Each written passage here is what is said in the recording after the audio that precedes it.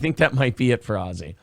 Alex C says you have to write songs about your boathouse. Right, you have to reinvent yourself if you're going to keep making music.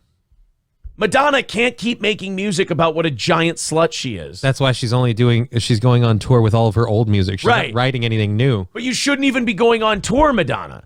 Nobody wants to see a 60 video. No, I haven't. Oh God, is it bad? Oh, it's super cringe. The Madonna tour announcement video is bad. Yeah, because they do it as this fake like truth or dare party with a bunch of people who were paid to be there. Yeah, that's the one. Celebration tour announcement. This is the one? That's the one. I've never seen that. That's 5 minutes of pain. That's 5 minutes of hell. 700,000 views. So this is worth a view? It's worth a view. You'll hate yourself for it, but it's worth a look. The Gravy Show says, I already had to watch it. Please no. I've not seen this. Definitely no cringy stuff. See, everyone's saying no, so we better not. All I saw was Anthony. I saw Anthony talked about it on his show, so I never talked about it on ours because I figured, I talked about I don't want to be ripping anybody off. off. The thing pretty in depth. It's cringe as shit. First of all, is that her? Yes, that is her. And does she put her face on the way you mud a wall to paint it? Like, does she just take the scraper and go? I mean, possibly. I always, because it's more fun for me, picture it as like a Mrs. Doubtfire thing where she has like a Madonna face cake in the fridge. Oh. And she just goes, bam, and hello, and she's ready to go. Oh, I'm melting like a snow cone in Phoenix, dear. I have to leave you now. All right, let's... Does Madonna still do the thing where she talks in different accents and pretends to be other people? I don't think so in this one. I think she kind of sticks to Madonna. But she does do the thing where she's like super sexual with everybody. Oh, she's 65 years old. Get ready for a gummer. Gilfs are out. Oh, no. That's another thing I hate is when like I know some people like Nicki Minaj, but she went through that phase. I don't know if she still does it, where she would have like different character voices, and I hope she does the British one. And it's like, would you stop it? That's retarded. That's not good. You shouldn't be allowed to like rap music if you like that kind of thing. Hey, everybody, I'm a sex symbol. You're also 70. When Nicki Minaj starts talking about shooting people and killing men, then it's good music. When then she goes like, that super bass song that was really hot back in the day. That's a fucking terrible song. That's not good. Now I'm turning into Kevin Brennan. It's not good. It's bad music. Why is she gay? But her song Lookin' Ass, that's a hardcore fucking song. That's a good song. Get rid of the goofy ass voices. Anything that people like, don't do it. That's my take on music. If people like it, stop doing it. Make them like something else. Great artists force you to like the shit they make. Play from the heart. Play from your fucking heart, as Bill Hicks would say. All right, let's watch Madonna's tour announcement. I just want to make sure you all know why you're here. Yes. And this... Is that Amy Schumer? Yes. No. We start and end with Amy Schumer. Because remember, these are the who's who of entertainment. We've also got Jack Black. Oh, that's Jack Black? I thought that was Dutch Mantel. No, that is Jack Black. Oh, shit. Let me know if you recognize anybody else in this group. Well, I feel like we're still got 5 minutes left in this video, but I'm already writing it down. Okay. Madonna. All right. Ew. Yeah. There's Minute Bowl. Mm-hmm. This room, all bets are off. This is tough. Amy Schumer. Oh. Eric Andre. What's Eric Andre doing there? I don't know. They were all paid to be here. I like some of these people. I mean, not her. You're not about to. Truth or dare? Dare, bitch. Oh, because that's saucy. Because, if there's two sex symbols you want to see have a kind of flirt off, like those two are going to have a little clam down, it's Madonna and Amy Schumer. Hey, a fat bitch and a grandma. You ready to watch them fuck? Oh, God. You were both hotter 20 years ago when Amy Schumer wasn't. Fair enough. I want you to show me, with this spread, how you lick your husband's asshole. Really? Get it? Because it's edgy, and they're talking about sex stuff with Grandma. Remember when she used to wear the cones? Like a virgin, hey, but I'm over 50 years old. She's a senior citizen. I don't need senior citizens making videos where you talk about how you lick your husband's asshole. First of all, there's this weird thing where we're not exercising enough restraint in culture now. So like things like that should be shocking and crazy, and they're not okay. They're not anymore. because it's been ruined by people like Jack Black and Lil Wayne and Amy Schumer and Madonna going, oh, let's just talk about it politely at a table. No, that's supposed to be for disgusting trash people to do in the shadows. It's not supposed. That's when it's good. I'm not some kind of prude who's saying we shouldn't talk about licking asshole at the dinner table because it's impolite. I'm the kind of guy who says we should only talk about licking assholes in dark corners where nobody can hear us because that's where it's the most fun. When that stuff is just okay to talk about, we just all turn into blah. Look, I don't want to talk about licking assholes unless we're in the dark and I can't tell whose asshole I'm licking. If you are in a public space with multiple people and someone brings up licking asshole, you should all look at that person and go, would you fucking stop? Enough. What are you, 6? What are you, 6? I mean, butthole. I think we're done. I think we're done here. Oh my God, it's happening. Nope. Oh, that's so funny. Is the grandma wearing one of the fake gold teeth? Yeah. God, Yes, she is. damn it, you two. Because, you know, what she really needed to do was trash it up a bit. I will give Amy Schumer credit for this. She did not do the asshole licking bit. I will give her credit for that. But Madonna gave her a low bar to clear, and she doesn't look like a great high jumper. He does have a gaping butthole. I don't think he'd mind me saying. Okay, now Eric, it's your turn. This is kind of like sad and gross. Sad and Thank you, Yes! Eric Andre, ladies and gentlemen. Speaking truth, the one voice of reason we'll hear all night. This is kind of sad and gross. Is that Judd Apatow? Yes, it is. Fuck. I stopped liking him a long time ago anyway. He's such a bitch. Like, no offense to Eric Andre or anything.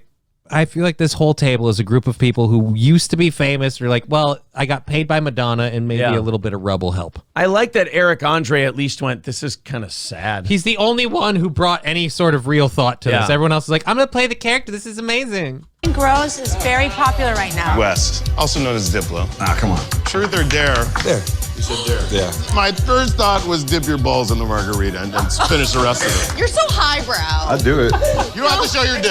Yes, you do. You can't go over there and hide it. Well, you gotta show Madonna. Yes. Jack, you have to verify. Yes, you have to that show you- Grandma. I don't know. It just feels right. Oh, God. You're all in your 50s and 60s. Fucking stop Jack, you have to verify. I'm more famous than any of you. Why the fuck am I even here? it. Jack Black shouldn't be putting himself through this. Jack Black is more famous than Madonna right now. Yes. More people know about Tenacious D than they do Like a Virgin. Under the age of 40. Verification. He did it. It's a part 2. You have to slam it. Lil Wayne, would you step in here? This is gay. Wow. El Madonna, this is kind of some gay shit. That martini tastes like your balls. Oh, can anybody pass me the Robitussin for my drink? I just saw you floss your teeth with a pube. Could the girl on the left look any more Jewish? Sorry. What do I got to do to sink my pole? Pound it.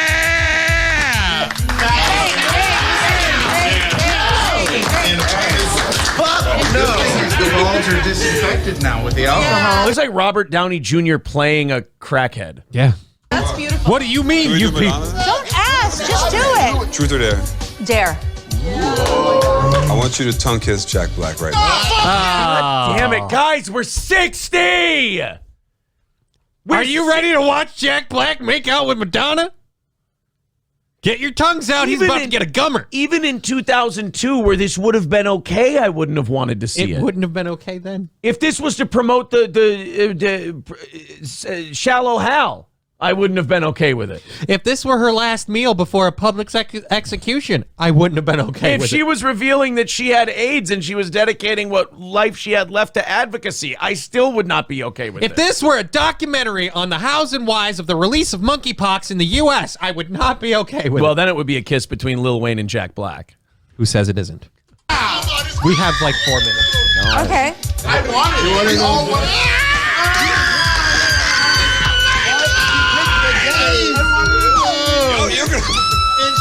I'm hard as a rock.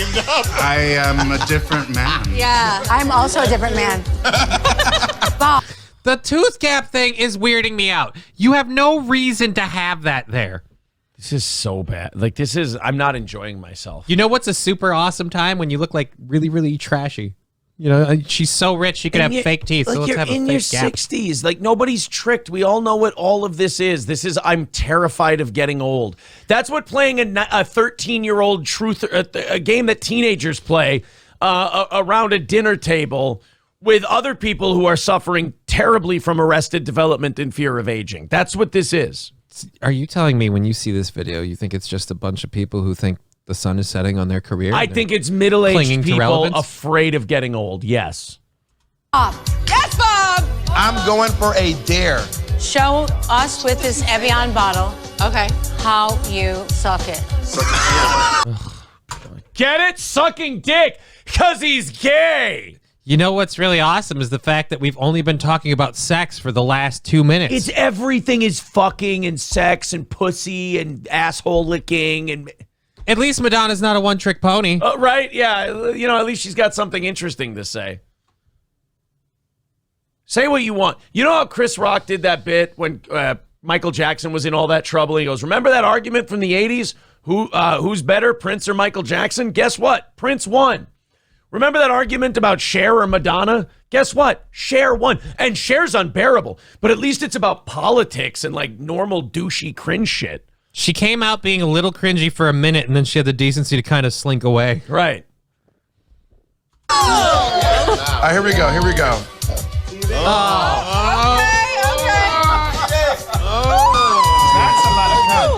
No, like this is degeneracy. Yeah, this is Sodom and Gomorrah. This is God's going to burn the world down. You know what? Bring it. This is how he swallows cum. Aren't you excited? No! This is a great time. We're having fun. Is this how you become Kevin Brennan? Like you just watch enough of this shit where you just start shouting, gay! Yeah. Then I apologize to Kevin Brennan. I'm sorry. I get it now. He swallowed. We can learn from this. I'm learning. Yes, Bob. Okay, it's Meg's turn. I feel sick. I feel like I'm going to throw Who up. is she? I don't know who that is. I don't know either. I think they brought her just so they had a fat lady. I think so. Okay, mine is Kate Berlant. True. Okay, if you could pick one person at the table. Let me guess. It's gonna be something sexual. Why would you say that? Oh my God. We gotta play sex games with Nana. How do you know she is? If you could pick one person at the table to have dinner with, or you could pick one person at the table who wouldn't say you look like a female Weird Al. I mean, there's any number of questions we could hear right now. Gump sat alone on a bench in the park. Oh my God, she does. I can't unsee it now. It's female Weird Al. Dare to be stupid. 'Cause I'm fat. I honestly, there's 2.5 minutes left in this, and it's filling me with You don't know dread. if you can. To have 12 hours of sex with. Again, 12 hours of sex. Because, you know, if that lady knows about anything, it's going on a rompous ride of sex for 12 hours. You could have sex. Sex isn't edgy anymore because it's all you fucking talk about. Sex stopped being edgy once you start having it. Yes. That's a true fact of life. After you have to go to a spaghetti dinner and disco. Yes! All with the same person? Yeah, so you pick one person to go down on, go around town, have 16 hours of sex, disco, and This spaghetti. was 12. Why does she have to involve sex and food? It's too easy. I'm sitting at a table with Madonna. Get it?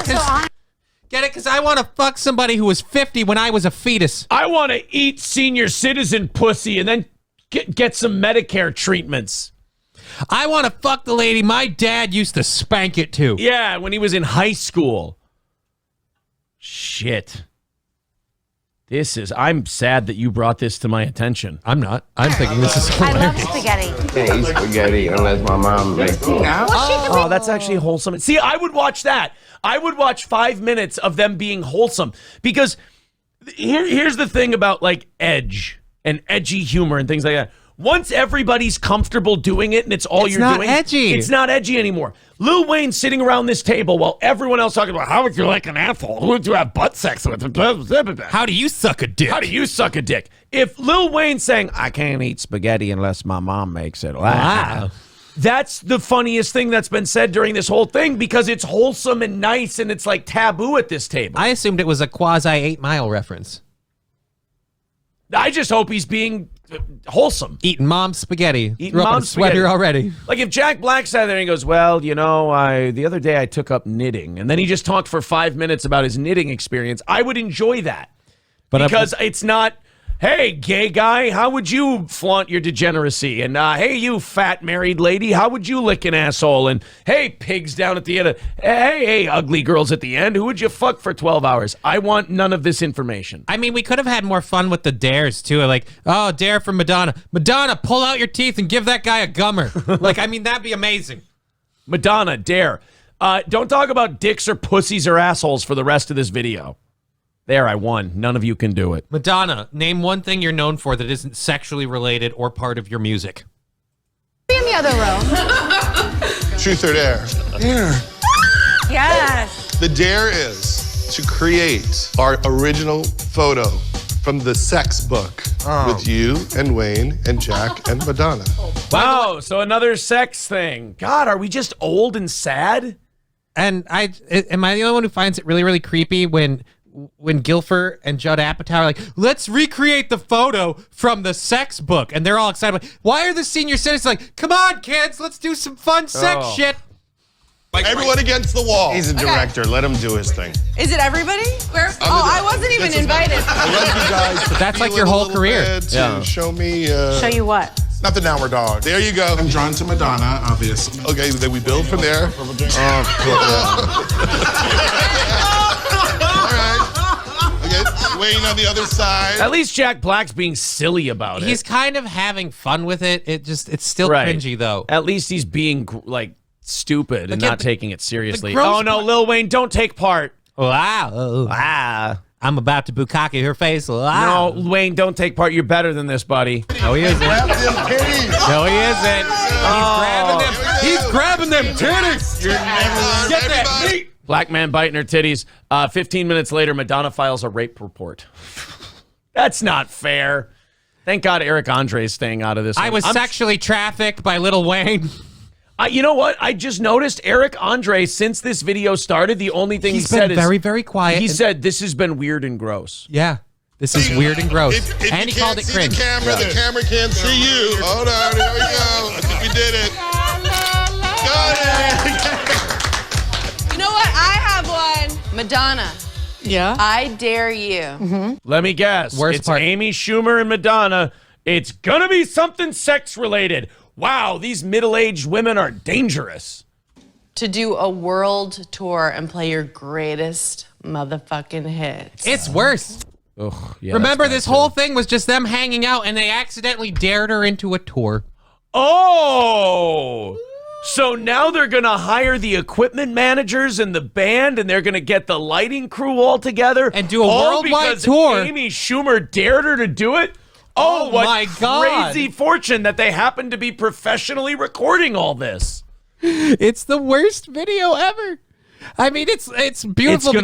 It's gonna sell out too. Yeah, it is. But the best part is it points out how out of touch she is. I need to do a world tour to make this super cringy video. And like you said, the best part of the whole thing was Eric Andre just going, this is super gross and cringe. Sad and gross and cringe. Yeah. 4 decades? Yeah, bitch. As in 40 years? Yes. As in all those songs? Fuck yeah. And they all are about. We're talking open your heart. We're talking. Look at Eric Andre's face. I hate to red bar this and go and dive a little too deep. Yeah. He doesn't want to be a part of this. This is literally, he's like, I don't get paid enough to do the stuff I'm doing. It's a giant check. We're talking. I love that a black comedian's wearing a Newport sweatshirt too. That's lovely. Tropical on the island breeze. All of nature, wild and free.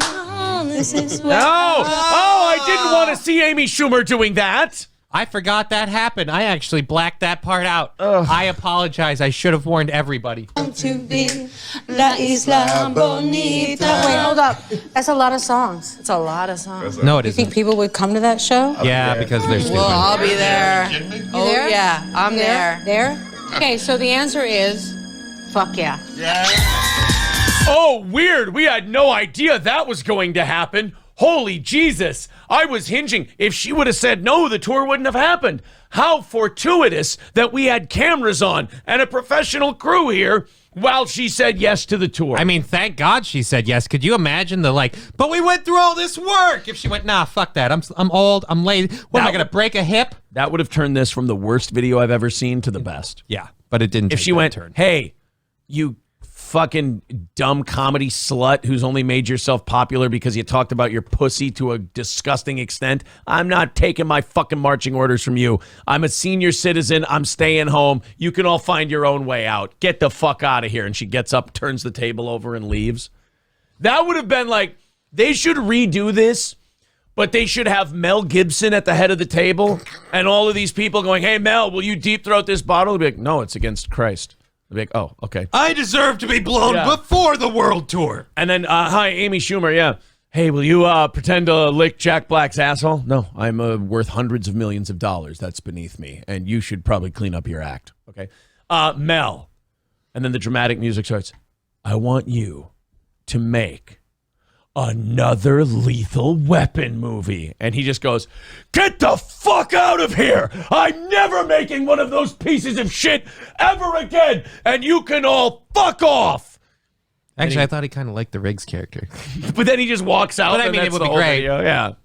Just to watch him yell at all these people. I dare you to make another Braveheart. He's fucking dead. Did you not see the end of the movie? I had my guts ripped out. I actually had 2 feet of intestinal tract removed. That was method acting. I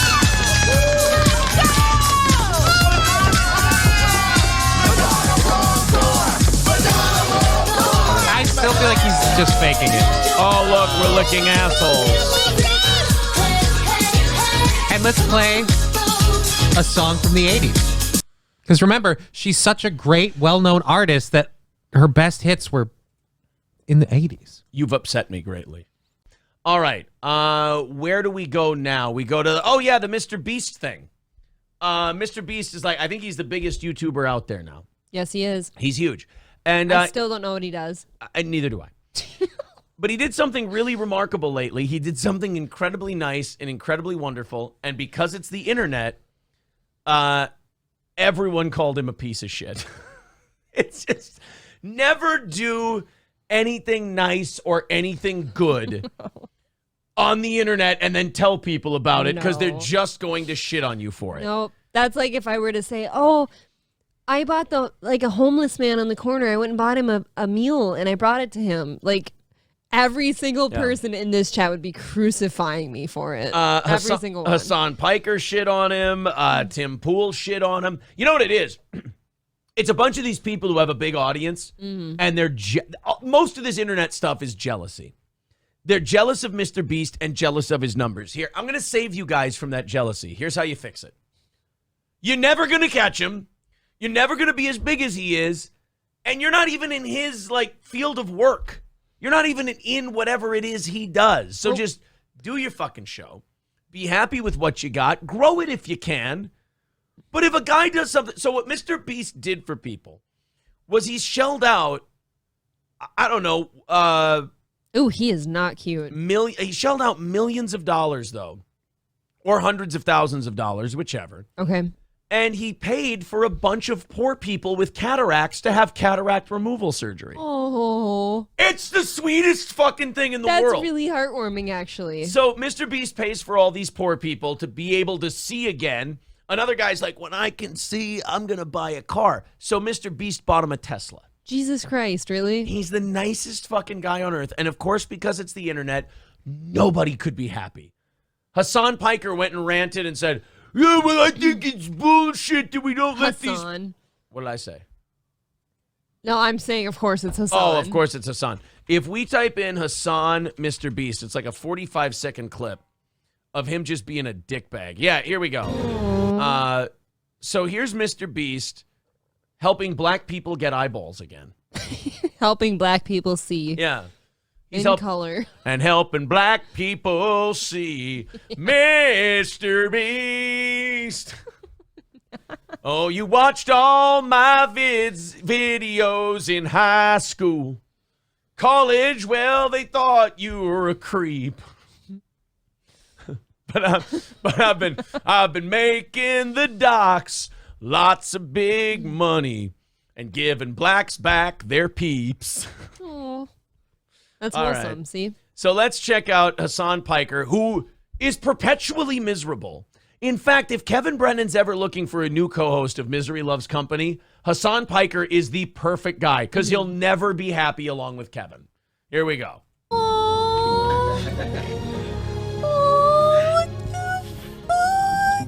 Shut that bitch up!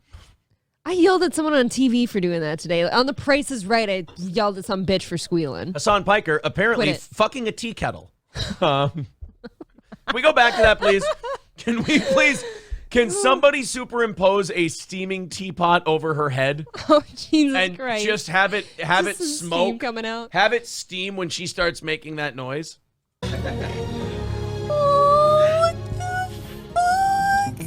Oh, he's You watch so the video, you annoyed. go, oh, how cute and how nice. I watched the video and I'm filled with rage. Look, did you watch her face?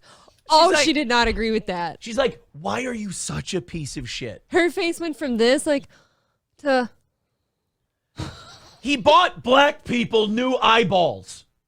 That's big. It's wonderful. That, like, with you? that we shut off access to a 10-minute procedure because we paywalled it and decided that, like, some people just simply can't get it. Oh, you fucking communist. Could you stop being a miserable socialist cunt for 5 seconds for once in your goddamn life? They got the goddamn surgery. Be happy for them. Mr. Beast did a really nice thing. I'm sorry you're jealous of the guy. I am. I'm sorry that you can't get over that to celebrate a really nice thing happening. He's sad that his Gam didn't get the surgery. I guess. Maybe. don't know. Mr. Beast didn't buy his Gam new eyeballs because he hates Muslims. I don't know. But with shit like this, it just, first of all, I expect it from him because he's perpetually miserable. Of course. But also, he goes, we shut off access to this surgery. No, it's because doctors don't work for free. They're not going to pull shit out of your eyeballs and then say, my family doesn't need to eat. Yes, like any other medical procedure, you have to pay for it. But hey, you know, you got guys like Mr. Beast. You got charitable foundations that will help people get their cataract surgery. We could use more of this. Hey, It's pretty cool. why isn't communist Hassan Piker embracing charitable giving, encouraging other wealthy people to pay money to have these people get their cataracts taken out? Hassan, if you put maybe a couple $100,000 every year into the kitty and you started a foundation, I wonder how many people Hassan Piker could help with his money if this No is such a kidding. bad, terrible, evil thing. I bet you more people would donate to his show, too. That's my biggest problem with wannabe socialists like him. A, they've never lived in a socialist country. They don't know how bad it is. B, they'll whine and they'll bitch and they'll complain, they're multimillionaires and they don't lift a fucking finger to help anybody. Can you imagine if all the old people, or young maybe, if all the old people that had cataracts like were able to get that surgery, how much better their lives would be? I just think it's really racist that you're doing an Asian accent to talk about cars. Like, why can't we just get old people a Cadillac and they can just be happy? We don't need to do Asian impressions and say, oh, why can't we get black people cataracts? It's like, that's offensive. Black You know History what? Month. Sorry. I am going to hell. I I've came to grips with that. I just want to do the Cadillac thing. No, it's all It's a right. cheap shot. I'm shitty. It's not worth it.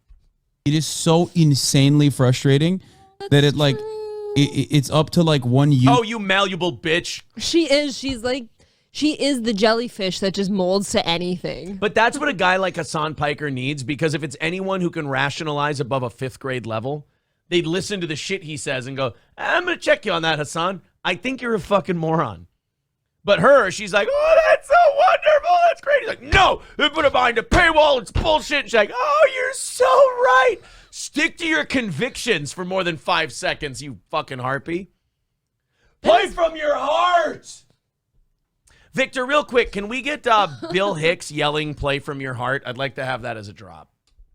YouTube guy to, like, decide to make content out of it that people. But isn't it wonderful that he did? Do we have to just be a killjoy about everything? Can we not just be happy that Mr. Beast paid for these people to have eyeballs again? Check this out. The video title is 1,000 Blind People See for the First Time. How magical is that? And you know what Hassan Piker took out of that? I hate the American healthcare system, and that's not enough. Well, then, Hassan, how about you pay for 1,000 blind people to see? Right. How about Ethan pays for 1,000 blind people to see? How great would that world be? Oh, it would be great. We could all live together in harmony. But then Hassan can't yell and shout about the government and capitalism. It's so and all this miserable. other It's shit. so miserable. I can't, like, I'd sit here and fucking bawl my eyes out probably watching this stupid, awesome video. If he died in a car accident and was an organ donor, could you imagine like a kid that's dying could get his organs? No. And that kid would grow up to be like a happy child. Like, I just kind of feel like keep him. I just kind of feel like his organs are wasted on his misery and his sadness. And like, there's little kids out there who want to live long, happy lives and look at the bright side of things. And he's just keeping that kid's kidney cooking in his miserable shit body. Isn't that fucked up? And look at her face. That's like a precursor for the rest of her life. Look, she ain't sticking around very long. No. Let's be honest. Who are too poor, can't just fucking see. That's insane. Anyway, sorry. It's just like a deeply, deeply frustrating concept. Right. You know, it's a deeply frustrating concept that this guy is being like a total sweetheart and you can't be happy for 5 seconds. God, I'd love to see what a fucking therapist said about him. Is he like a douche? Yes. No, Mr. Beast. Is he like definition of what a Chad would be? Like an actual Chad? Good question. He looks Chad-like to me. No, I think he's kind of a... I don't mean this as like a slight. I think he's kind of a pussy. Like he's a nice guy. Okay, sure. Yeah, I think I he's know one of those. absolutely nothing about him except he's the biggest thing on this platform and Yeah. makes a lot of money. Randy K becoming a Yeehaw Club member. Thank you, buddy. Alex with $5 says, dude, Mr. Beast does a lot for people and deserves the attention no matter how he gets the message across. At least that's what my kids tell me. Yeah. Do our kids talk about Mr. Beast? Once in a while. I feel like, you know what Louis does? He always just asks me, like, he'll see somebody on TV or something, and he'll ask me, like, does Mr. Beast make more than them? Like, he's so obsessed with the money thing, and he has no idea what it even means. Mr. Beast makes more than your dad and stepmom, buddy. That's all you need to tell him. He makes more than we do, bud. Look, he's richer than all of us. No Pen 15 Fathead says, with $5, says, what's the secret, Aaron? What? Rampant homosexuality. That's what the secret is. What? I don't know. Citizen M says, I'm with Hassan Piker on this. Not going to lie. That's just wonderful. Wait, that was Citizen M that said that? I'm glad we Why live are in- you always this person? I love you. I think you're a good person in there. But you're always like this. D. Gulag says, LOL based Aaron. Is it really that based? Or is it just stop crying and just be nice? that's That is just the thing. Like, why'd you have to take this nice thing and make it something else? Yeah. Our healthcare system sucks. That's why Mr. Beast is doing what he does. Let's see. How much does cataract surgery cost? And let me tell you why it's expensive. Because you got to find a doctor with stable enough hands and good enough talent that he doesn't fucking scramble egg your eyeballs. It's a laser. Yeah. I thought they just pull the cataract out. Oh, maybe. Because, okay, so my grandma had cataract surgery before she died, and it was fucking expensive, and they did hers with a laser. Actually, It was like getting LASIK, but they removed the cataract. they made a song about this years ago, actually. I can't wait to hear There was all a about place it. where they put all the cataracts that they took out. No, it's a real song. It was, now we call it the Cataract Ranch.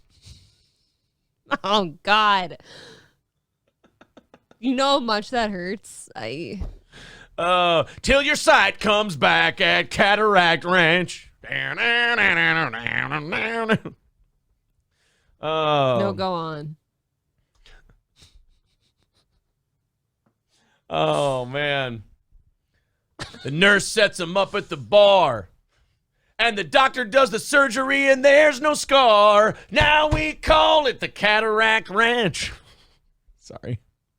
I There's like also it. another song I that- actually like it. There's another song they made. Cataract. Sorry. Oh, shit. So apparently cataract surgery costs $3,000 to $5,000 per eye. So it's fucking expensive. So That's the standard one. 4 to 6 for laser-assisted cataract surgery. okay. That's what my grandma had. So very expensive. And I think she only could afford to do the one eye, and I felt so bad. So if Hassan gave $100,000, Fuck. he could give 20 people their eyeballs. Mhm. So $200,000 would be 40. So that means Mr. Beast shelled out millions of dollars for this. Just out of the goodness of his heart. Just to be not a dick. Black Ornament says Hassan Piker didn't say anything incorrect here. It's the timing. The guy is being like a nice guy. He's helping. He's inspiring others to give. And it's the system doesn't let people fucking bleh. You miserable twat. Yeah, you could technically say it was correct what he said. But time and place, motherfucker. Time and place. Right. Could you wait a little while? Could you wait for the eyes to heal? Now you can afford to remove your cataract. You ought to know by now. Oh, we have Randy K in the chat. Look. My neck, my back, please remove my cataract. Oh. My neck, my back, please remove my cataracts. Come on. Pick it right, pick it good. Pick my eyes just like you should. My neck, my back, get my eyeballs out of... Oh, no, fuck. Please remove my cataracts. You're upsetting the dog. He's fucking glaring at you. You woke him up. Cataract, docs in my eyeballs. Removing the blockage, it don't mean much. Laser on point. Now I can see ya. Eyesight is back. A dead man's, a doctor's touch. Awesome laser beam, letting all us see, brings my vision back. Cataracts.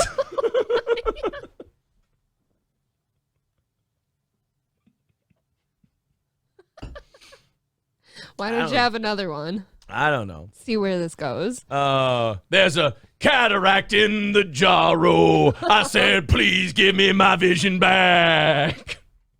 They gave me the laser, gave me the laser, and there's a cataract in the jarro.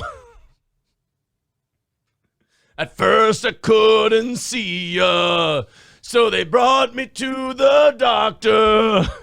The doctor said you're fucked up, 'cause you've got a blocked up eyeball. So he put a laser into my eye. Get back my vision, yo. Get back my vision, yo. There's cataracts in the jarro. This is a stupid show that none of you should be listening to. Randy K with a $20 super chat. Thank you very much, buddy. 125 away. Thank you. For the evening. Now they're just throwing out requests. Do it as Hulk Hogan. Listen to the cataract rain. Ew. Listen to the doctor say no pain. Oh, look into my eyeballs. Seeing letters as the vision test falls.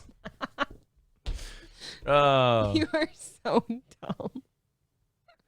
Cataract, cataract, cataract to where you once belonged. Daddy never was the cataract kind. Thank you, Matt, for becoming a member. I'm glad this was the bit that convinced you. Thank you. That it was time. 120. Wait, there's the PayPal and the Streamlabs if you feel like it. Dig through my eyeballs and give me my vision and slam in the back of those cataracts. Oh, shit.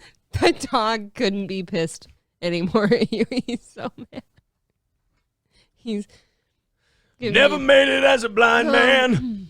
The doctor took out all my cataracts, and this is how I can see you with no cataracts. Look at this cataract. When they removed it, got my vision back. How did my eyes get so red? And why isn't my vision dead? The doc's the first man I kissed. When he used the laser, boy, he nearly missed. I spent a couple of grand since then. I haven't seen well since God knows when. Oh, Lord. Cataracts. There's a surgery that's been on my mind all the time. Cataracts. Oh, Matt Field really says gay. this is priceless. Shaka needs to join the bit. My cataract, my cataract. My cataract, my cataract, my motherfucking cataract. There you go. You got into it. I want you to do the plate line, but for cataracts. How do we do The it? what? The plate line in that song. Oh. Remix it for me. I don't know. That one's a tough My one. doc we see. My doc get a plate. Yeah, it doesn't Get work. a laser. I don't know. It doesn't work. Oh, boy. I'm just looking at the chat to see if they have any more. Now that's what I call Cataracts Volume 2. Galactic Wrestling Federation with $2. Very good. Oh my God. That came out of my nose. Oh, boy.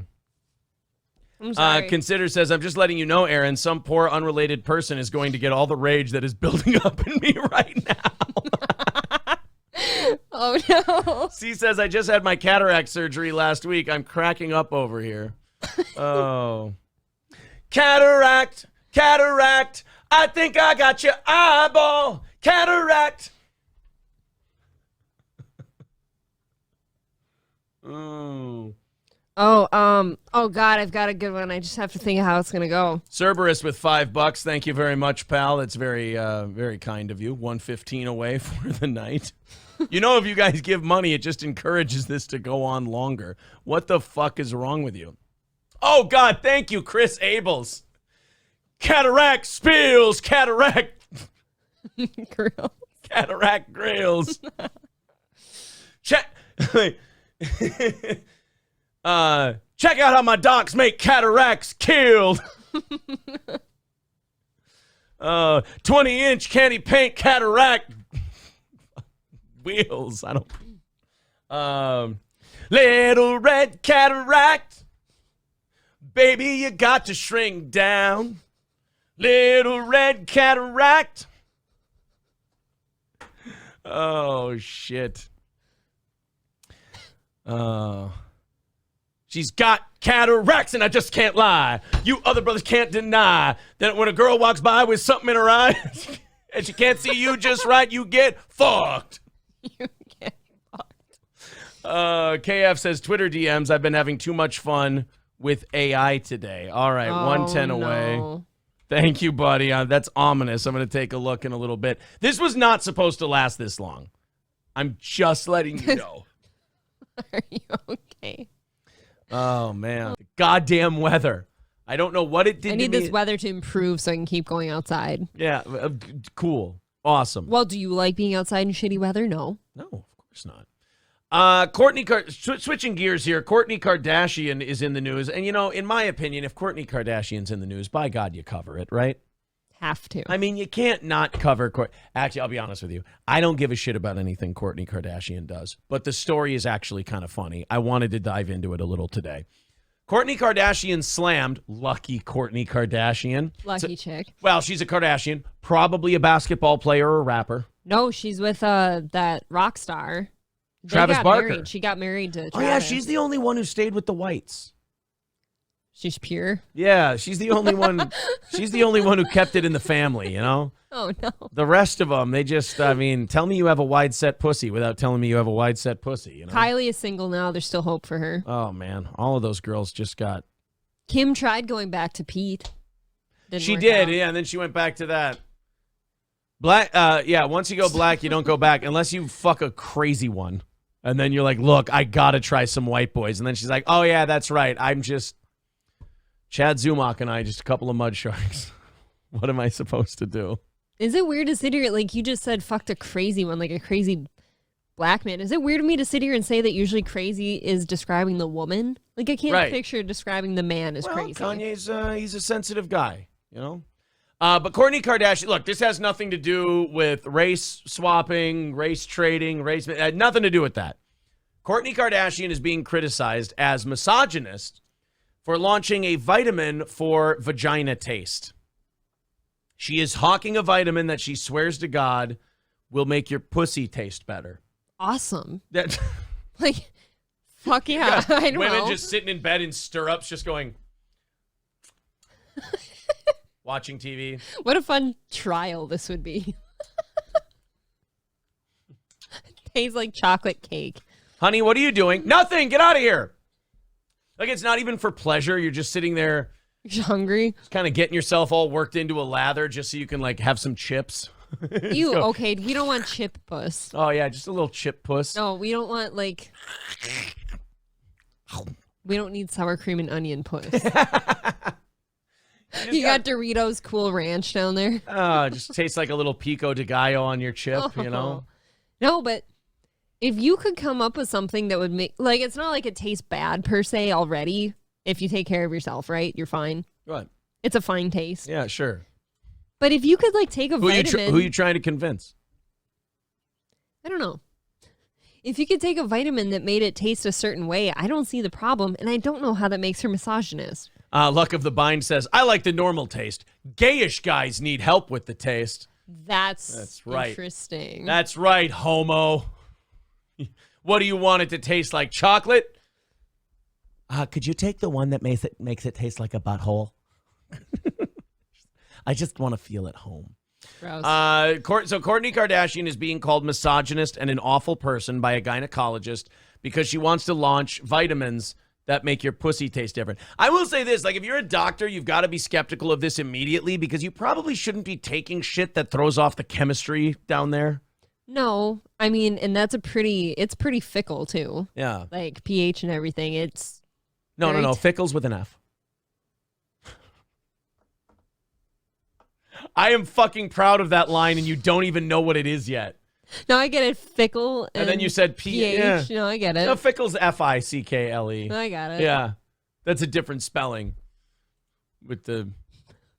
God damn it, somebody give me some goddamn credit for that one. I'm very proud of it was myself. so good. Thank you. So good. Euclid Barrett says, okay, that was genius. Thank you. I didn't want to yell at you to coax it out of you. Luck of the Bind also says, I don't need to get diabetes from sucking puss. There's something about the phrase sucking puss that makes me feel I don't know that it's going to be a sugar thing.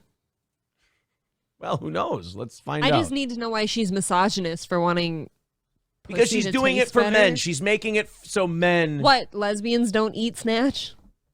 Not after marriage. It could be for... I have no idea. You just stop. I don't know anything about lesbians. I don't know how their kind exists in the wild.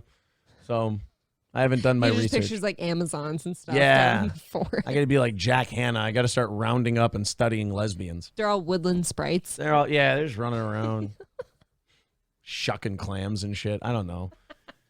Me running into a pack of lesbians is like running into a Peruvian rainforest tribe. I don't know what the fuck they do all day. They just might eat you. Yeah. Do we play soccer? Or like, I don't know what we do. What do you... You cut your hair short first. Yeah, of all. what do you guys... Okay, you've got that accomplished. What do you guys do for fun? I don't really know. It's, we're going to build a deck. We're going to build it. It's ironic. You're going to be buying a bunch of wood. That seems against company policy. Kourtney Kardashian... Can we just get to the fucking story, Aaron, I don't please? know. For God's sake. Kourtney Kardashian's latest business venture has sparked a huge backlash. The reality TV star has been accused of being a misogynist and an awful person, thanks to her promoting a vaginal health gummy to her millions of fans. Wow. You know, we are becoming more childish, though, like each generation, because we need all of our good things in, like, sweets and gummies and, you know, like, even our drugs now, we need them in some kind of candy. Well, for God's sakes, I don't understand that argument sometimes because you want people to want to eat them. If I want you to take vitamins, I don't get you normal pill form vitamins. I get you the fucking vitamin C gummies because you'll eat them. I'm not saying they're not delicious You know what I mean? and wonderful, but I'm saying that it says something about us. I think that we need to, or it's just you want people to want your product, and if you take a nasty tasting capsule, people don't like that. But now you're just getting a really good tasting vagina, and there's no sacrifice. I just feel like my women should be punished for feeling good. Okay, the punishment is now they forget to take it for a day and their man hates Oh, their now you've sandwich. got a rank-ass stank puss, and now you're going to be sleeping in the garage. I get it. Okay, you know what? I'm There back you on go. your side. Yeah, because now the man has grown to enjoy the Coconut new puss. taste. Yeah. Coconut puss would be awesome. Coconut puss. Now it's back to dumpster fish, and you're like, what the fuck happened here? Did you forget to take your gummy? Don't you lie to me, woman. This tastes like a goddamn day-old tuna sandwich on stale bread. I am not okay with this behavior. We got to sharpen up around here, sweetheart. Come on. What? What? You tilted the mic away from your face. Dumpster fish got me. Dumpster fish. Oh, it's a breed. Have you ever ran into dumpster fish? Chili cheese Fritos, yes. Dumpster fish, yeah, once or twice.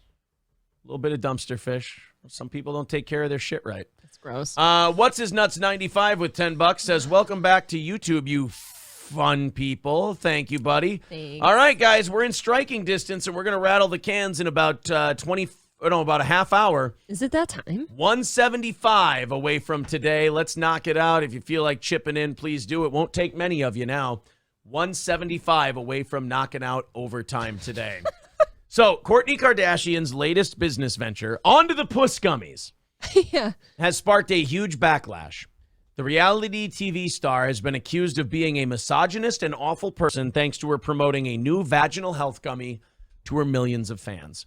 I'm not making up this name. Kardashian launched Lemmy on Instagram. Oh, no. Lemmy makes your pussy taste good, Nice. encouraging her followers to give your vagina the sweet treat it deserves and turn it into a sweet treat. Can we look these up after this? Just to see how much Lemmy costs? If you'd like to. Okay. How much does it cost for Lemmy to make your pussy taste good? Yeah.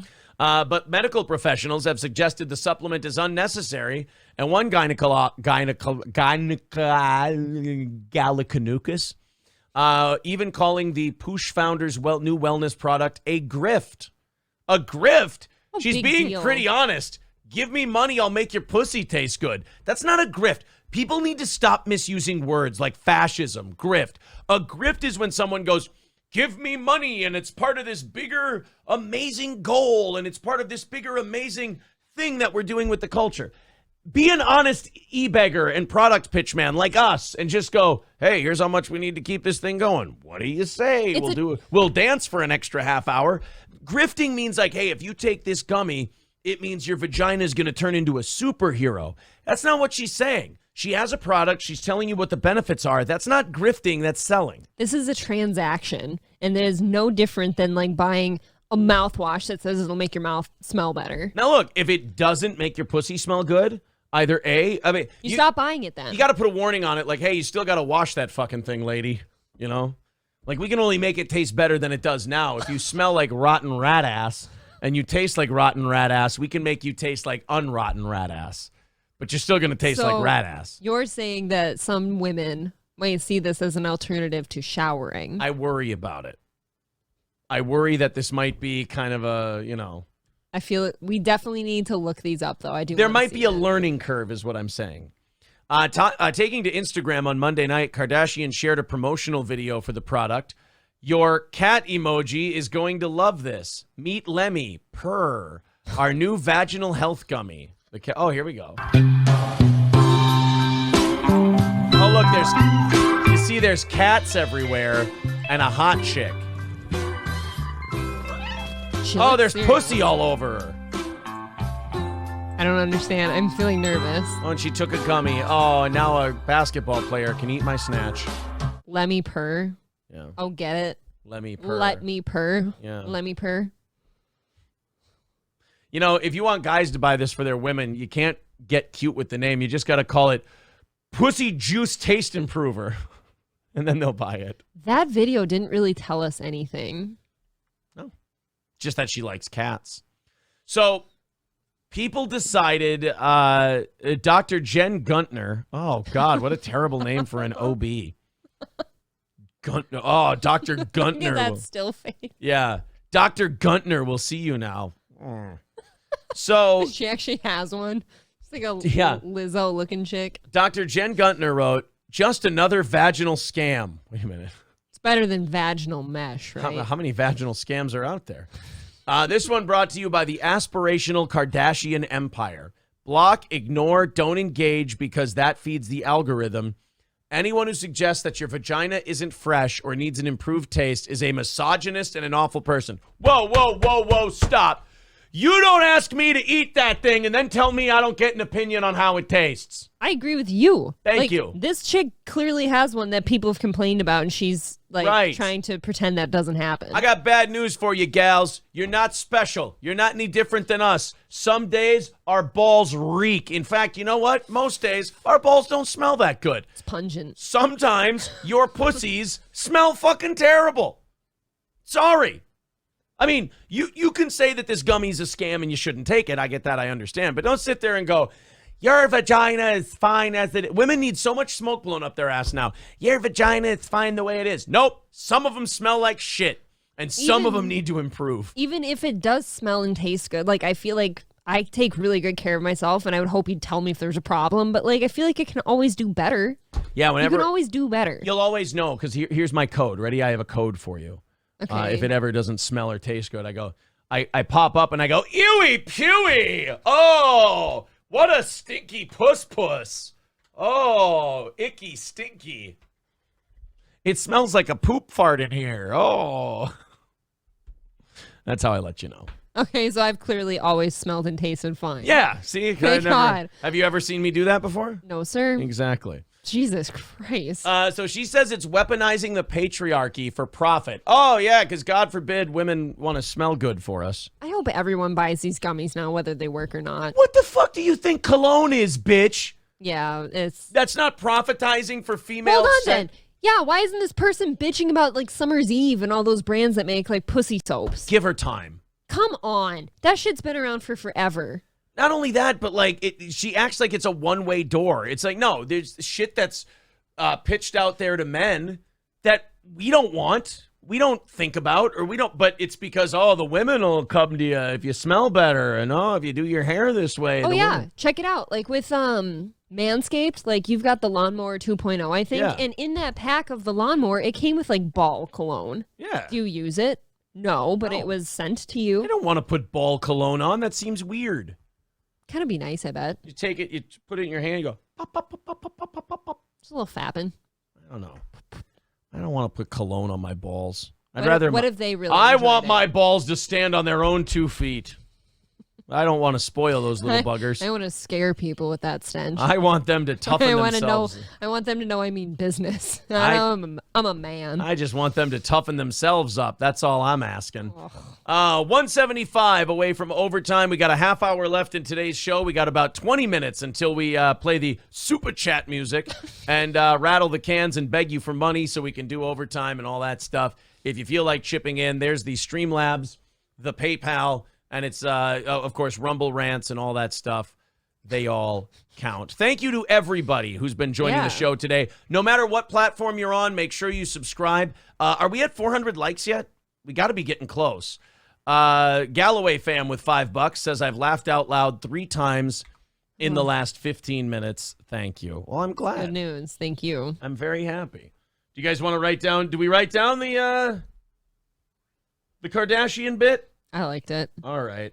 We'll write it down. We'll replace the Opie thing. I thought we get more mileage out of those Opie tweets, and they weren't very good. So they weren't bad, but they weren't like a clippable thing. There are there's occasions where you bring something to the show, and I know it excited you, but that didn't even do anything for me. That stuff doesn't excite me. That just kind of seems par for the course for him. It was just kind of fun that he DM'd a fan of ours and that he follows. He's like, hey, why'd you put steel toe pictures up in my Twitter? Dude. You hurt people. Yeah, who gives a fuck if he did or he didn't? It doesn't matter. Just go about living your life. Go be happy. All right, so pussy gummies. What are they called? Lemmy Purr? Lemmy. Lemmy. Just Lemmy. Here. Lemmy Purr gummies. There we go. Let's go shopping, huh? Yep. Lemmy Purr gummies. Oh my God. Oh, $80 for a 3-pack. Well, $30 for a thing? There's different kinds here. There's De-Bloat, Focus, and Chill. How about Puss Smell?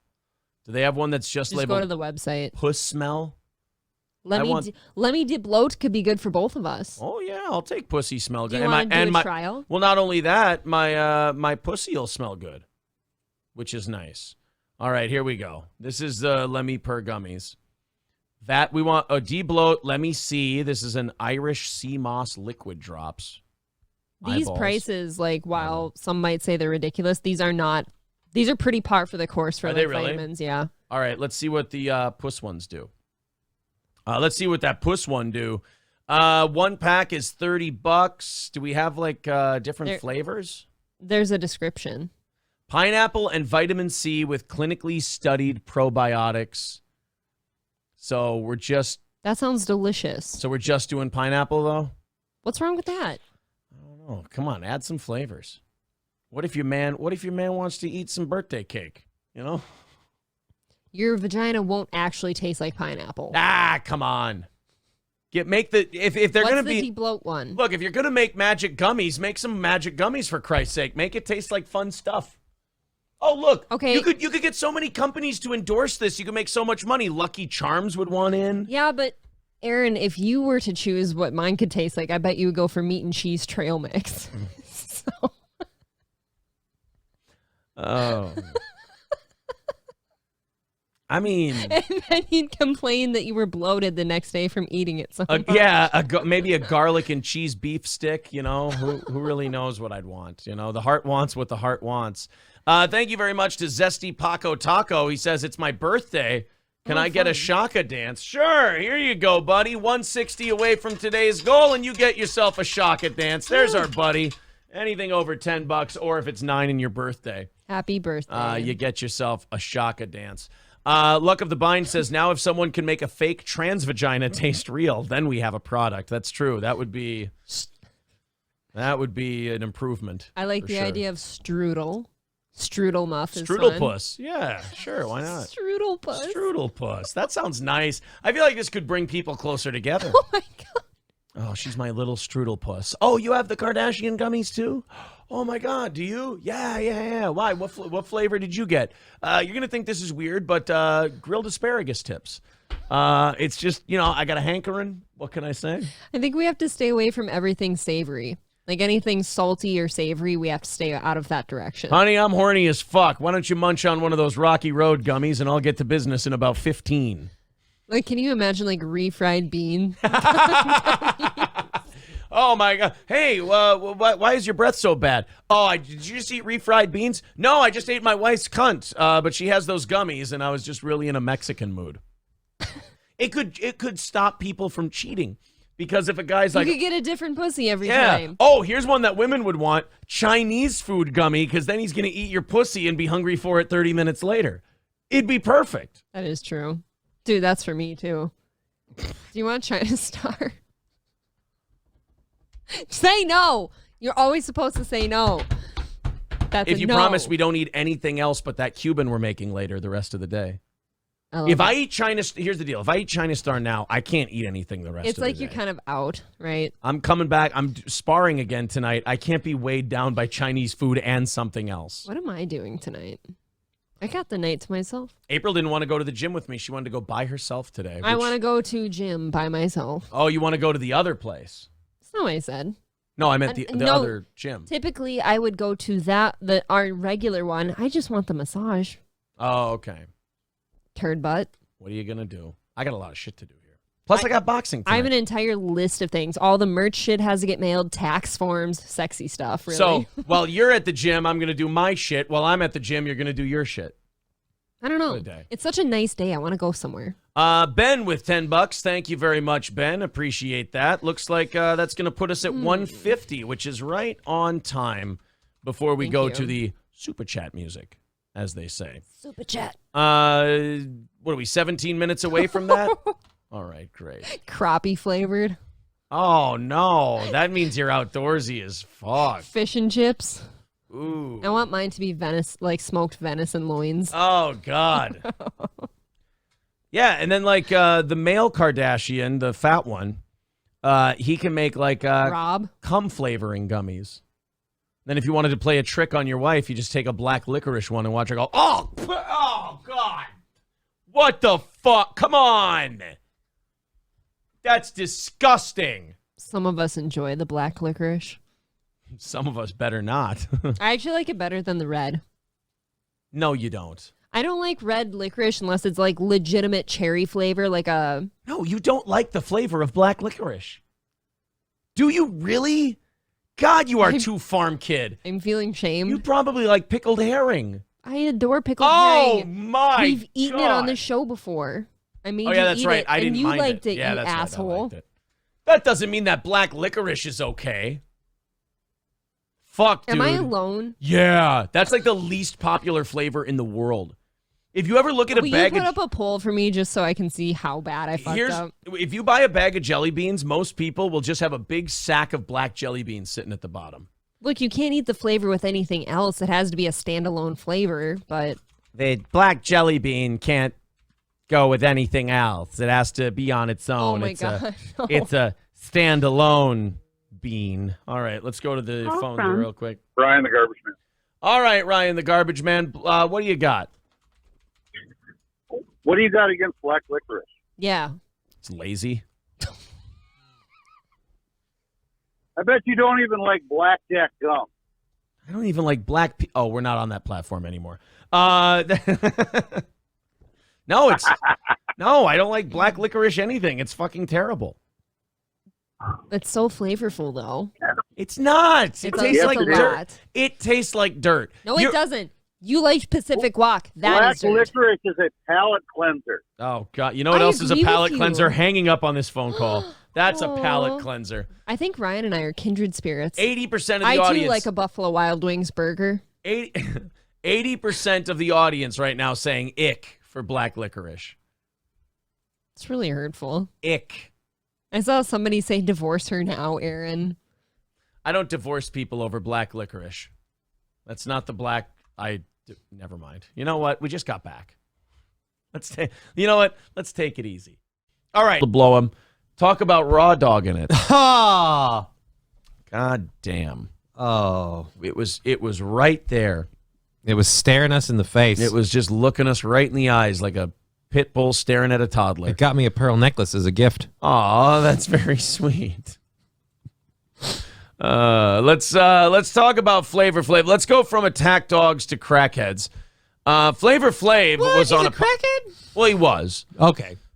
He was on DJ Academic's Off the Record Spotify podcast and talked about his crack cocaine habit, which Flavor Flav claims was up to $2,400 a day. How much crack are you smoking? That's a shitload of crack. I didn't think you could do that much crack. I think that would, they say black don't crack, but that much crack should kill you. I mean, I always thought crack was one of those drugs where you took a hit. I learned this from Snoop Dogg's Behind the Music. You took a hit of crack and it feels like your heart's going to explode. And I feel like, well, that's a one-hit drug then. Yeah, you don't really need more of a high after that. Right. How much more?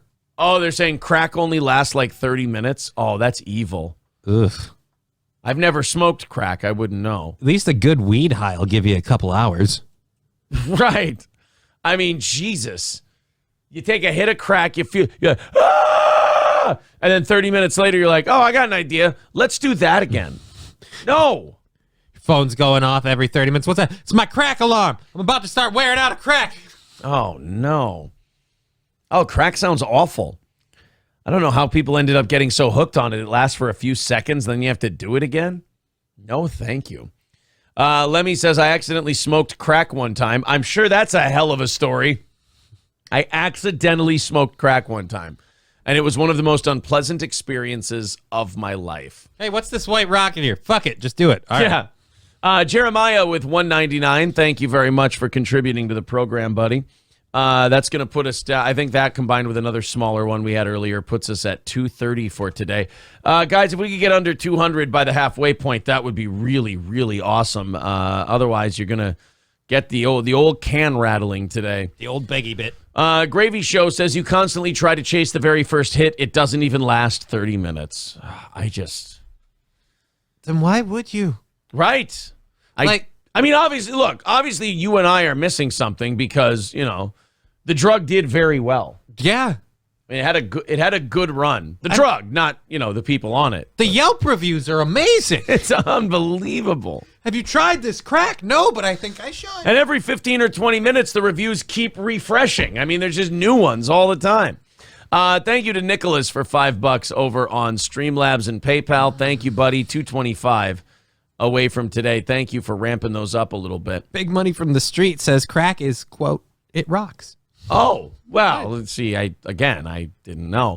Let's listen to Flavor Flav talk about his crack habit on DJ Academic's show. Episode of this podcast can be seen for free. Is that a real link in the bio chat? Let's get it. That's kind of photoshopped. Faux free. You can get that show. But you can get that show faux free. That looks like a shelf. Like I could put shit on there. All right. So here's Flav, still wearing the clock, still doing the but he's whole always thing. late. Gotta watch and myself very well. You know what I'm saying? While I was on that shit, you feel me? And not only that, but I kind of kept it hidden too. You know what I'm saying? I mean, I remember Flavor Flav back in the Public Enemy days. I don't really know how well he kept it hidden. Nobody knew that I was like smoking. Yo, when I was on stage with a giant clock around my neck going, you couldn't tell I was on crack. Flavor Flav. People have always said about him, nobody hid their crack addiction better than Flav did. I mean, I just see the wardrobe choices now. I'm like, wait a minute. So you stopped doing crack? Right. It ended? So let me get this straight. No longer on crack, correct? Just checking. Saying so a lot of people, didn't really know. They were trying to figure it out. Yo, is he on something? Or, you know what I'm saying? Whoever in the heyday of Flavor Flav asked, is he on something, and didn't immediately rhetorically answer, all of the things. He is. Yes. He's on all of the things. Flav, we weren't saying, is he on something? We were asking, what are all the things he's on? We needed a list. He's high on life and everything between that and here. Yes. All of it. Whole nine, because I never really let people know exactly what I was doing. You know what I'm saying? I mean, when I think about Flavor Flav, the first word I think of is mysterious and hard to read. I love how people are like, I had this horrible addiction and nobody knew. No, we all knew. We just didn't say anything. No, it was completely under the radar. No, it wasn't. You had no idea how bad I was. Let me guess, sucking lots of dicks? How'd you know? You'd show up at Thanksgiving with cum on your chin. Like, I started letting people know what I was doing when I was getting tired of being like that. You know what I'm saying? Because there's a point in time. So even Flavor Flav gets exhausted with Flavor Flav. At a certain point, I'm like, I'm sick of this shit. Hand me that bowl. In life to where you get tired of doing shit, man. You know what I'm saying? And the whole nine. Mainly when it doesn't get you no place. You know what I'm saying? I'm going to get you my book. I'll get you my book. I wrote a book about.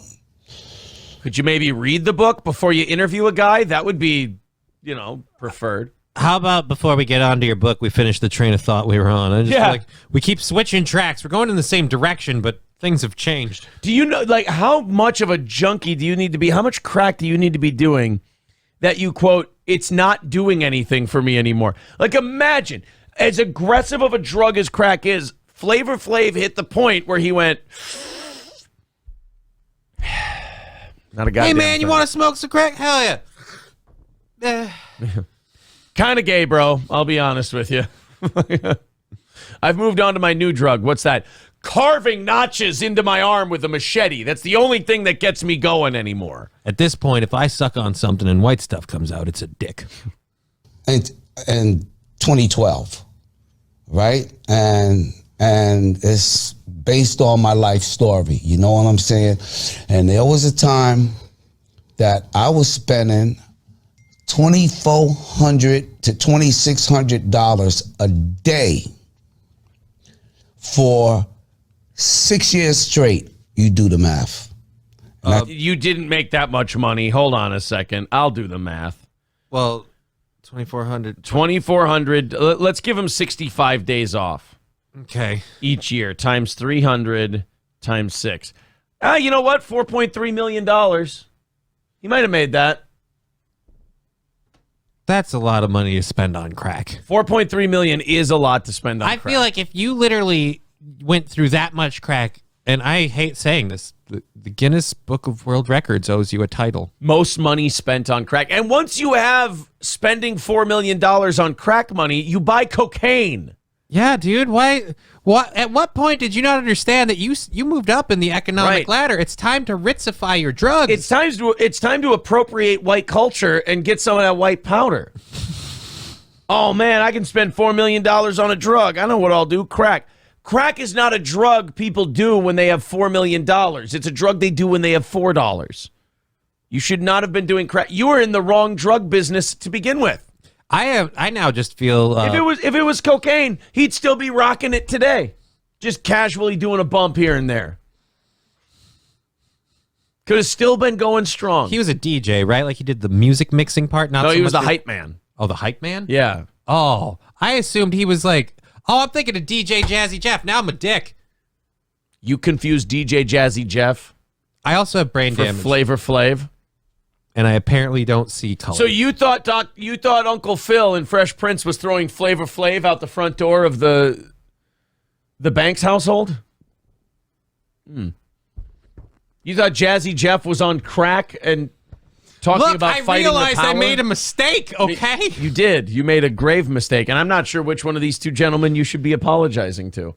Because Flavor Flav is still more culturally relevant than Jazzy Jeff, but Jazzy Jeff wasn't spending $4 million on crack. So I mistook the idea that Flavor Flav just was a record spinner. I was going to make a joke about having a bump on the thing, like wiggle, wiggle, and then coming back up. He's also not Spinderella from Salt and Pepper. I just wanted to let you know that. He's also not Jam Master Jay from Run DMC. But he was the front man of Destiny's Child, right? No, that was Beyonce. They look alike. I know, they look exactly alike. So wait, he was married to Barack Obama. No, that would be Michelle Obama. They look exactly the same. Put a wig on that guy. He also didn't sing I Heard It Through the Grapevine with his other raisin friends. He was the one who had the shoes like too legit to like. No, that was MC Hammer. Damn it! No. Why can't? He's the guy who did Ice Ice Baby. I can't tell them apart. It's hard because you don't see them as people. I understand. That's how much I spent on drugs. Sick, yeah, definitely. Drugs daily. Yes. Hey, I ain't gonna lie. How gay does this guy feel for just talking about smoking weed? Drugs daily. Damn, that's how much I spend on Happy Meals. Yo, I can see you spending $4 million on quarter pounders, but damn, crack. $2,600 a day, and you didn't even have one Whopper. I love that this guy's probably like regretting every time he's told people how much weed he smokes. Like he's some kind of badass. He's like, whoa, Flav spent $4 million on crack. I'm a bitch. I don't mean to brag, but I go through like $50, $60 of weed in a day. Bitch. Oh, yeah? My heart actually ruptured 8 times. I was rushed to the hospital. You ever sucked dick for marijuana? I didn't think so. All right, but I sold a lot because I was my best customer. You know what I'm saying? Because I had a lot. I had a lot. You know what I'm saying? In the whole nine. I spread more crack than the FBI. I spread more crack than a Nashville, Tennessee police department. It was so bad they used to call me Johnny Crackerseed. That is a weird name. I had a lot of money at the time too. I was just doing the wrong things with my money. You know what I'm saying? So at least you were selling some of the crack. God wanted and at me to least live. you know that you were making bad Feel choices. me? And he knows that I'm a mouthpiece to the world. So I feel that God let me live through that, so that way I could teach people about the mistakes that I made. God's like, bro, I'll be honest with you, I forgot you were there. But you never asked God, why have you forsaken me? So I just kind of thought that you knew and we were cool. But hey, congratulations pulling out of it, buddy. Nice job. Oh, thank you for your help, God. Hey, give all the credit to yourself. I forgot you were. Oh, Flavor Flav. I forgot you were there. You can leave that crack rock. It's I was coming across all this stuff. Why did God do this to me? I don't know. He needed a messenger. He said, "Let my people smoke." You know what I'm saying? And hopefully that they won't make them. You know what I'm saying? Later on in life. Yeah, I smoked crack for drugs you. Drugs is easy to get. I did it for y'all. I'm like the Jesus Christ of crack. I did it so y'all don't have to. I was smoking damn near 3K of crack a day, and I did it for you. Y'all smoke rock? No, Flav did that. So hopefully y'all don't have to go through that. On, and they're hard as hell to get off of. How did you cope back then? Because you see, he smoked crack. I feel like that was the coping. I mean, how did you cope back then? Did I not just tell you about the $4 million I spent on crack? What do you need me to else do I need to cope with? How did you cope back then? Same way I'm coping right now. now we live. This is where hip hop is now, right? It's cool. Gay commercial.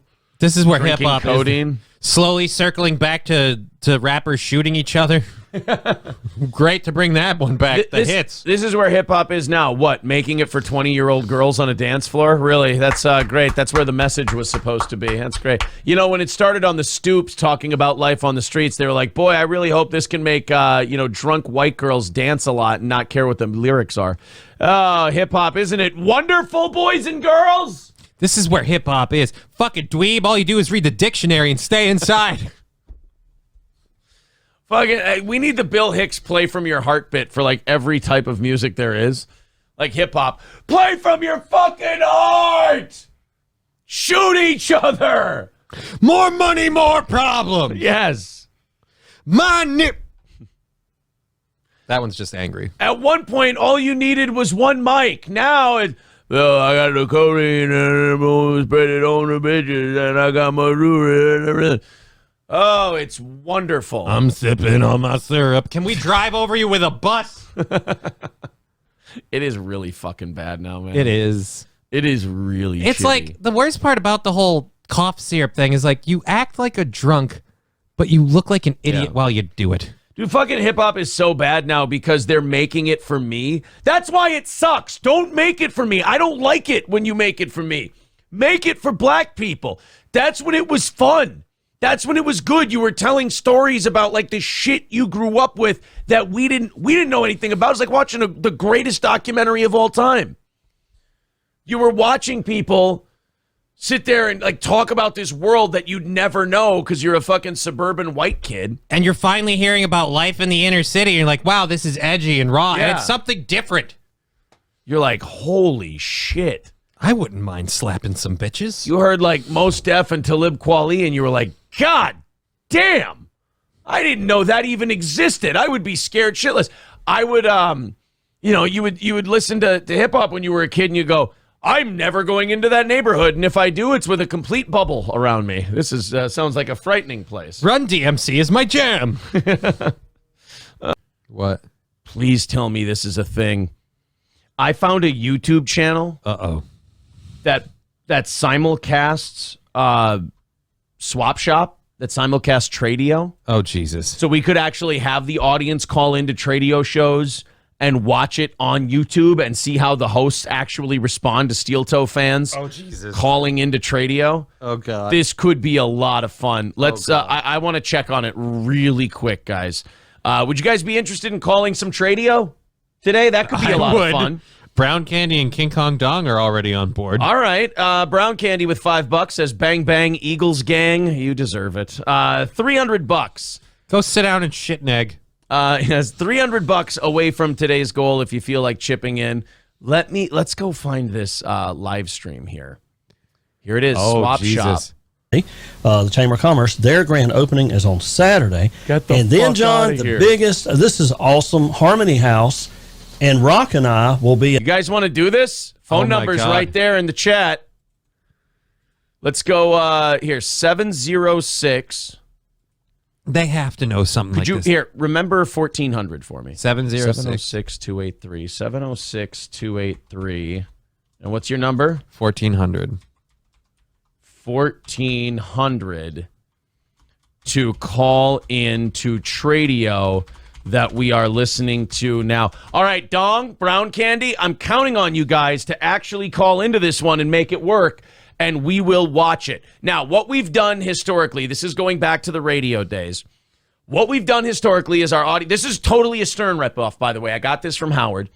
You call in to the Tradio. Mm-hmm. You sell a product that, it could be a product, but you put a little steel toe twist on it. You put a little steel toe flavor on it so we know it's an inside job. Inside joke. Yeah, it could be a lot of fun. You could sell a spot on Compound Media for $100 a week for old Kevin Brennan. So if you guys are down, here's the phone number, 706-283-1400. It's right there in the chat to call into Tradio. You guys want to do this? Should we do it? F in the chat if you want to do Tradio today and you're willing to call in, because without you guys, I can't do it. Without you guys calling in and doing Tradio, the bit doesn't work. So if you guys want to do it, we need you. We will. All right, so we got 3 people who want to do it. Sage says he's between meetings, ran out of thoughts. Carlos. Okay, so we got a lot of people. All right, let's check it out. Copy. Paste. There you go. 706-283-1400. Yeah, let's the Harmony House chili. When is this? ECHS. How come we didn't know about this? Is that this weekend? Sorry. Yeah, it is. Well, it is. What time? I'm going to pop out the chat quick. I think. Hold Rob, on. what time is our event over? Yeah. I don't know. I don't even know what time our event starts. How can we support you? Y'all can come see me. Can we? Can we eat chili while we watch? Yeah. Is there food? I don't know where. I don't think so. Callie, am I still allowed to join? Georgia. This is Georgia. Am I still allowed to join the pageant? Sure. All right. You're exercising your. They're saying sell a meet and greet with Chad Zumach. Well, I just don't want to make all the girls feel bad. I hope that they go. I hope that we don't have all this banter for like 10 or 15 minutes. Old captain's hats would work too. Oh yeah, you can sell old captain's hats. That would be great. Old Capital hats. There you go, guys. 706-283-1400. I'm gonna go start the car now so I don't miss the good stuff. 706-283-1400. To call into the Tradio that we're listening to now. I found these guys like a week ago. I haven't brought them to the show. They simulcast, they live stream their swap shop, and they open it up to everyone. So I thought that our audience could have a little fun selling products on this Tradio. So if you guys want to call it, and again, you guys calling in is the only way this bit works. It doesn't work if we don't do the call-in. So if you're willing to call in, we'll do the bit. I Go Fast says, why y'all mess with them? What's the bit? It's just fun. It's just a fun little thing to do for about 15, 20 minutes, and then we'll get back to all the cool shit we've got to do today. And to help Harmony House with this chili cook-off, But they're doing some kind of chili cook-off promotion before they get their swap shop started. Someone says, what is Tradio? Oh, D. Gulag, Tradio is something where you call into a radio station. Small town radio stations still do this. I worked at a station who did a Tradio. And people call in and they sell like their old lawnmowers or gardening equipment and, hay and shit like that. It's just some real rural shit going on. Yeah, Trading Post, Swap Shop, Tradio. There's all kinds of different names for it. The phone number for this one is 706-283-1400. Call in, sell some fun stuff, and let's get some steel toe mentions in there. To get in. To get in. But they're still promoting. They have a place for it, but I don't want to say like just in case it's Right. not final. Horndiff says, I keep getting user is busy. Well, that means maybe our fans have loaded up the Tradio lines. That could be fun. The only problem, I keep getting a busy signal, people are saying. Well, then maybe, one of two things is happening then. Either our fans are loading up the phone lines, or this is an insanely busy, popular thing in that part of Georgia, which is fucking Tradio. It's big there. But they're doing all this small town radio banter instead of the whole family. So instead of doing that was an Tradio. awesome time. I'm just surprised. I'm just disappointed, Kelly. You know, when I came up, What are you just wait a minute? I missed what you were trying to say there. my What the dad would fuck is tell me, this? said, "Now you can work all you want to, but you better give your mama half of your money." Oh my God, this is the greatest radio show ever. That guy can't talk. I'm selling Aaron Imholt's signature anal bleaching kit. Oh, man. You're going to sell my stuff? That's one of my prized possessions, you dick. Sounds. So, they'll work with us until July 4th. Let's get to birthdays. We didn't talk. We talked enough. Hey, well, can I do this first? We got something for sale. Hold on. Oh. It is. Let's do this to make sure We got something for sale. The phone lines were. Were you talking Swap to and John? Shop, you're on the air. Hey, how are you today, sir? Doing great. Uh-oh. Hey, I don't have anything to sell. I just wanted to say I'm a huge fan, long-time listener, first-time caller. My name is Corndiff. Can you tell me more about this chili cook-off? Look, the chili cook-off is. Corndiff calling about the chili cook-off. All right, guys, wait a minute. There's a chance you guys. Should we have them just call in and ask about the chili cook-off? The chili cook-off seems like a good one. Do you guys want it? You guys can either sell products or you can call that number 706-283-1400 and just ask them all kinds of banal questions about the chili cook-off. That could be fun. 706-283-1400. Eric says, use the name Royce Lopez. Yeah, if someone wants to rat him out, you can say Daywave Radio told us to come here and call. Table, but you can get a taste test for $5. Corndiff, very good. Love good chili. Yes. Good chili. Guys, appreciate it. I'm going to go ahead and punch out. Thanks, guys. Thank you. Thank you so much for calling in. Corndiff. Look, that And was even awesome said- because that's a long-time listener, first-time caller. John. So that's the first time he ever called in. So, the gentleman. Have fun with these guys. They're all right. Don't try to make them mad or anything now, like let's that. go back to the phone line. Swap and Shop, you're on the air. Hey, my name is Chad. I work for SPM Antiques. Okay. And I was wondering if you guys buy like antiques or not. So you're talking about for the Swap and Shop?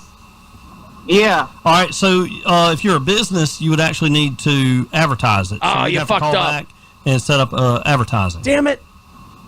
Oh, okay. What if I don't say my company name? What if I just go by Chad? All right, then do that and give us one of them antique pieces. One at a time. Way to name pull it one out of the piece and, fire. give us your phone number. We'll roll with you.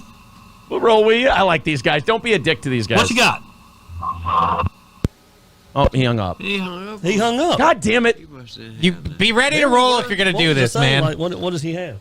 But what we got? We got a good heater in here. Be cool to these. Be cool to these guys. They're all right. Just have some fun. To be honest with you, that is pulling that heat in and throwing more heat at you.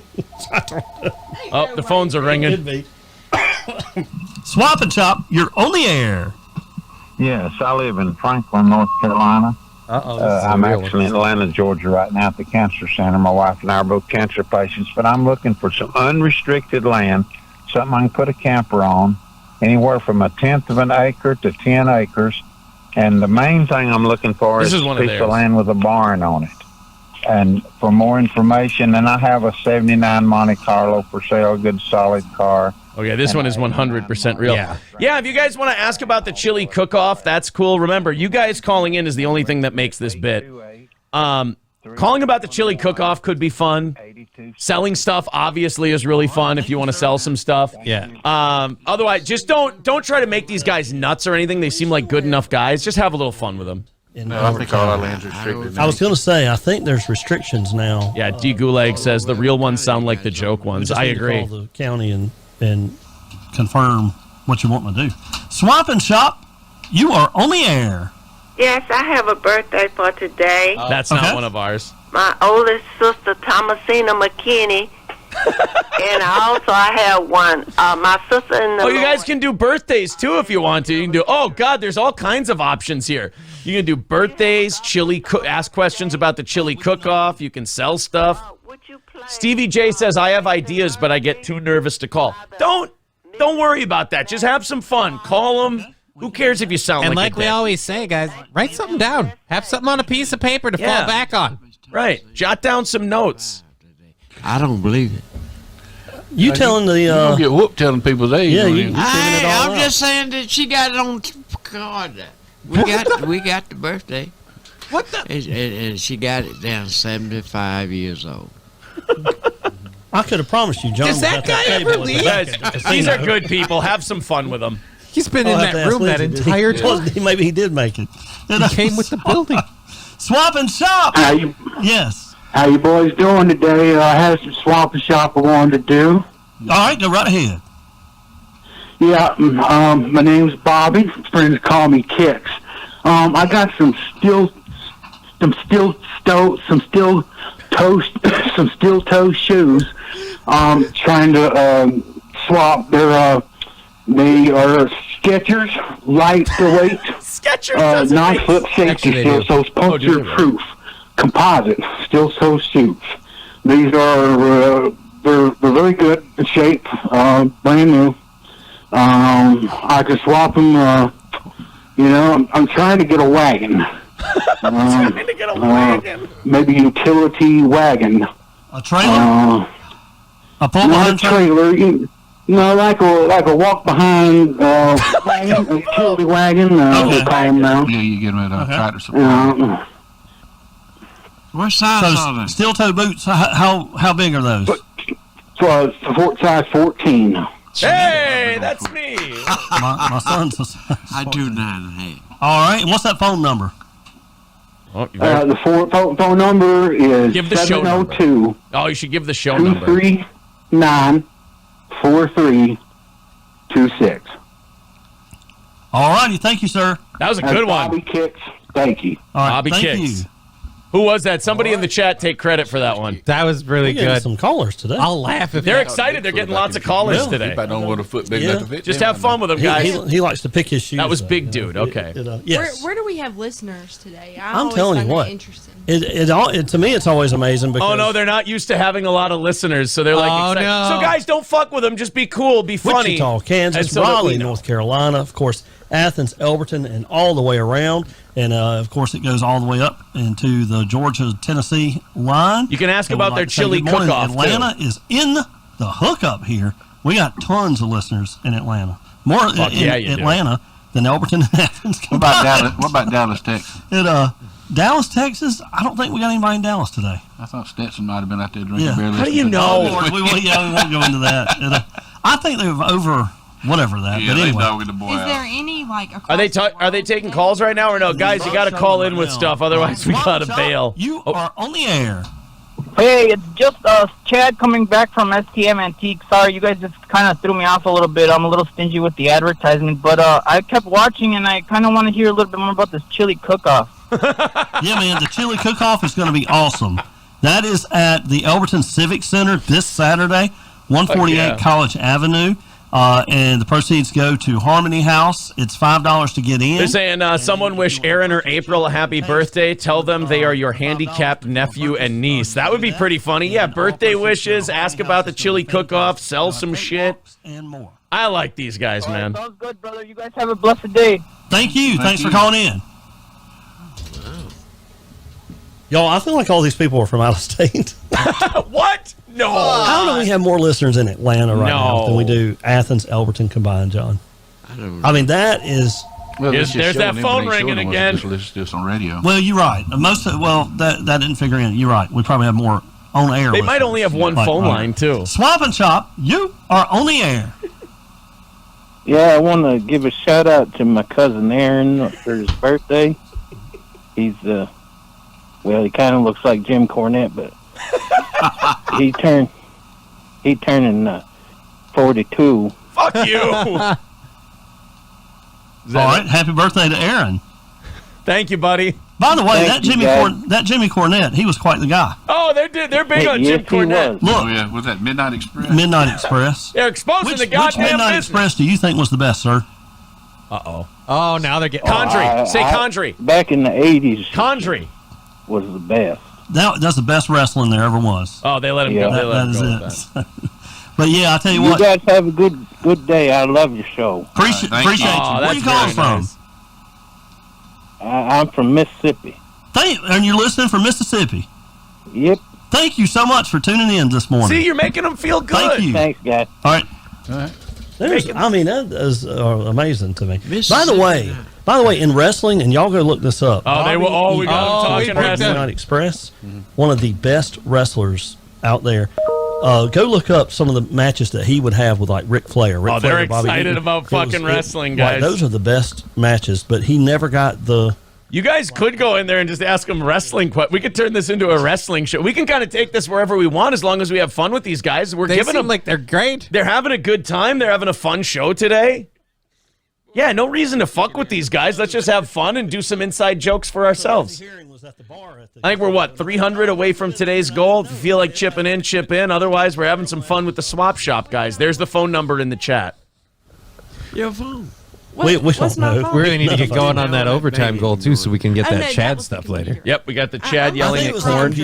Yeah, I think it was a computer. 706-283-1400. They found a battery-operated tool on Floyd Road.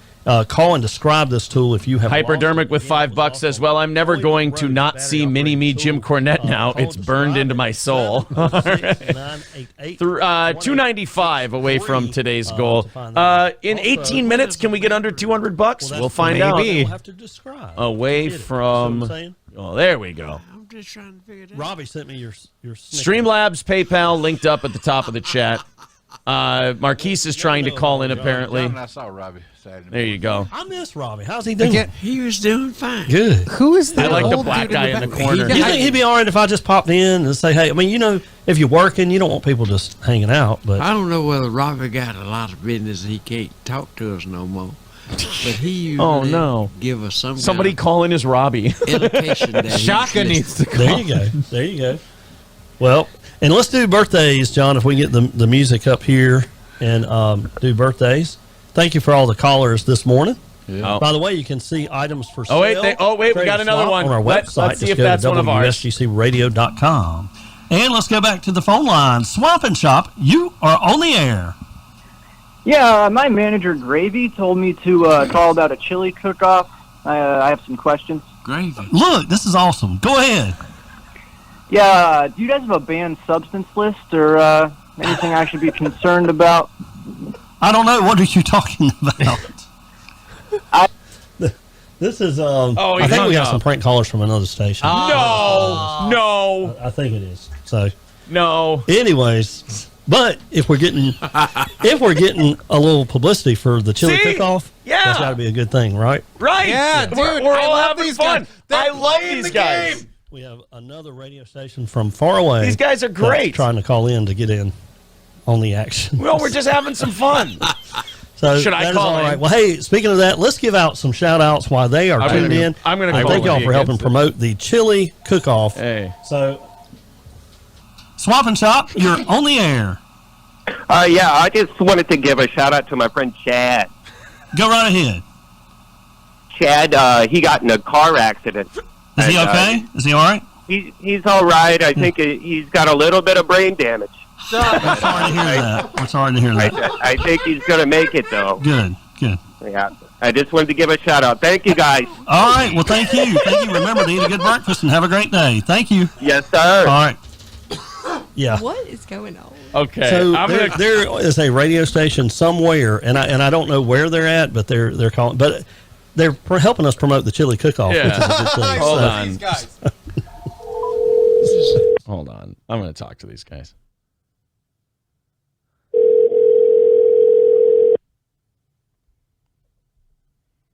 Did you wear it 14?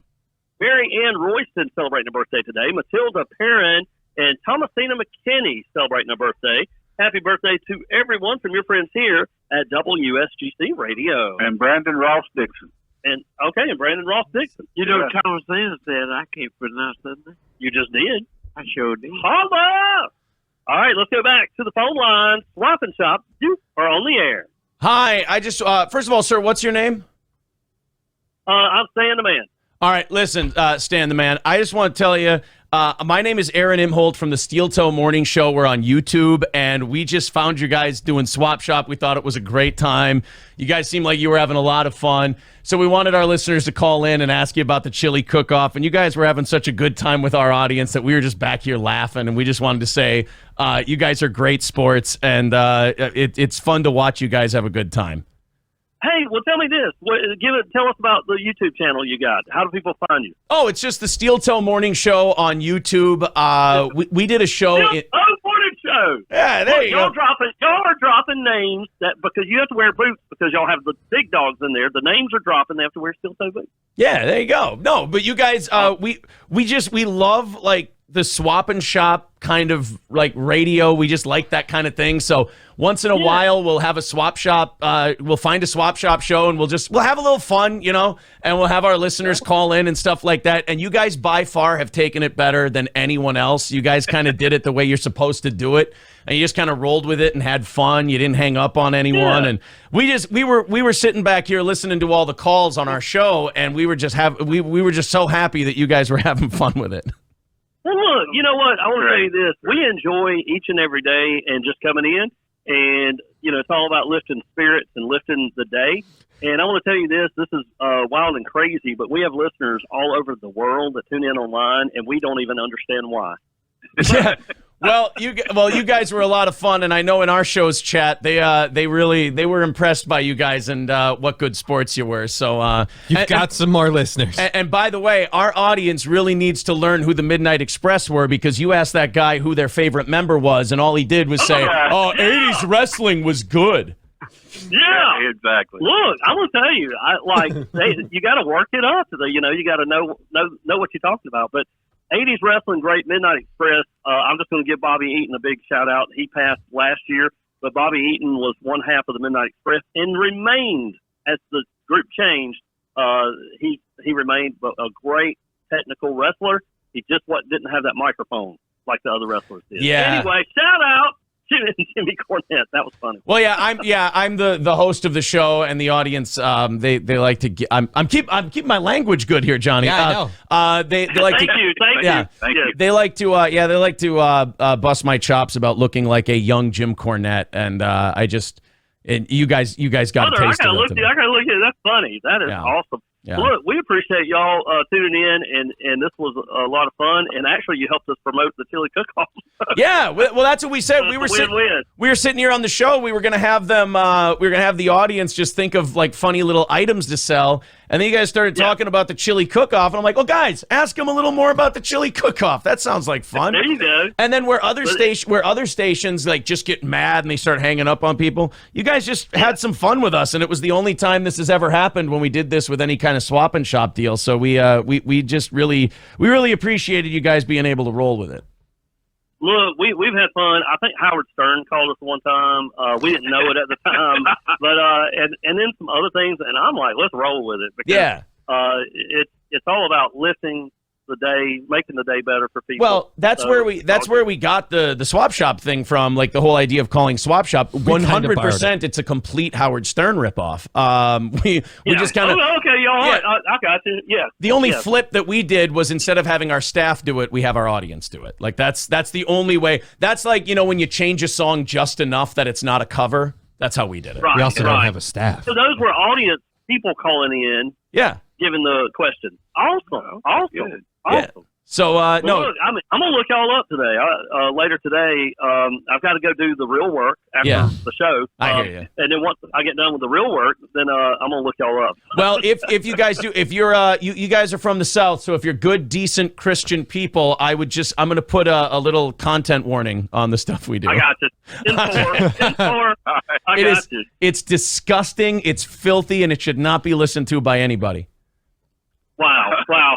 Look, and he gave that disclaimer out so people would know. Yeah, that is awesome. So I don't want to hear from any of them. I don't want to hear from any nice hat wearing old ladies who just got home from church and checked out our show that I'm the worst guy in the world. I'm telling you right up front, I'm the worst guy in the world. Oh, he was up front. He was up front with you. Steel Toe Morning Show up front.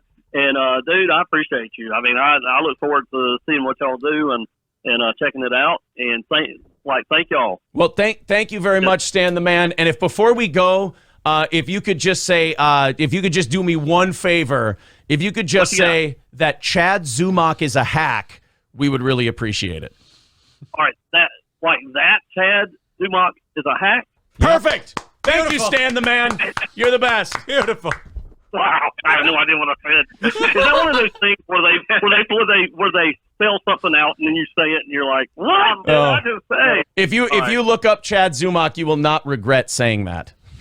Okay, all right. Looking forward to it. So all right. And hopefully my helper is looking that up now. Yeah. All right. Well, thank you very much, Stan the Man, and to everybody in your studio. Thanks for indulging us this morning. Thank you so much.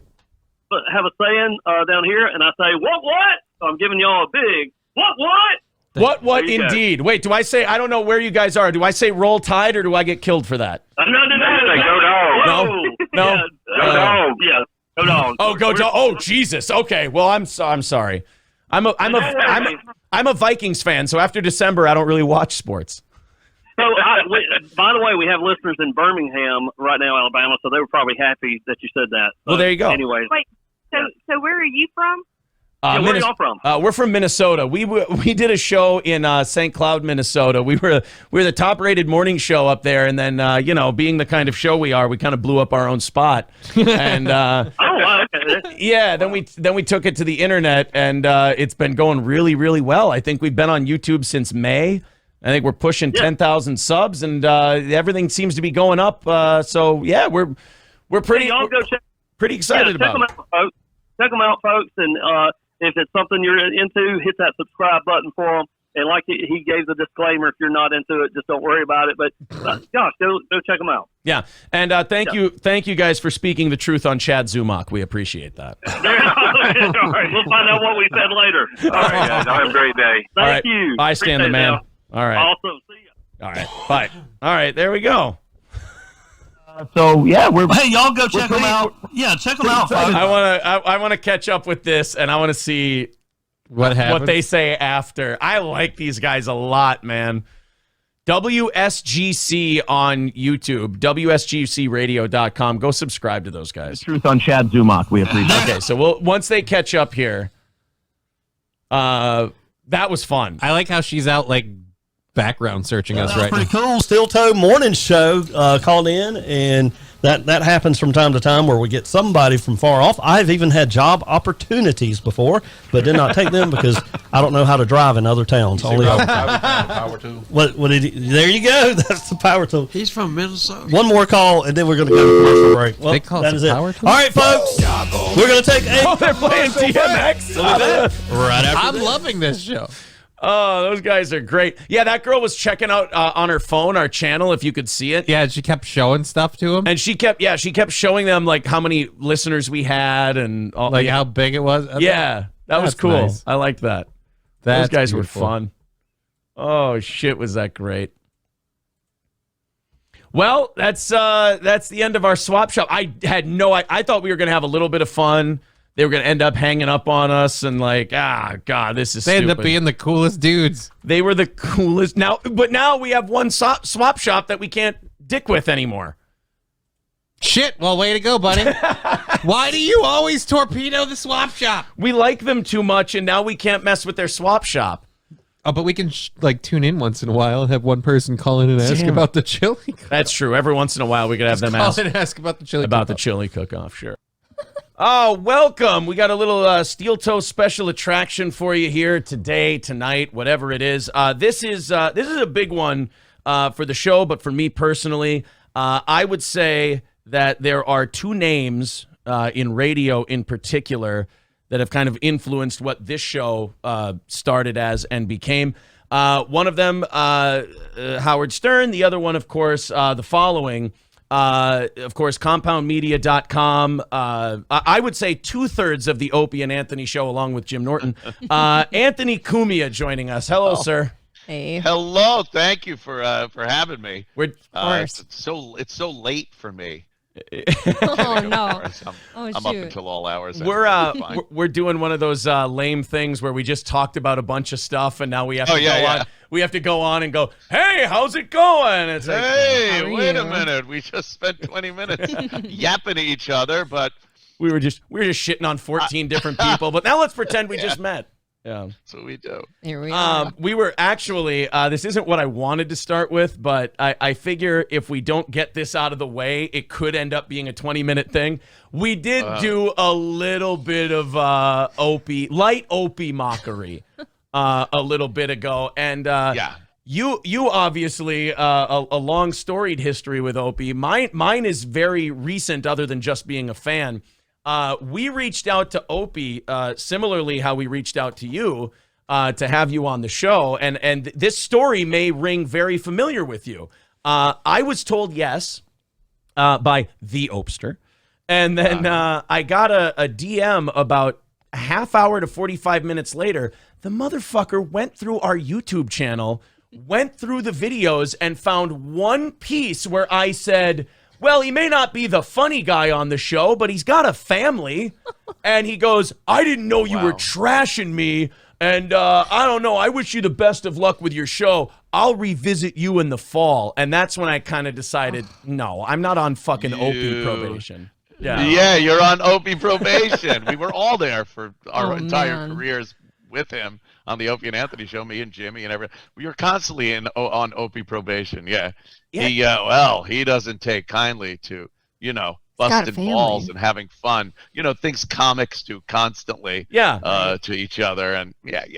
I mean, you're obviously very familiar with it, but I was just surprised that a guy could take something that wasn't even, I mean, you've been doing talk shows for a living. You just say things off the top of your head. Something that's not even that derogatory. I mean, I would not at all. The thing I was surprised most with him was that he didn't know he wasn't funny.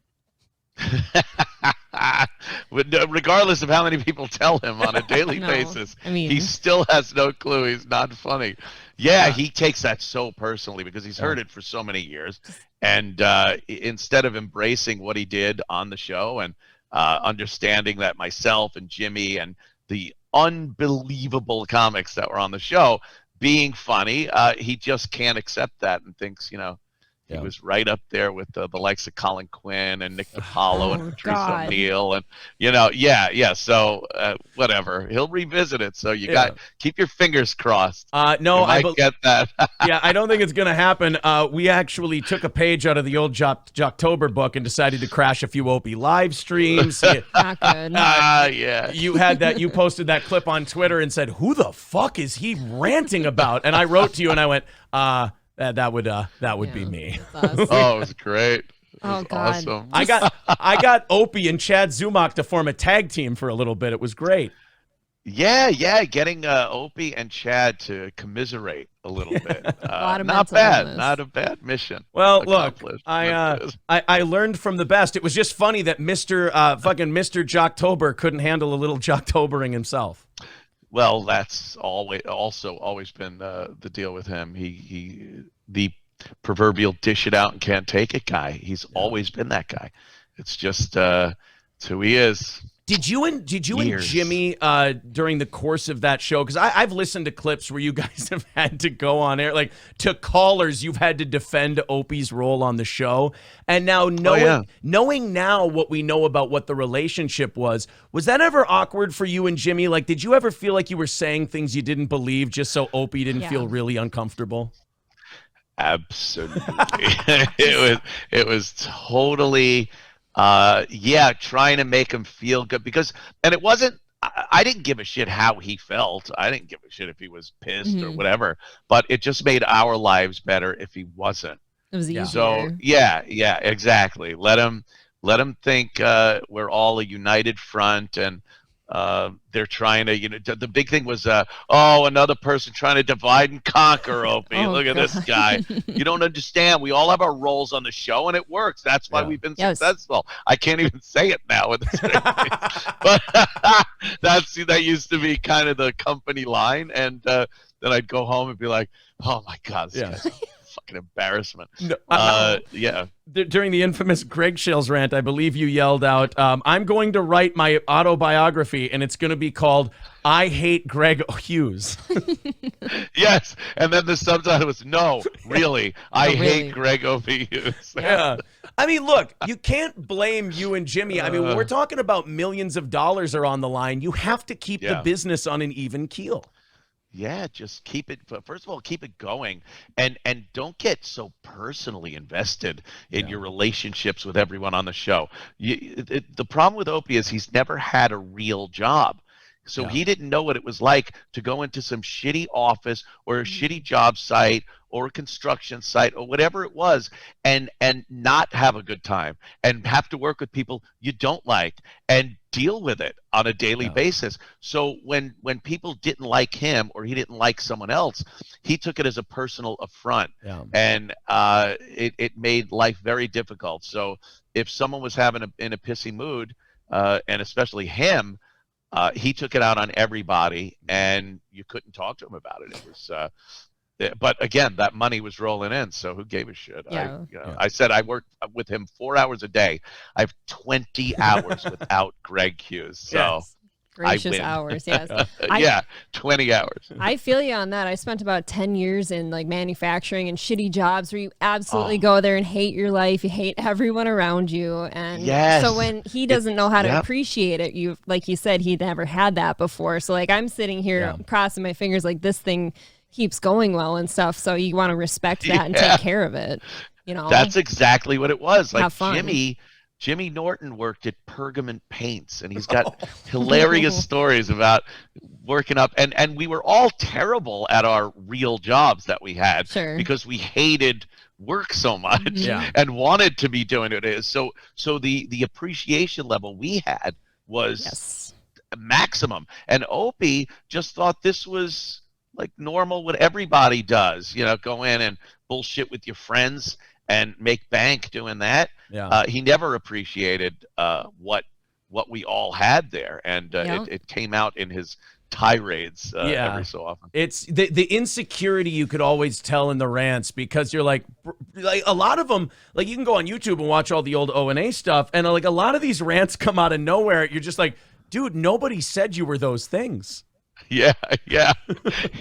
He actually gets delusional with some stuff and believes that Howard Stern said horrible things about his dad, and Dice said things, and Howard personally said this about Opie working at Sirius. And Howard never said anything. Early on when we were at NEW, he would bring it up, mostly to the bosses behind the scenes. The thing is, Opie wanted that so bad. He wanted to be part of it and wanted Howard to talk about him or just know that he existed. and it was so sad.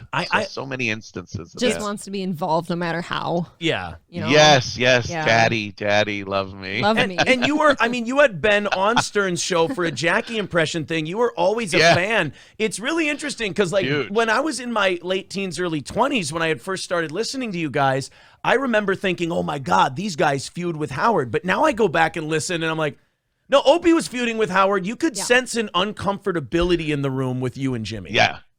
Yes, there was always I liked getting along with the people on the Stern show. I never saw Howard. I don't want to make it seem like I'm like, hey, Howard, how you doing?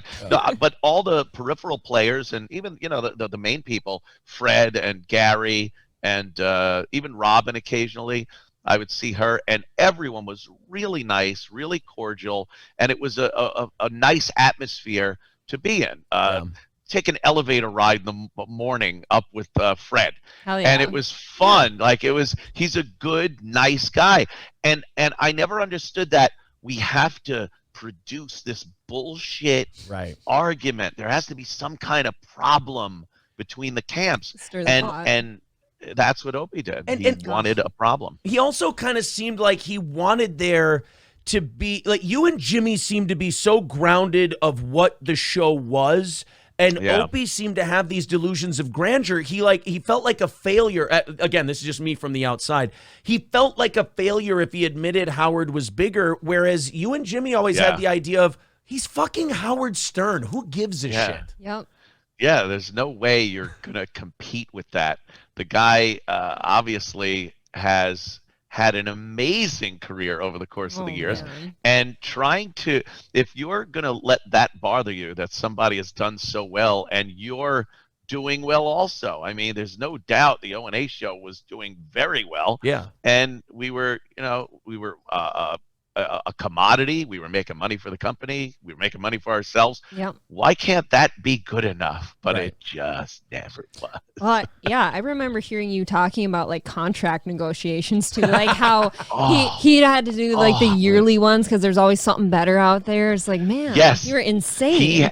He had this delusion that K-Rock in LA was going to come up and say, hey, dude, you're our morning guy, Sure. And he needed to be open for that. He couldn't be under contract. and we were all sitting there going, dummy, sign a 10-year deal. I Come don't on. just sign as much time as you can. Yes. Because all that could happen is this whole genre goes down the shitter. We get in trouble. Something happens. Instead of having that contract behind you, maybe even get paid off on it, whatever. He just wanted that 1 year, and it's crazy. Annoyed the shit out of everyone. And he'd wait till the last minute to sign it, so everybody else in the studio, all the people that worked behind the scenes on the show, didn't know if literally the next day they'd have a job or not. Just remarkably insecure. You didn't think that's incredible. You know, your negativity that I'm hearing right now. You didn't think that anyone was going to swoop in and find this hot young kid, Greg Hughes, and his partner Anthony Cumia, and set the radio world on fire. These two young go-getters. It's funny. Yeah. I left radio 2 years ago to do this because I got in trouble for making fun of a fucking female DJ. So I can tell you right now, in the years you've been gone from Sirius XM, it's not like it got better for this kind of show. No. Radio is just not the place. I've said this so many times. People are like, oh, if you got an offer to go back to radio, would you? I'm like, hey, it's not happening. It's not not like I'm waiting on these offers. They don't want people like me anymore. They don't want those kind of shows. I think to their own detriment, but it's what they want. You're a liability now. Right. Yeah. And that's how they see it, a liability.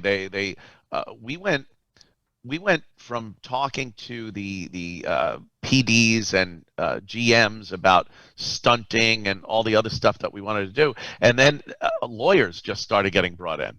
Yeah. And you're like, oh, I see where this is going. And you never got a yes for anything you wanted to do anymore. Oh, we'd like to do this. We'd like to bring some people in and do. Yeah, now the lawyers say no. So it really destroyed the whole genre. But if you look back, the shock jock thing.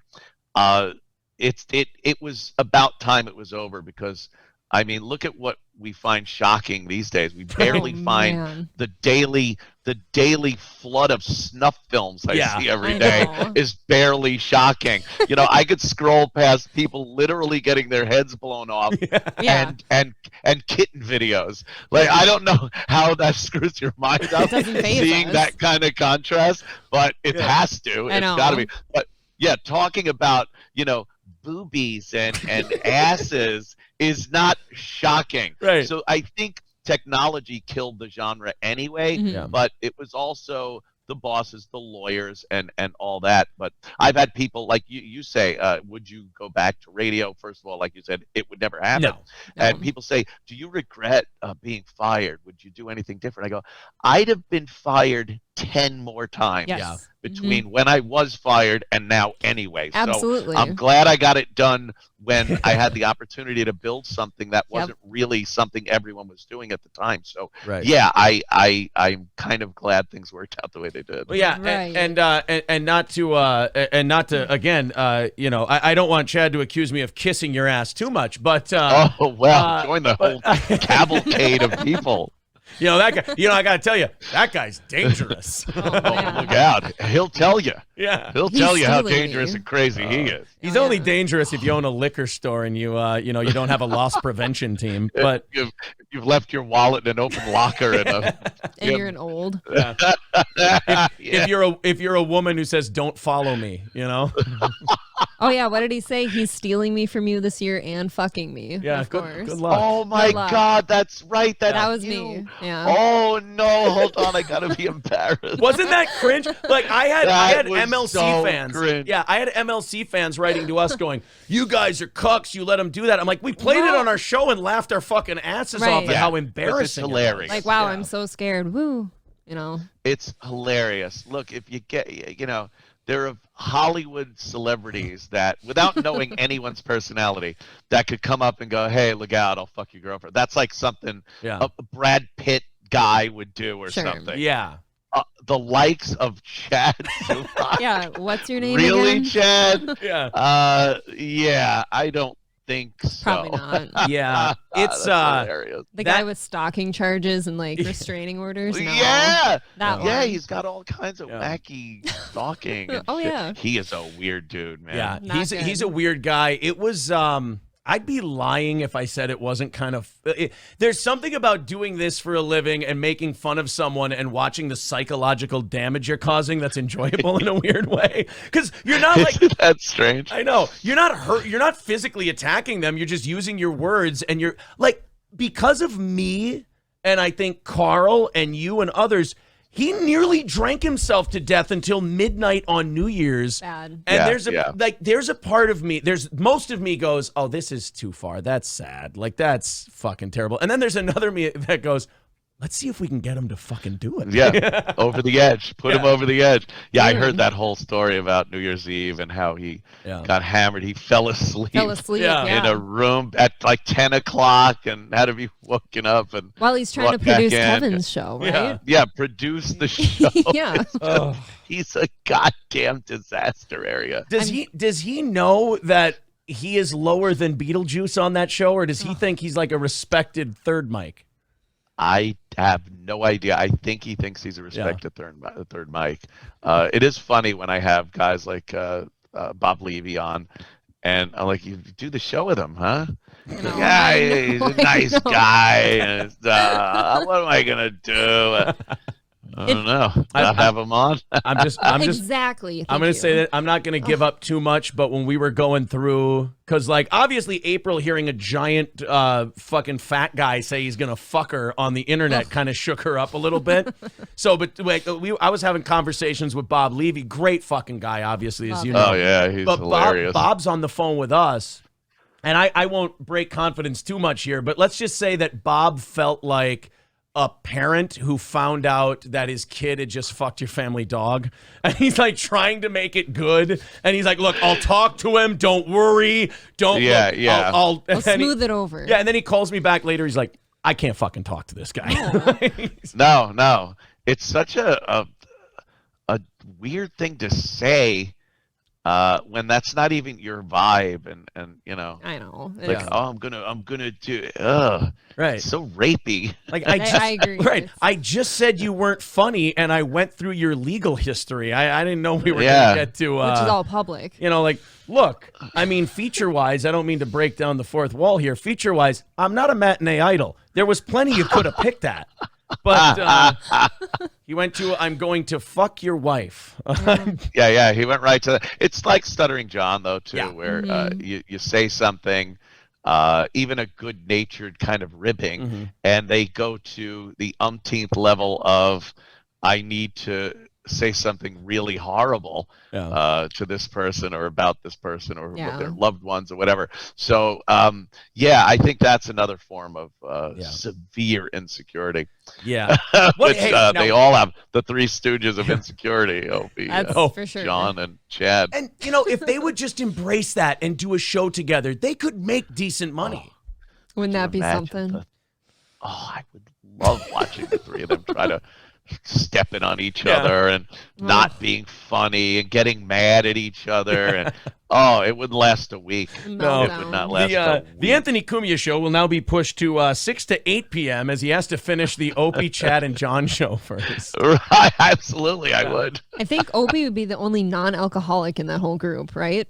Or does he drink? I don't know. He might have he looks like a White Claw kind of a guy. I think he cheers with his coffee. Yeah. I think that's it. Cheers. Cheers. Cheers. I know he likes an occasional craft beer. Oh, God, I forgot. He's one of those. Okay. I had a good a grapefruit ale the other night. Yes. Oh God, did you twist the can up your ass? Jesus. God, I hope so. It's more exciting. I was just gonna say, what's sitting in the peanut jar? Just a bunch of dicks. Not no good. shit. Yeah. Like, okay, have your craft beer and brag about it. Cheers. Yeah, I had a grapefruit ale. That's something you buried down deep. Your kids find it when they graduate high school and go, I didn't know my dad was gay. You don't Let me tell you when I would drink a grapefruit ale. I'm home. There's nothing in the house. My car's broken. Yeah, right. I need to have something to drink. I open the fridge. Behind some rotted Chinese food, I see a grapefruit ale. I will crack That is that it. open and chug it down and be like, okay. Plug your nose so you can't taste it. Yeah. It's technically a beer. Yes, Right. It'll do the job. But then even after that, you go, I think I'm going to switch to water. You take a shower. Yeah, It smell gross. Yeah. As you're Aw. sitting on the toilet. Yes, of course. No grapefruit ale. Drinking a grapefruit ale should give you an existential crisis of let's take stock of how we got here. Yeah, what have I done wrong? Yeah. What have I done wrong Oh, that led me to drink this? I'm going to drink a grapefruit ale and go call my dad and say sorry, I think. No. Oh, That's shit. what I'm going to do. God, that's So anyway, remarkable. I don't even remember where we were. We just started shitting on Chad, and then Oh, it's yeah. so much fun that you kind of forget what So you were easy. fucking Oh, with talking Chad, about. I cannot believe he's still on MLC sometimes, to be honest. I don't think Kevin enjoys having someone who's as hostile as he is. I think so too. I think Yeah, he enjoys yeah. that to a level. For sure. And he's a punching bag Yeah. also for Kevin, so that's always fun. I think- Kevin likes having a punching bag. Bob is like such the wife who's watching a dad and son beat the shit out of each other. yeah. I think Just okay. Just cooking dinner, not looking or hearing the we noise. all love each other. Yeah. Dinner's ready, everybody. Get to the table. Yeah. That is Bob. He wants everyone to be okay with each other. Yeah. But he is just one of the most casually funny people out there, man. He's great. Yeah. Oh, he's He so is. good, man. Yeah. When he's when we do like doing the Uncle Rico show with Shuli and them, or Thursdays on my show with Kevin Brennan and Bob, it's just fucking hilarious. It's my I favorite love show. Yeah. just bullshitting. It's just guys bullshitting, busting balls, shitting on other people, shitting on each other. It's Yes. what guys do. And you know, again, to bring it back around to dummy Opie, never understood that. Yeah. There was a time once in the studio, and I think Voss said something, and I mean, it was one of those days where everyone was shitting on each other. Again, some of the best comedians ever, and you know you're getting shit on when they're shitting on you, and all you could do is try to fight your way out, and you have to come up with something and say something and hope it's good enough to get the heat off of you and get a laugh, and then they'll goof on whoever you just goofed on. That's how it is. Get the fire off of me. And that was how it worked, and it was so funny. Well, Voss once said something like, because Opie blurted something out, and Voss goes, "Oh, really? You're going to say something like that wearing that shirt?" Yeah. And Opie's response was, "Oh, really, Rich? Really?" Oh no. And there's a room full of comics just looking, going like, "What the fuck just happened? That's a really Rich, really?" Yeah. There was Oh. it was you posted a clip a couple of days no, somebody else did, and you retweeted it. It was Jimmy. Oh, yeah. They were coming back from a break, and if I was half the broadcaster I claimed to be, I would have had it ready to go right now. But they were coming back from break. It was in the Opie and Jim days, which, by the way, phenomenal program. Great. Yeah. I Such mean, chemistry. Oh my God, they got the chemistry, brother. Yeah, the made in chemistry. You know Jimmy well enough. None of us do, but like when he said that chemistry thing 4 times as though he was trying to convince himself, could you, like the Corsican brothers, feel Jimmy's cringing through you? Yes. Yeah. I could always feel how uncomfortable and biting his tongue Jimmy was when Opie would do or say something obnoxious or stupid or anything. Yeah, Jimmy was so pissed in that clip. Yeah, he was. Oh, So my the God. clip starts with they're coming back from break, and Jimmy is staring at Opie like the bell's about to ring, and they're about to fight. Time to go. Jim Florentine is in studio. He feels like he just watched his parents get in a fist fight, and then Johnny Knoxville walks in, and this was so kind of like catty of Jimmy. I thought it was great. Opie goes, Johnny Knoxville, it's your first time here, and Jimmy's like, no, he's not. He's been here before. Yeah. No, it's not. He got so just snapped at him, but the look he was giving him, and even beforehand when the music's playing before the spots ended or whatever, you see Jimmy just not looking at Opie. He's looking around just livid. Yeah. And Opie, like I can imagine what had happened prior to that is that because Opie would do this all the time. What Jimmy said, I miss Anthony. Yeah. Poor guy. Opie would make comics wait outside and just sit out in a chair outside the studio while he was literally taking a call from Snowy in Michigan. What's up, Snowy? And rambling through nonsensical stories. And you have, again, some of the best comedians ever waiting to come in. Why are they waiting? And even worse would be some of the maybe UFC guys or movie people, musicians that Jimmy really loves, and they're sitting out there. And there were times Jimmy would go, "Why is he still waiting? Yeah, why is he still waiting out?" Right, get him in here. And it's like, relax, we'll bring him in. And there was no reason to do that except Opie's need to have some type of effect and input on the show, He even needs if it's control. making some fucker wait in the hallway. At least Opie knows I'm the one that can decide when he comes in here or not. Once he's in here, I might as well play Candy Crush, which is what he did a lot of times, because I know I'm going to be out of it. But having that power over the show to make someone wait. So I can guess Johnny Knoxville was waiting and waiting. Probably Florentine was out waiting before he was brought in earlier, which set him off.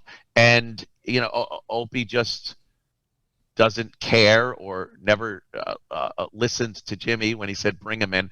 So I've seen Jimmy get really pissed at that. So I'm guessing that might have been what it is. He just needs control. Yeah. basically. Well, he needs that. Not only that, is there an element, just spitballing here, is there an element of he saw Howard do it, so he wants to do it?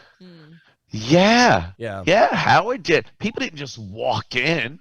Howard had to make a big thing of it. Gary, bring him in here now. Bring him in, Gary. It's going to be. And Opie wanted that. He wanted the show to be like Howard's show. He wanted to be like Howard.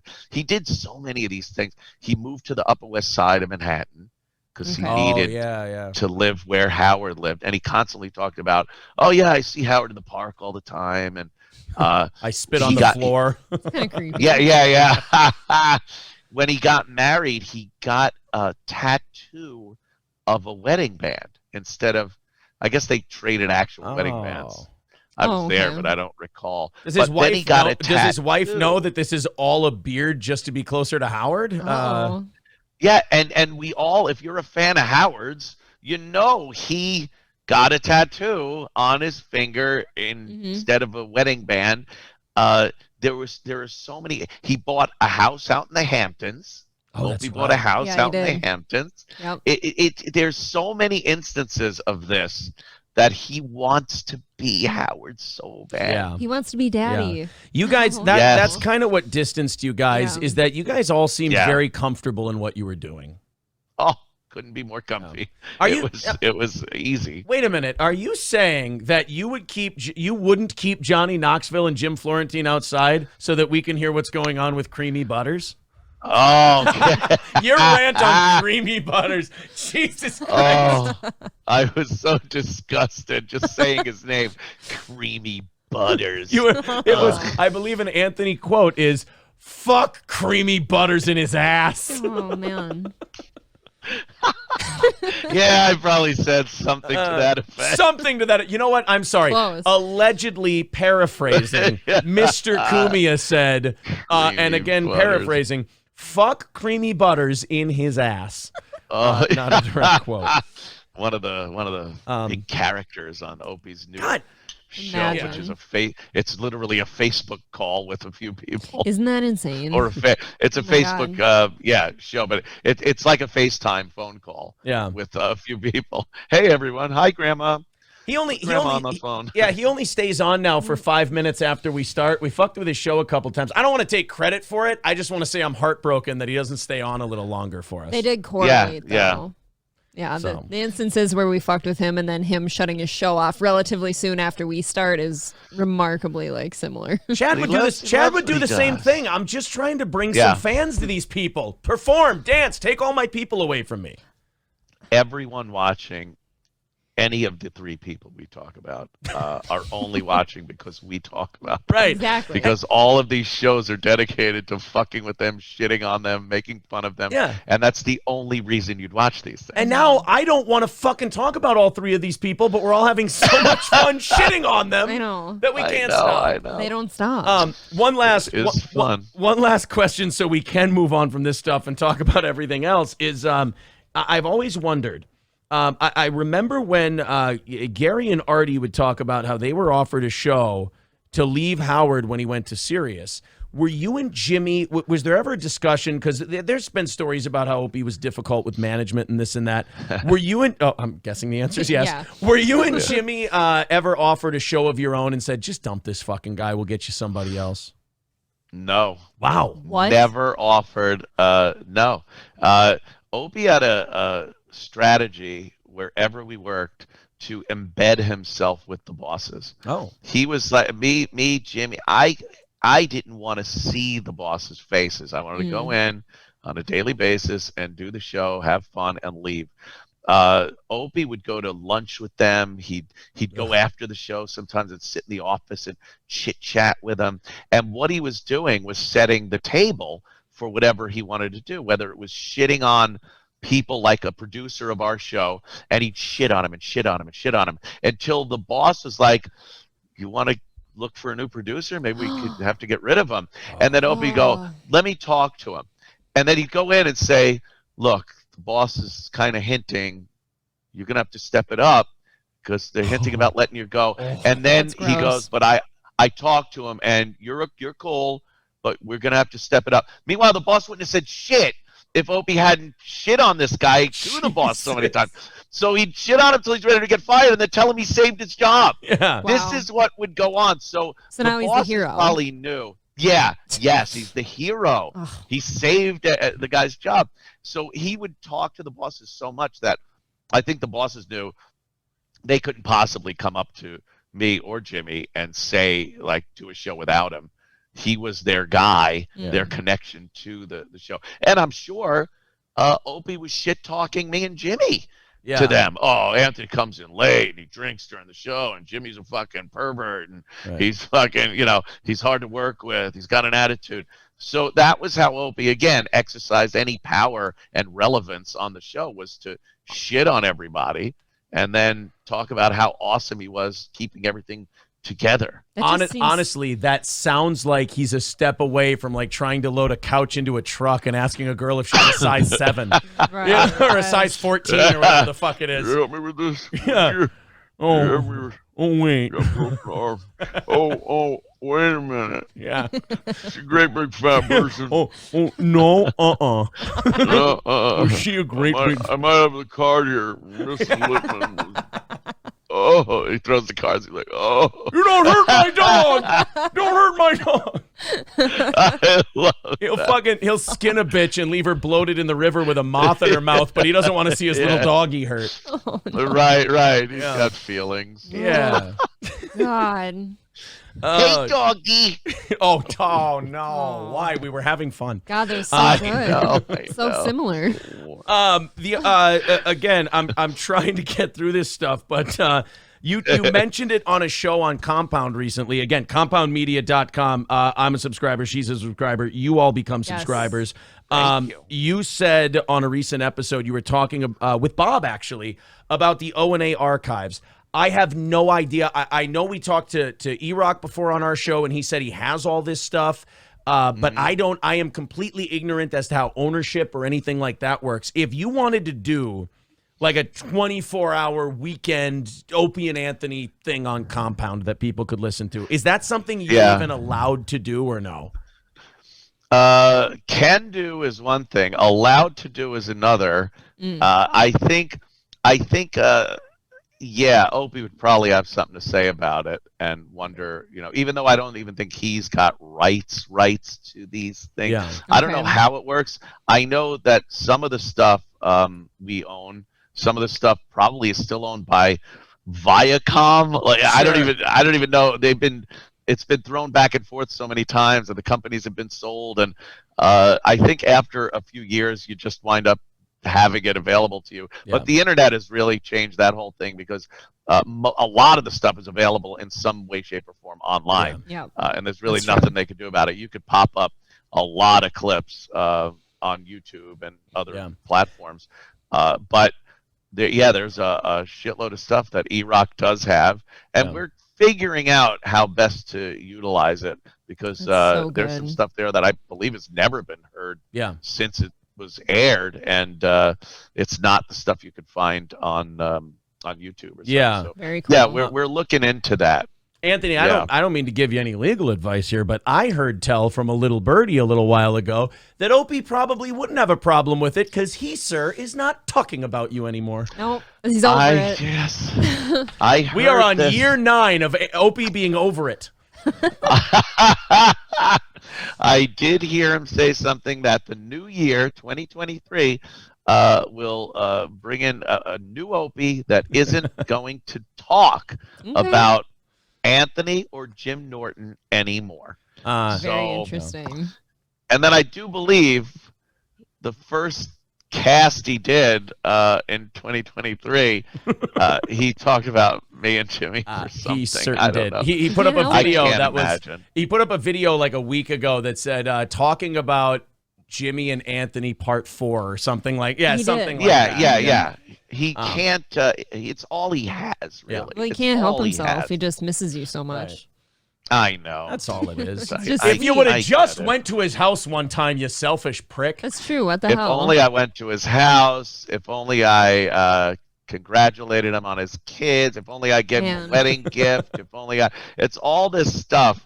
Why do two, I hate to even pat on the back or gloat or anything.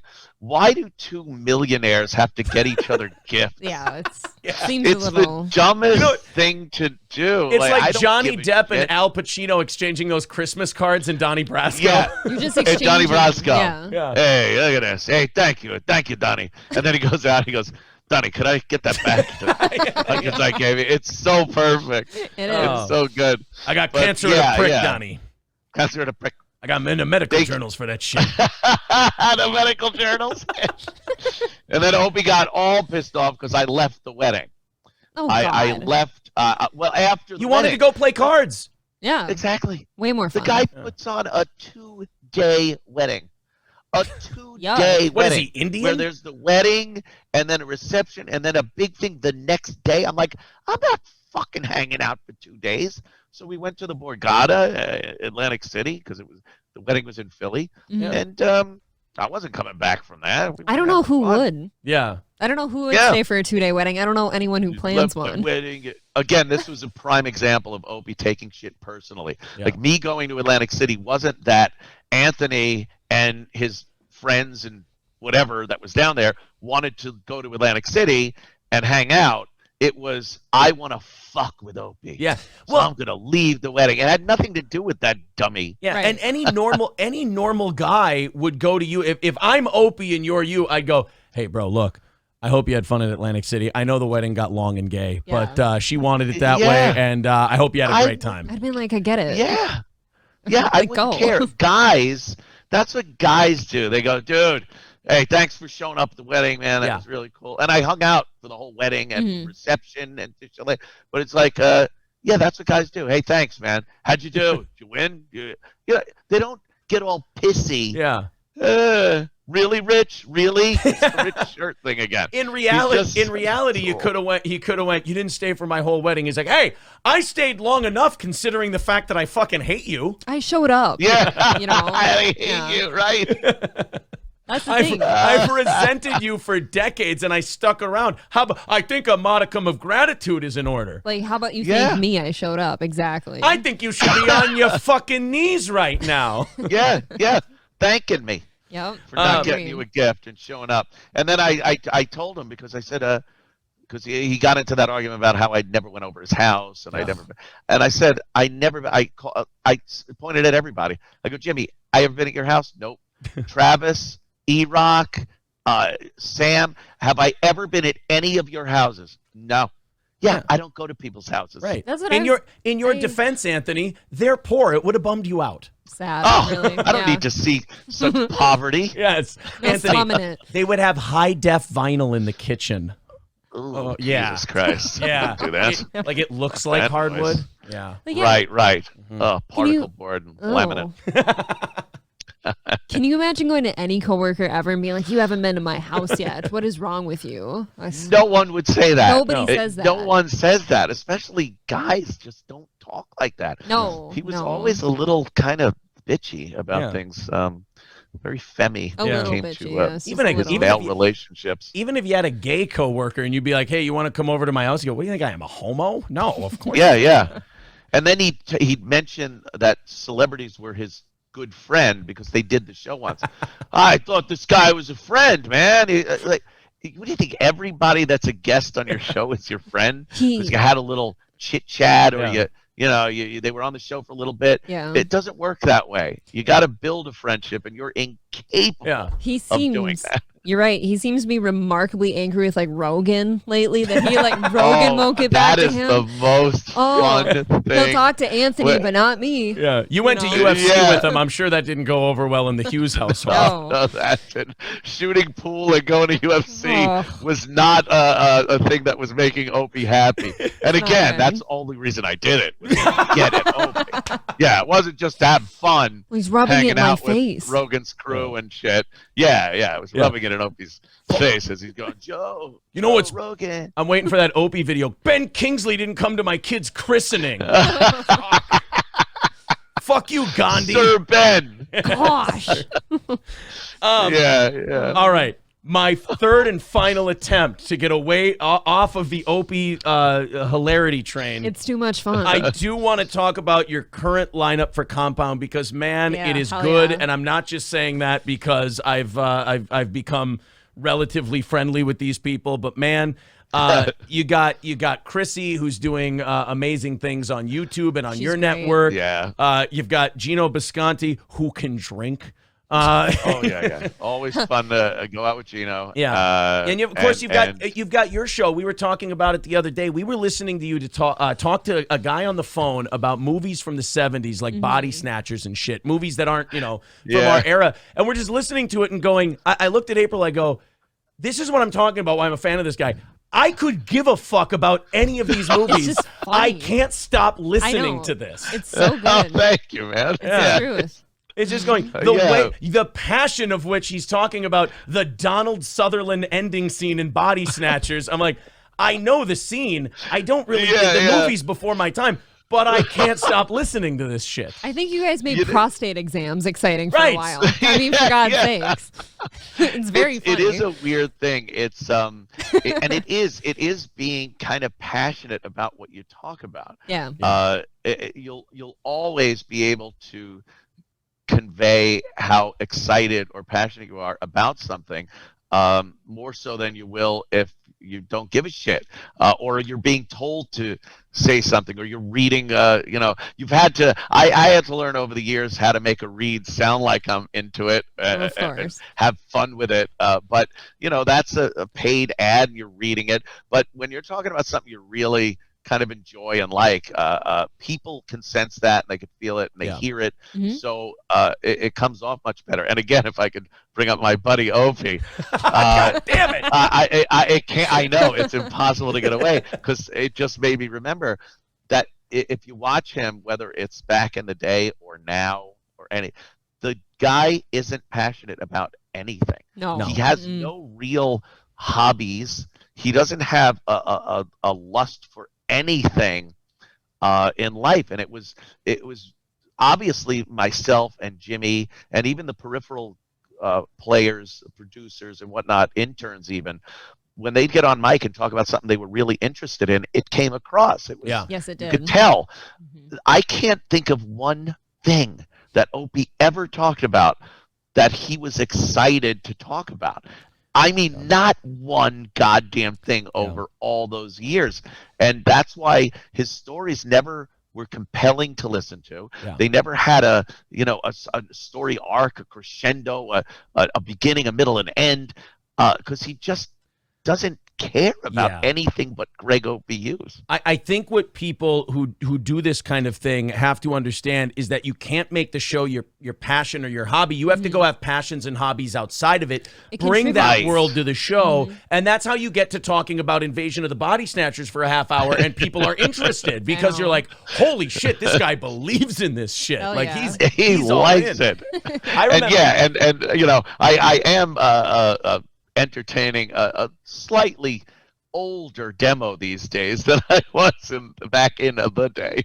Well, I don't know. So, like you what? know. I'm 36. There's still a lot of us fucking kicking around still. I'm 28, so I mean, I'm still around. I was actually 35, 36 when I first got into radio. Isn't that crazy? God, It's nuts, man. All right, it's fucking crazy. Hold on, let me make a quick note if I could. I am not shit. All right, and good. Continuing on. Yeah. No, you got to have those hobbies outside of your show, though, because like we went to one of the casinos around here recently, got a room for the night, and played cards. And I sat next to two of the dumbest fucking blackjack players in my entire life. Oh, I start. First of all, we're in the middle of a shoe. We're up big. This Both of us, fucking guy sits down, puts money down, takes chips, puts his bet out, and then looks at me and goes, "Oh, do you want me to wait till the end?" I looked at the guy. I try not to be a dick at the table. I look at him. I go, "Kind of late now." Yeah. Rude as all hell, yeah. But like, I go on the air. I go on the air after that the next day, and I start ranting about it. And you look at the clock, and you're like, Jesus Christ, 30 minutes went by just because I hated that You had fuck. some passion about That's it. That's why you have to have hobbies outside of your show. It sounds like what you're saying about Opie was his passion was the show, so he had nothing to bring to it. Yeah. And that's kind of why he does 5-minute shows, if you want to call them a show. Isn't that Right. crazy? Because he's probably sitting there staring at the clock, can't imagine why time is going so slowly. He's got nothing to talk about, nothing he's interested in. Anytime, like you said, I'm talking about something I enjoy or doing something you enjoy. I always talk about how fast stupid ass video game time is. Yeah. Oh, yeah. Nothing goes faster. Sure. You can be there. It's like, oh, I'll check what time it is. Oh, it's 10:30 at night. It's like, play a couple of more games. Oh, it's 3 a.m. 3 a.m. That's nice. How did that fucking happen? Because it's video game time is the fastest time. That Gym fucking Red workout Dead time, when that slowest time when ever. that Red Dead Redemption 2 came out, I remember playing that game and I'm just like, my day's gone. My day's gone. over. I need to shave now. Apparently, I've been playing this fucking game so long. It's disgusting. Yeah. It really it's that. But if you don't have any lust or passion for anything, oh my God, what a drag! It always- he is just. Yeah, it almost impresses me, like having come from one of the most unique, funny shows of all time, and then he has nothing to say ever except how much he's done with the O&A days. Oh my God, I just got You bummed know? out. It's just sad. I know. I'm depressed now. I can't listen to any of him. We used to check in on him just to fuck with him a little, and it's just depressing. I'll be honest. I'll be honest. I'll get to like if we're on the show and we're watching one of his streams, I'll watch for 2 minutes and be bored as fuck, and I'll get to like 2.5 minutes. I'm like, guys, we're gonna tap out because I can feel you. He's so fucking boring. I feel my audience leaving by osmosis because of how boring he is as we're playing it. And then somebody from our show will post something in his chat that hooks him, and then he'll get on the rant. I'll go, oh, thank God, pulled this one out of the fire. Great job, Opster. Something because he'll sit there and just be like, so hey, look at that. It's a wooden chair on my deck. Made of wood. And then, all right, we're here up in Manhattan. You know, he's got nothing to say. Look at my coffee cup. I just realized. Yeah. I Cheers. think Opie conducts a show much in the same way like Tom Waits writes a song. Staring at shit and talking about it. The only thing is Tom Waits doesn't fucking broadcast it. He writes it down and waits for later. Right. Thank God. Yeah. He just sucks the air right out of the room. You're try not to bring him up again. I know. I know. I do too, but it's too much fun. Try. We have, They're obsessed with me. and the thing is, I mean, I will admit that openly, by the way. If he wants to say I'm obsessed with him, yes, I find you to be fascinating. I am obsessed with you the way a scientist is obsessed with a rat after I just injected it with something. Like, I need to see what you do. I need to see where you're going and what you're doing. I need to see if you get some heart swelling and we can blame it on something else. I mean, this is going on YouTube, right? Yeah. Of course Botox. It was a Botox shot. Botox shot. Yeah. Where us three are all just sitting here having way more fun than he ever does with anything. Just having a chuckle at his behalf, you know. Yeah. Absolutely. So we were talking about the current compound lineup. It's got to be a lot of fun. Like, you're just kind of like, I know you're running a business and all that, but you're doing your show. You've surrounded yourself with people that can do shows on their own, but are also fun to hang out with and shit like that. Yeah. It's just, it's like you've made it exactly the way you want it to. And if it weren't, I'll tell you this, if it weren't for Compound Media and what you did there and to show that it can work, I would have never had the guts when our radio station was putting the screws to me and saying, give up your simulcast on Twitch and YouTube, give up your social media, this and that. I never would have had the guts to go, fuck it, I'll go digital, I'll give it a shot. If I hadn't known that you did it and built your little thing that you built there, the pirate ship, if you will, as Adam Carolla calls it, it's got to feel great to be doing it this way for the last 10 years almost now. Holy shit! Yeah, and to, like, it's working. Like, you got all your people. You got a great team. Once in a while, Gino gets physically accosted and you have to fire somebody. But oh well. Poor guy. Yeah, I know. I that's when I had to be a boss. And, I just am not that guy. I don't like being that.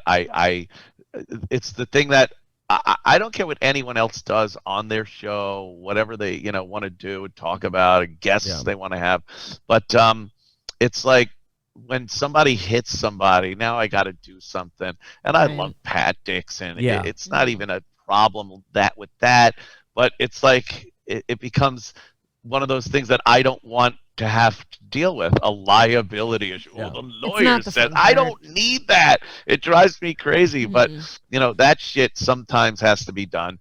I love everybody that's there. And everyone does their own thing, too. It's not like they just do the show. Chrissy Mayer, she's out there all the time doing stand-up. She's got her own other shows that she does. She's doing appearances. She does the Content House thing. Like, she's trying different things and doing things, and that's awesome. They're a bunch of creative people, which means they're very emotionally damaged people.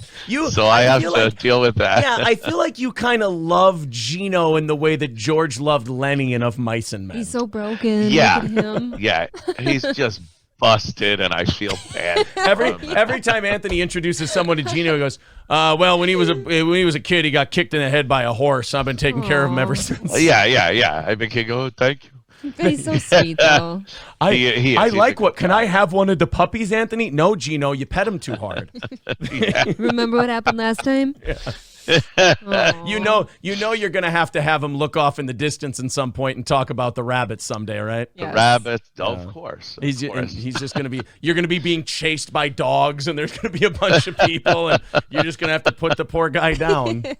It's it's part of the job. Yeah, part of the thing I don't want to have to do. It's a fun ride, though. Look, you got you've got personalities that have to be dealt with. I mean, my God, Gino Bisconti doesn't get along with Kevin Brennan. Bill Schultz doesn't get along with Kevin Brennan. Chrissy Mayer doesn't get along with Kevin Brennan. Am I missing anyone? Bob loves everyone. Bob loves everybody. It is. I just think Kevin's one of the funniest guys. And I, again, it just goes to show you, I really don't care about personality conflicts or certain issues. If you're funny like that, like Kevin Brennan is hilariously funny on and off stage. Yes, and I love that. So, and I do love his anger and I like the controversy and whatnot with him. So he's great to have around. I love doing the show Thursdays with him and Bob Levy. It's just so much fun. Sometimes I do watch you though, and you say, oh look, I don't care about the controversy. I just like everybody. But sometimes I do look at it, I go, Anthony, you don't have to be a martyr for it though. Yeah, I know.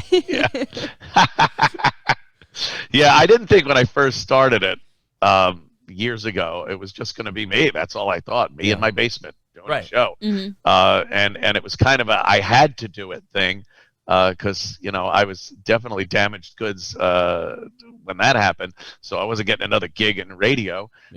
So I had to. And the way it kind of built up from that, it just worked out. It was very organic. It was just kind of the way things happened. That's awesome. I mean, the things you gave birth to on that network are fucking incredible. You look at that lineup, and they got so big on Compound that rightfully so, and I don't think there was ever any animosity. They had to go off and kind of start their own thing. But you look at Gavin, Legion of Skanks, like those shows you started with, fucking incredible. Michael Malice. Yeah, Michael Malice, of course. Like those are all Anthony creations, basically. Yeah, they were on the network early on, and and I again, whatever you want to do.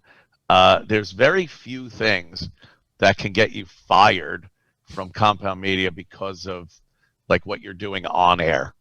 And I loved Pat's show. Pat is on Censor.tv now with over with Gavin. Mm-hmm. Did you kind of put in a word on that, or did Gavin just kind of jump on that on his own? Gavin asked me. He actually said, he goes, "Would you mind if I hired Pat?" I go, "No. Of What course am I not. going to keep the guy from working? Yeah. Like it's bad enough I had to fire him, and I didn't really want to, but Hands had tied.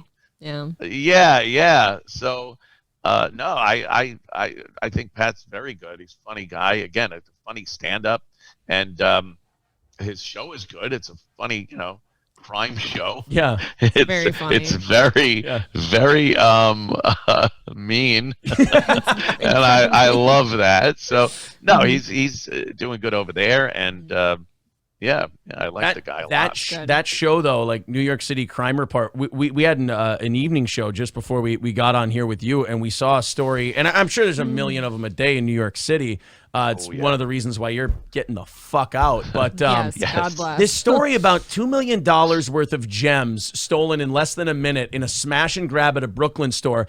And you guys have these policies over there now, and I'm sure they're coming here to Minnesota soon, where don't call the cops, don't intervene, just make the insurance claim, let them do it. We'll catch them. We'll then let them go without bail. And then when they've got nothing to lose, I'm sure they won't be more dangerous in the street. I mean, do you feel like we were having this conversation tonight?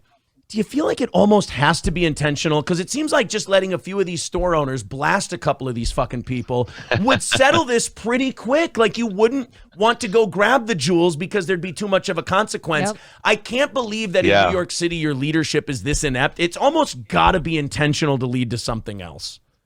Yeah, I would love to be able to come up with a rational reason where you could definitively say this is why they're doing this. Right. And I believe there is somewhere, but I haven't figured it out yet. Right. But yeah, it's not. Years ago, the store owners, the employees at the store would beat the people over the head, whatever it took to keep them from walking out the front door with your merchandise. Yes. And now they won't even do anything. It's not even like the cops won't show up, or they don't even, the security guards in the store don't do anything. Which, why do you have security guards in your store? We just saw that guy in Texas that was robbing that little restaurant, and a few more instances like that might make people think at least, hey, maybe I shouldn't go into a restaurant with a gun or a BB gun even and try to rob people. And then if people get beat about the head, if they're stealing clothes from a clothing store, maybe that would get them to think, maybe I shouldn't do that. But it's Maybe just not. the impunity. Yeah. Like nothing happens. There's no accountability. People walk. They walk in, take the shit, and walk out. Yeah. It's not even like they're running. It's casual. So I don't know. Yeah. Casual. Not I don't even know breaking what their it'll gate. take. Yeah, just No. I mean, and then the craziest part to me is then once you actually do arrest these people, now they know they're facing a multi-year prison sentence at least. They get let out on no bail. What's better than a violent criminal with nothing to lose? Yeah, and they go out and most of the time commit even worse crimes. Yes, they do. Sometimes kill people. It's so screwy. It makes no sense. It's always in these insane Democratic-run states and cities, and they just keep voting for the same people, the same shit, the same crime. That's why anything happens in New York now, I put the laughing emojis, and I go, you voted for it. Well, there it is. That's kind of how I feel about your soon-to-be former state as well. Like until this election, I was like, God, I feel bad for these people. After the election, I'm like, you fucking deserve it now. That's it. You had a chance. You keep voting you it could have had. Lee Zeldin was the Republican running in New York for governor, and he was anti-crime, had a lot of really good ideas to get this state into shape, and they went with Hochul, that woman that was Cuomo's lieutenant governor. Yeah, it's just awful. She's terrible, and you get what you voted for. That's it. Sorry. I know this is a terrible decision, but if you had to choose, would you take Cuomo back? over her? He was just as bad. Was he? I think Okay. he was just as bad. Okay. But she's a little more with the political correctness bullshit than Cuomo was, which was kind of, because he was so old school Italian guy. He's not, even though he still was all about diversity and shit like that, but not like we're seeing with. He was. God, he was finger popping bitches when he hugged them. What's more? Yeah. It's at the wedding. It's how Italians act with each other. Okay. It's how we greet each other. His fucking brother is dancing at a nightclub like he's in the Jersey Shore reboot. I know. They're just tools. Not good. They really are. No, you guys. It's like watching New York. Like I don't know what you know about Minnesota, but we're no red state, and we even look at New York, and we're like, God, they are fucking liberal over there. Fucking terrifying, actually. Yeah, I know. You guys are. You have your own issues up there. Oh my God. What do you mean? Yeah. So we let a major city burn to the ground for about 3 weeks. Yeah. And then we needed parking for Vikings games. Yeah, that's true. You got that Ilian Omar or whatever. Oh, isn't she wonderful? She's Oh a boy, treat. I tell you. Yeah. And then the Mall of Somalia up there. Oh man! Hey, look! We've only had. I will have you know, since the summertime, I believe we've only had 4 separate shootings there. Yes. Oh wow! Okay, that's not bad. I think we're really gonna rein that in pretty soon. Yeah, sure. That is kind of the weird thing with these Not policies, arthritis. the crime policies, whether it's New York or Minneapolis. It really does seem to be like a team that's lost 9 games in a row and goes, you know what? Same game plan. I think we're gonna fool them this time. We got it. Yeah. They just and other teams start going, hey, look how crappy they're doing. Let's follow their playbook. It really is, because I guess Chicago just enacted that January 1st. They enacted the no bail and releasing these prisoners out into the public. So I don't know who's looking at this saying, well, that's working. Yeah. Well, let's do that here. It's As if Chicago's the place to do that. Oh my yeah, God. right. Well, maybe they figured they yeah. won't notice if there's a bigger mess. Yeah, that's It's true. It's hard to stay cleaned up. It's really hard now to because you watch a movie like The Purge now and you go, you know what? Maybe give it a shot. It's a Isn't good that idea weird? now. Yeah, that's what it is. You watch some of these things and go, just a few years ago it was crazy, and now you're looking and go, yeah, Purge. Oh, Yeah, You want? okay. I mean, the hack Some one. guns. The hack one that everyone said a million times is like you watch the movie Idiocracy and you're like, it gets less funny every year because It's a you're little like, more scary, oh actually. shit, I know that guy. It's like a documentary. Yeah. Yeah. That's what actually I think it was Eddie Van Halen had watched the movie Spinal Tap, and after it was over he goes, that's not fucking funny at all. That's not funny anymore. And you're like, oh, okay, because it's a documentary. It's a real documentary to him. He's lived through it. So yeah, Idiocracy is kind of like, You watch Idiocracy, We're and I mad think at we're maybe only 2 elections away from actually electing Terry Crews president. Right, Terry maybe. Crews. I think we might Yeah. actually do it. And I feel like if you go to many neighborhoods in Chicago, there may actually be people named Not Sure. So Yeah, I wouldn't doubt it. might actually be a name. Congressman, not sure. Yes. N apostrophe ot sure. Yes, of course. Not sure. Yeah. Not sure. There's a guy I wanna ask you about before we have to wrap up. It's a guy who, because of your show and also his stand up, another guy who had a big impact on me and I'm sure on you as well, way more. He was a friend of yours, but I don't think there's if there's a day that goes by, I don't think there's a week that goes by that I don't think about something Patrice O'Neal said or did. The guy himself, your relationship with him, I mean, I don't even know where to start with the guy. Just amazing. Great. He was one of the funniest guys, and it's a lot of people, if they don't really know him and you ask that question, they'll be like, oh, just big guy but a sweetheart. No, he was a prick. He was funny. Yeah. He was really funny, but he could be a real like scumbag to people that he didn't like. Yeah. If he liked you, he'd bust your balls a little bit, but sweetheart isn't the word, but funny and relevant and shit. It was just amazing knowing him. When he come on to do the show, I just knew I'd see like, oh, Patrice O'Neal's in. Fuck there. We're done. Throw for the day. all the newspapers away. Throw every yeah. We've got This is going to be a really good show. And then as far as talking with him off the air started with just our walks to we would walk to the parking garage to get our vehicles.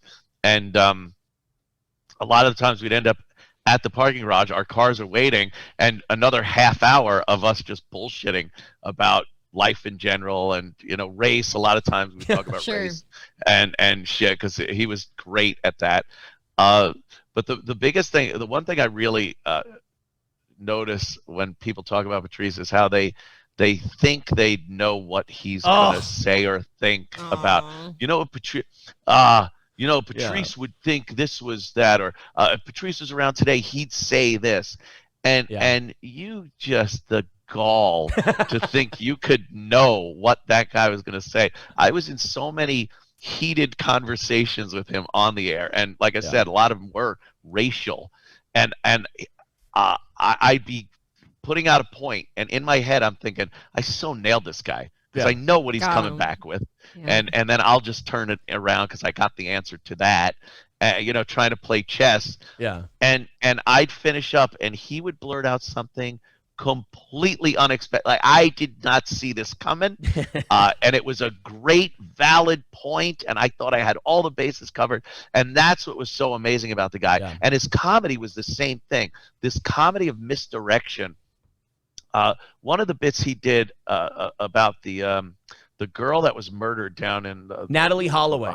Natalie Holloway. Oh shit! I just did the bit basically. Knowing. Well, it's one of the greatest. He'd say, "What was the name of that girl that was murdered down there?" And the audience goes, "Natalie Holloway." He goes, "Yeah, Natalie Holloway," and he starts talking about her a little bit, and the audience is laughing at his jokes. And then he goes, "Yeah, there was some other girl in Peru, a girl from Peru. What was her name?" Dead silence, and he goes, "Exactly." He goes, fucking trusted. The trust you have to have that the audience's silence is literally your punchline. The audience being quiet is the delivery of a hysterical punchline. That's supreme confidence. Oh, first of all, how do you even think up that to go that route where the audience is your punchline? Brilliant, and then to have the confidence that every time no one's going to know that girl's name. And so much of it, like there's so many people where you listen to them say on the Opie and Anthony show, then you listen to their stand-up, and you notice a big difference. There was he might as well have been on your show when he's on stage. Like when he went on that rant, because I think Elephant in the Room is one of the greatest stand-up specials of all time. When he went on that rant about like black people and dogs, and he goes, and there's a phrase that I'll never get out of my head: white devil woman tongue kissing a jackal in the mouth. It's just like, where the fuck does that come from? Oh, that is so funny. He could just come up with shit and live off the cuff in the studio. He was one of the funniest guys in the room, just off the top of his head. When Gallagher died, I had to go back and watch. And watching that whole thing, and then you and Patrice, some of the best stuff you guys have ever done. Where it was either you, I think, Opie said to Patrice, he said he took offense to something Gallagher said. He goes, he said my mom fucked a milkman, and Patrice yells, "What do you think he thinks my mom fucked?" And you go, what was the fucking Anthony line? We were just listening to it the other day. It was he goes, "Oh yeah, you're talking about the milkman," and then he said the N-word, and then you go, "I think you got that backwards." And Patrice just laughs and goes, "You piece of shit. Can you stop for 5 goddamn seconds, Anthony? I'm trying to talk to Mr. Gallagher." Mr. Gallagher. Yeah. Gallagher had some pretty strong ideas about race, let's say. Oh my God, he's making you blush? Holy shit. I know. No one really knew this about Gallagher. Yeah. And I think Patrice, before Gallagher came in, was saying shit like that, like, "Oh, Gallagher's a racist." Yeah. I'm like, what? He goes, oh, yeah. I'm like, I've never heard of that from Gallagher. And he came in, and it was just one of the greatest fucking days on the show. Because, Patrice wouldn't let him get away with anything. Sure. You asked Gallagher if he was racist. Do you remember what his answer was? No. It was, why?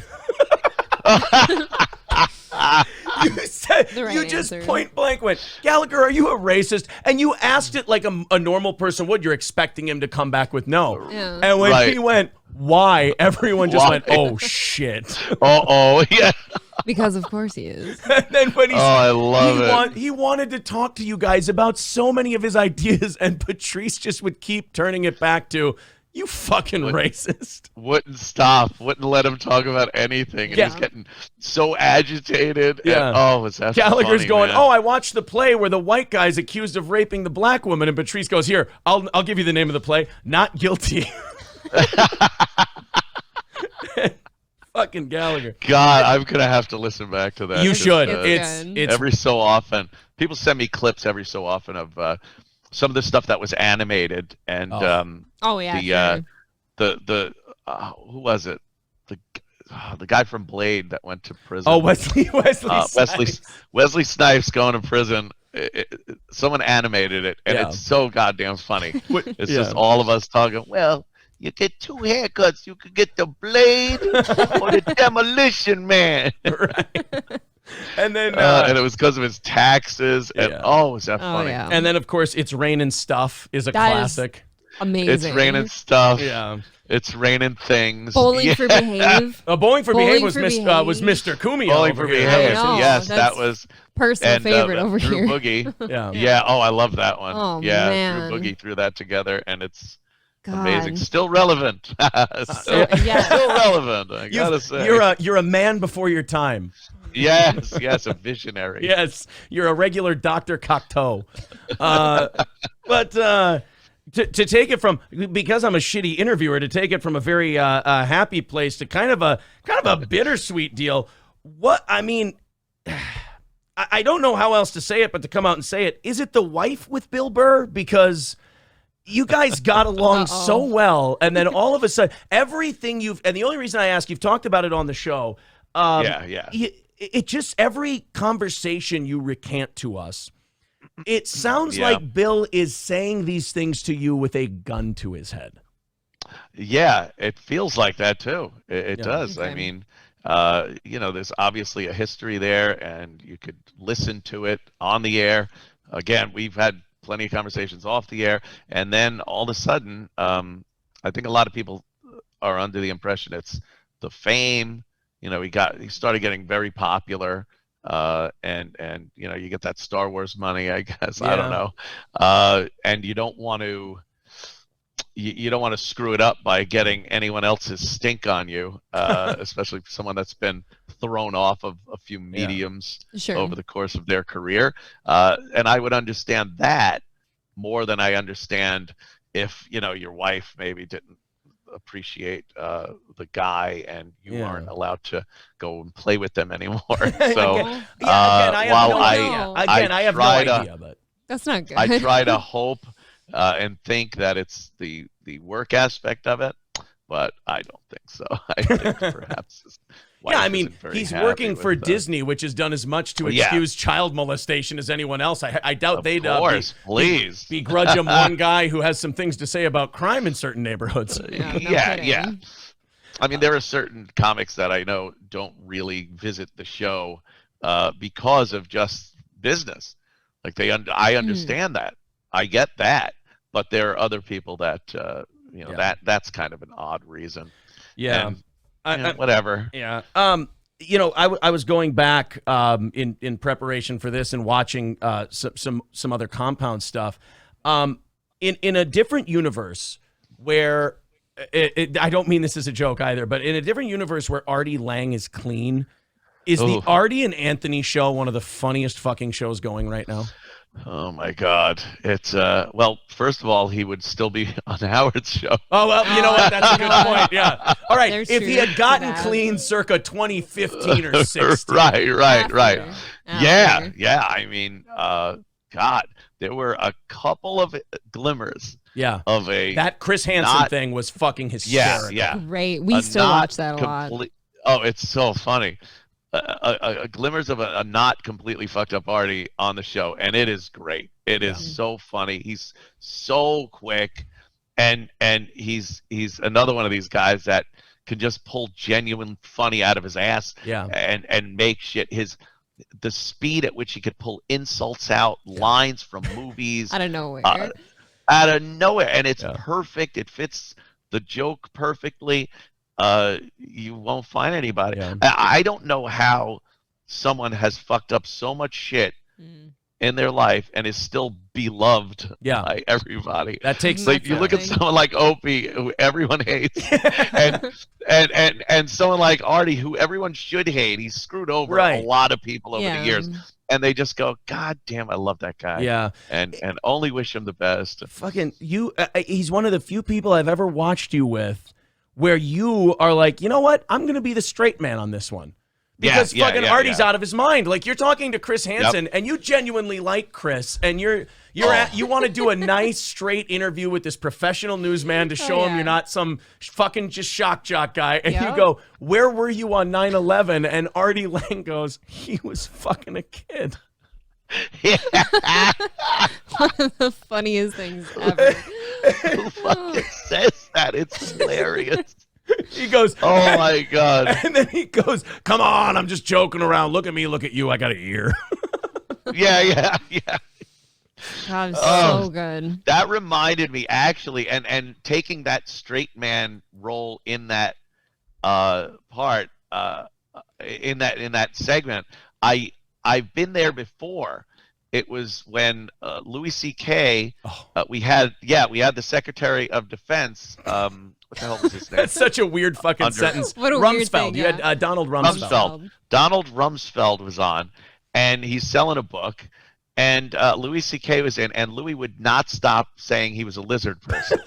Like, I know you people, there are lizard people, they're in entertainment and politics. Just admit, either say you are or you aren't. If you're not, admit you're not a lizard person. And he goes, I'm not even going to entertain a question like that. And I had to keep going and go, Mr. Rumsfeld, I am so sorry, sir. Yeah. This is Louis C.K. He's a comic. He's Left I don't wing. know why he's doing this. Yeah. He's crazy. I appreciate what you've done. And then I'd go into some Iraq war thing, and he'd start talking about it to keep him on the hook.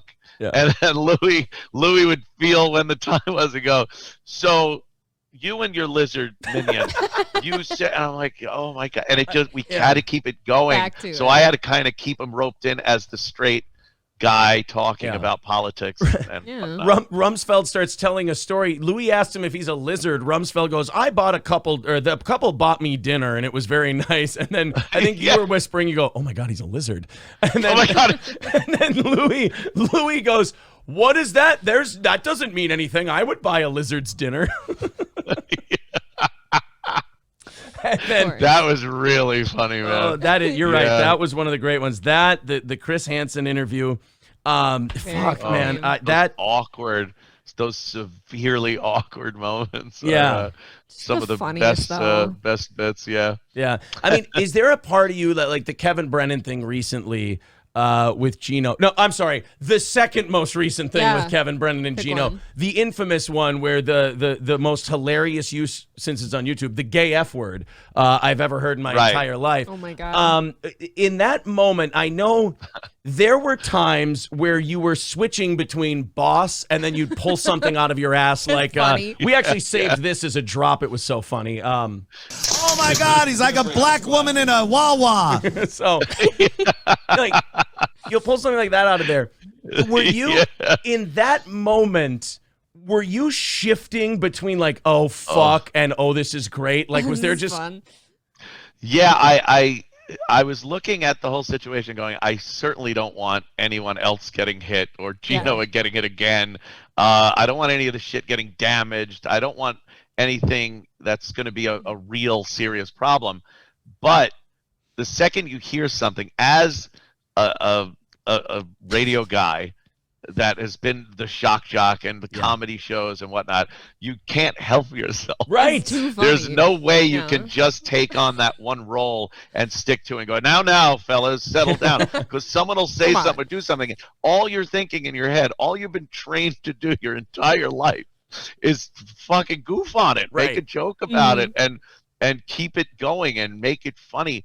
And so while the one side is trying to keep shit from really getting out of hand, you just can't help but throw in some, a black woman at Wawa jokes. Right, because you have that, you just have that sense when you do this long enough. You have that sense. You're like, people are, it tingles. You're like, people fucking love this. This is incredible. I have something here. But you're also white knuckling it because you're like, somebody could lose their life in this moment because Let Bob of me. fix that. Let Bob let Bob take care of it. He can wrangle the cats. I think if Kevin would have gotten his hands on Iraq. He couldn't lift him up. He couldn't do anything with him. On Gino, I don't know. I think he might have thrown him out the window. I think he might have carried him over to the window and thrown him 9 stories to his death. And he was that pissed. I don't know. This was all about the fucking phone number thing. It is, yeah. The phone number thing. Yeah. He still, to this day, I'll still get texts that say, "Oh, really, Gino? I'm gonna give out Cumia's number. How about that?" And then Gino sends me the text going, "This is what Kevin's doing," and I'm sitting at home going, Can I play Call of Duty? Right. Yeah. Can I Fuck just off for a while. fucking play Call of Duty and have a grapefruit fucking a grapefruit ale? Grapefruit beer. You're gonna have like the older days, a good boy phone and a naughty boy phone for when Gino has to text you. Just for them. Oh, believe me, I just look and go, click. Yeah. Fuck it. I mean, really. You're not a fucking kindergarten teacher, for God's sake. I mean, no. That's a little ridiculous. Look at what Kevin. I love Gino, but look at what Kevin sent me. It's like, oh yeah. I get that shit. And it's like a daycare. Hilarious. Almost. And then it is. It's the closest you can get to a daycare center. Brennan grabbing you as a human shield, going, "I'll give this motherfucker's number out," and you're like, "What did I do to you?" Like, why give my number out? How did that even come into play? Because he knows it would upset Gino if Gino felt he was responsible for my number getting out. I suppose even if Kevin did it, Gino would have to think it was because of what he did, so it would hurt Gino, and all Kevin wants to do is hurt Gino. So I got to be kind of part-time psychologist too during this whole thing. And then you got people, just before Christmas, people booking fucking guests without, maybe doing a little homework, finding out that they brought on bring on those fucking guys, and I even saw it. I saw him on Chrissy's show and Gino's show. Yeah. I'm not going to be a little tattletale fuck or anything and write to those guys and be like, oh. But I knew there was a history there, and I'm like, you know what? Honestly, I thought, Anthony clearly, patched things up or okayed it and is totally fine. They had a discussion, and I find out on your show. Nope. Not at all. No, Gino came to the bar, Sullivan's across the street from the studio, as I was leaving to do the show. And he goes, "Yeah, I had these guys on." And he said who they were. I'm like, "What?" I go, "Yeah, I hate them. They hate me." He goes, "Get out of here. What do you say?" I go, "No, they shit on me constantly." Yeah. That shit. He's like, "Oh, sorry, boss." Oh, how terrified was he? Scared. Oh, he was petrified. Yeah. I almost gave out his number. I'll show him. Give out his fucking phone number. Should tell him if your girlfriend wasn't so pretty to look at, you'd be out on your day. You'd be gone, motherfucker. No. Oh man. That speaking of Kevin, he gave a lot of shit to that content house, and obviously we got to be a small part of that via StreamYard. I don't know, man. I know as a broadcaster, like it's not the best for broadcasting. Like that 24-hour shit never works out. But that did genuinely. We both said that it looked like a genuinely good time. Fun. It is fun. It's a great time. Yeah, the broadcast end of it. I mean, was only the second one that Chrissy had put together. Chrissy and Frank had put together, and it was a lot of fun. And obviously, you learn through each one you do, and maybe the idea of having it just nonstop like that is a little overzealous, unnecessary. But we'll see. Yeah, we'll figure it out. I mean, did Jim Stansel and Lila Hart really need a show? Oh my God! Right? Yeah. I know, right? Stansel's hilarious. He is. He's He's a funny motherfucker, guy. too. Yeah. He's so great. He's fucking nuts. He gets drunk really fast. Really? Like really easily. He could drink a few, and he's 1 minute he's fine, and the next minute he's hammered drunk. Yeah. We went to Disney, went to Epcot, and did the tour around the lake, and went to all the bars at all the different countries. And I don't think we went to 3 countries, and he was already just hammered. It was so much fun, though. Really fun. Yeah. Well, making inappropriate jokes in Germany and Oh, all yeah. that shit. Yeah. You gotta, right? You have to, absolutely. Yeah. And we're both suckers for like karaoke and stuff too. So we saw that shit and we're like, Yeah. We were on with Gino at that time. We are like, shit, that'd be a lot of fun. Yeah. You know, it just looked like Yeah, a that blast. was a blast. Yeah. Karaoke and whatnot. Yeah. Well, I tell you what, man. Thank you very much for being so generous with your Awesome. time. I do appreciate it. And again, compoundmedia.com. Get the Compound Media app on your phone. The Anthony Cumia Show is on 4 to 6 Eastern Time, 3 to 5 Central Time. Again, compoundmedia.com. Sign up today. Sign up for a year. You won't regret it. The shows, Gino, Anthony, Chrissy, E-Rock's got a show on there. Of course, Bill Schultz and Joanne. Is it Joanne Nosachinski still? Yeah, it still is. She's married now, I believe. Okay, but still or Joanne maybe Nosachinski. engaged. No, I think she's engaged. Okay. But it's still Nosachinski. I don't think she's going to change that. All right. They've got her husband and make him take her last name. Because why not? They've got a show on there as well. Compoundmedia.com. Get a subscription today. And Anthony, again, a pleasure to have you on here. Thank Definitely one of the biggest ones to check off my list. Jeepers. But I Thank you. am simply using you to get that big Opie interview. Of course, I understand, and revisit it in the fall. I believe. I And we'll believe. see. I believe I said it best. You put it in a tweet. Revisit my dick and balls. I still stand by that. That is my position. That's hilarious. I don't give a fuck if I listened to your show for 10 years or whatever it was. I mean, if you go, you treat people like you go, excuse me, peasant, I'll revisit you in a fortnight. It's like, motherfucker, I saw what you said. Yeah. Be gone with you. That man has a family. Yeah, look, asshole. Yeah. I may not have the biggest show right now, but it's bigger than what you're doing, so how fucking dare you? Yeah. You have a family. My God, that man has a family. Yeah. That's hilarious. As God is my witness, Opie's audience is cut in half. All right. This is a nightmare. Anthony, again, thank you very much, sir, and Yes, have a thank great you. rest of your night. Awesome. Thank you, sir. Continue our coverage of a person who may be the craziest person alive. There's a rapper named Blueface. Okay. And Blueface has a girlfriend. Dabba-dee, dabba-die. Dabba-dee, dabba-die, indeed. He has a girlfriend, dabba-dee, dabba-die, and his girlfriend is probably the most psychotic human being alive. They are constantly punching on each other in public. She has a habit, Krishan Rock, I'm sure some of you have dated a woman like this before.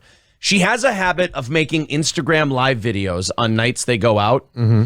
And he hit me and he's a piece of shit and I'm done with this and that, F this, F. It's like you on stage. Right. It's only video of one of us.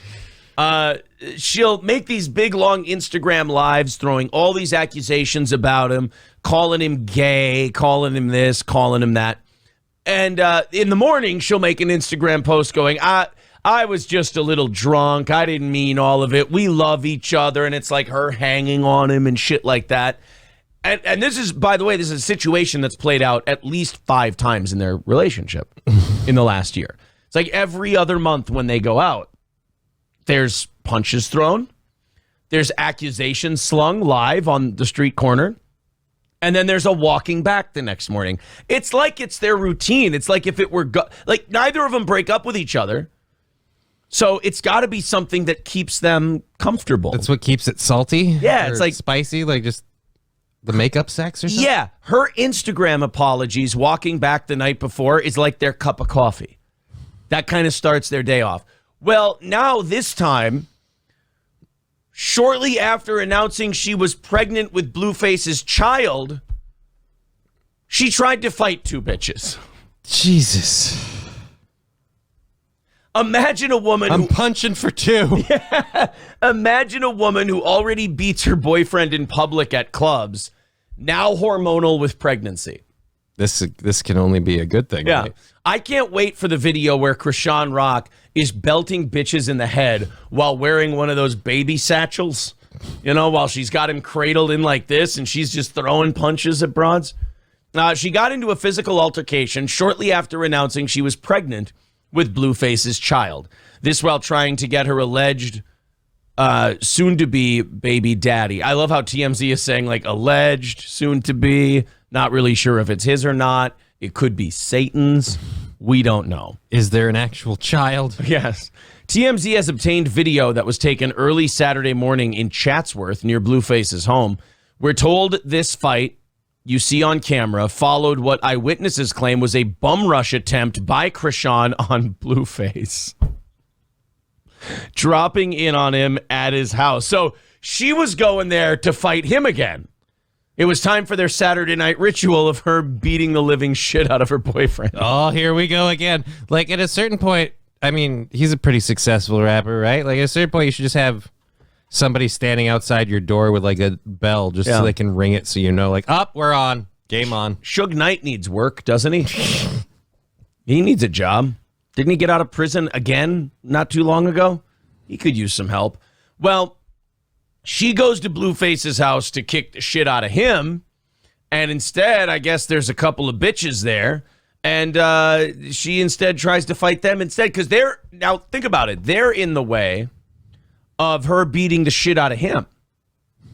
So she wants to kick his ass. If any bitch is getting her way while she's trying to beat the shit out of him, she's going to beat the shit out of them. They're just a warm-up. Exactly. You see, we're told Blueface was throwing a party at his house to ring in his 26th birthday, and that Krishan crashed the shindig in an effort to pull him away. How fucking crazy are you? If your boyfriend won't even invite you to his own birthday party. I mean, is he your boyfriend at that point? He had a big party. Obviously, there's a couple bitches with him, so... Now, we have video of the actual altercation. All right. Then we have video, I believe, at the hospital of what happened with her later. And then, of course, she went on Instagram Live again and decided to stream the whole thing. The best part about all of these people is that none of them have a PR person. All of them just like, you know what? I can handle this on my own. Honestly, she might need a PR person, a Puerto Rican person, someone to handle her fighting for her. I don't know. But we have a few videos. We have Curly Adams says these are obviously white people. All right, you know the answer to that. Their names are Blueface and Krishan. Let's be real here. Let's watch first the altercation. So again, this is her showing up at Blueface's house. He's having a nice little party. He's got some friends over. And she decides, all pregnant and shit, to start fighting a couple of bitches. Let's check this out. Sweetie, shut the fuck up. He's getting dragged in the car. We just missed it. That's her, by the way. Shit. Wow, we were just... Wait. I gotta... What is going on? She was just in front of us. How did we get here in this? He's going in another car. This is Blueface right here. So there's Blueface. With these white stripes on his pants. There's this girl walking around the car. She's in pink. Krishan has the pink tracksuit on. I don't know. The bitch with the other pink, she was in front of us. I don't know what the fuck is going on right now. So yeah, we gotta mute it because they're playing fucking copyright. Oh my God. So that one's the one in the pink is pregnant. And she took the other one to the ground. And they just went to the ground. Oh, and now we're pulling weaves. Oh, shit, now we're pulling weaves. Did she just go for a triangle choke? I don't know. MMA move from the bottom by the hood Looks like rack. She's trying to get an ankle lock of some sort right now, but I mean, that's just... Watch this. She's going to get the leg around the head. Oh, nope, she escaped. And now we've got a handful of weave.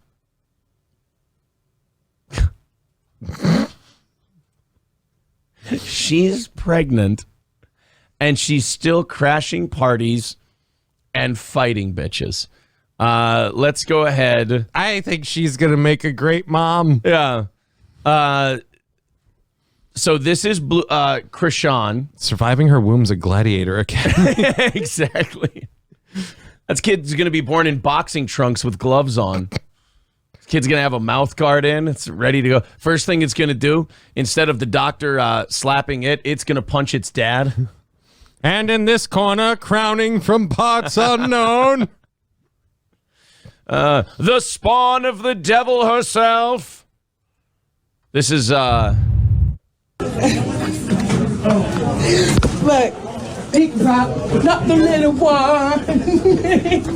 Sorry, I'm doing the vlog. Can we stop with the Davy Jones tentacles?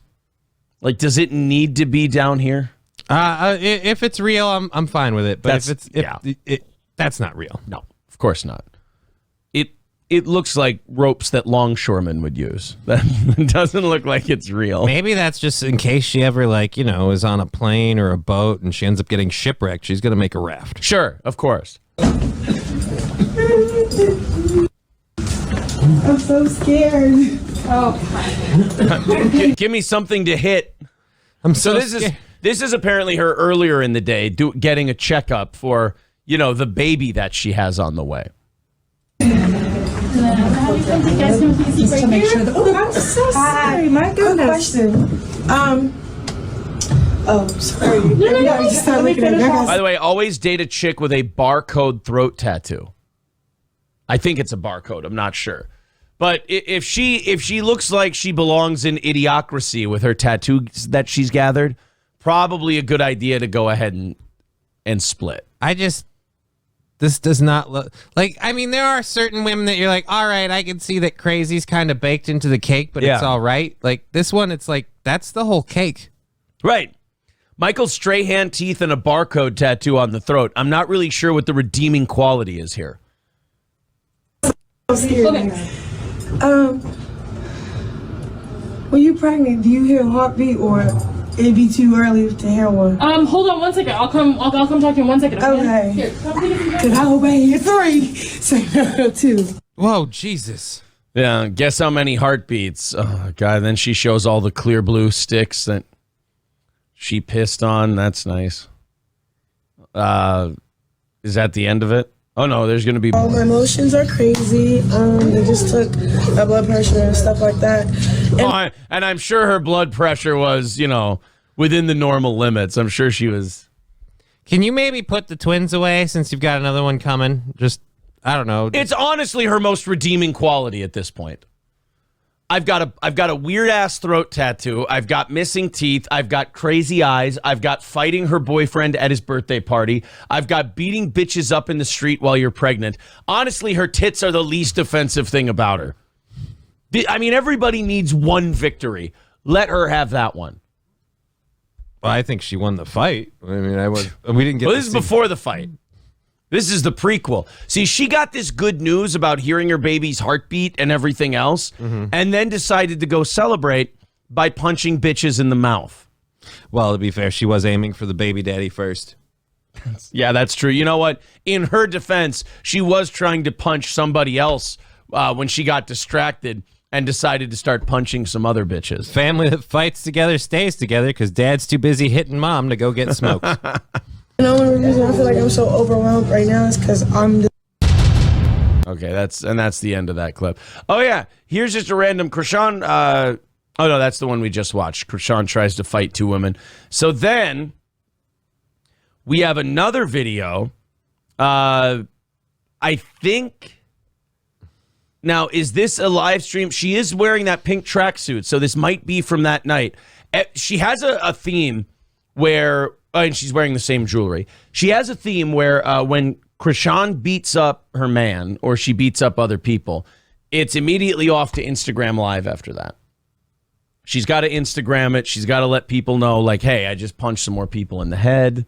That makes a baker's dozen for the week. I feel like some of these should be just gathered in the trial of why we can't just let you interact with society anymore. And we just at a certain point, you're a pit bull of a person. Yeah, like when somebody like this, when we find out they're having a kid, so they're going to be extra hormonal, it should be immediately followed by a court case where she's put under house arrest. Yeah. Until the baby's born. It's just, what is it? Not a stewardship, but a...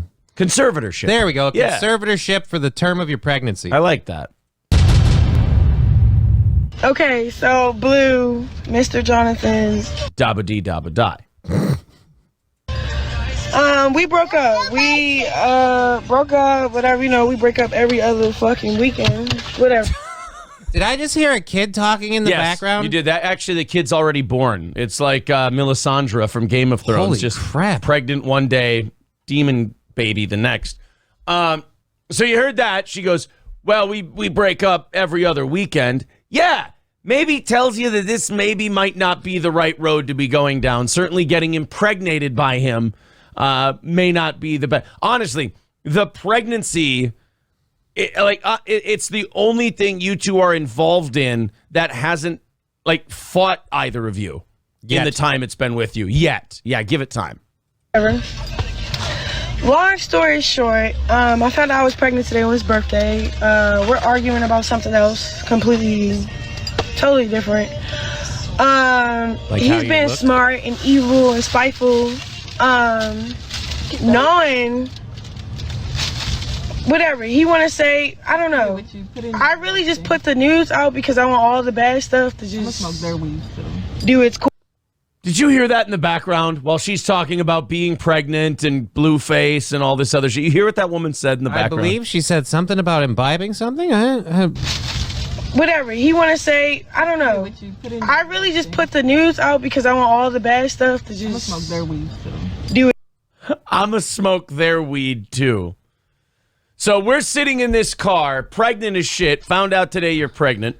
Went to tell your boyfriend. You end up throwing punches at each other. Now you're in a car with a bunch of women who are ready to start lighting up some weed.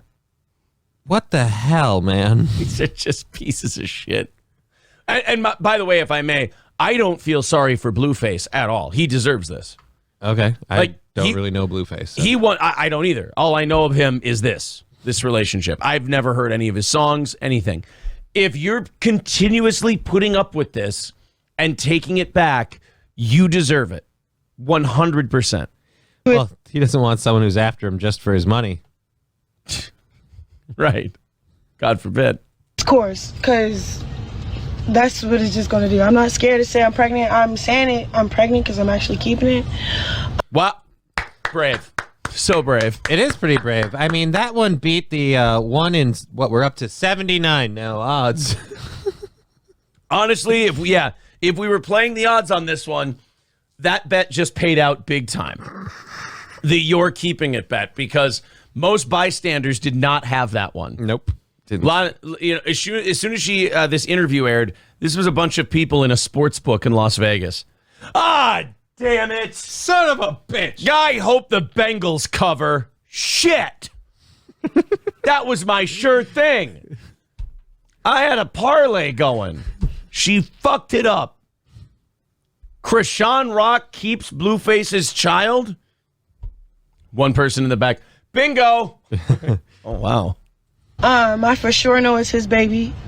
He's doing this maybe for clout. I'm not really sure. People have a spiteful bone in their body, and he's being spiteful. He could have held that to himself. Whatever. We could have got a DNA test. Then he shitted on me. When we get the DNA test and it says it's his child. How many dudes are you fucking and just saying it like it's casual and totally fine that you're talking like in legal terms about whether or not he's the father? You're pretty sure it's his. We'll have a DNA test. Wait, what? You're together, right? You're knocked up, right? The automatic assumption, no DNA test, should be that it's his kid. I mean, unless in between the fighting, you're also effing somebody else.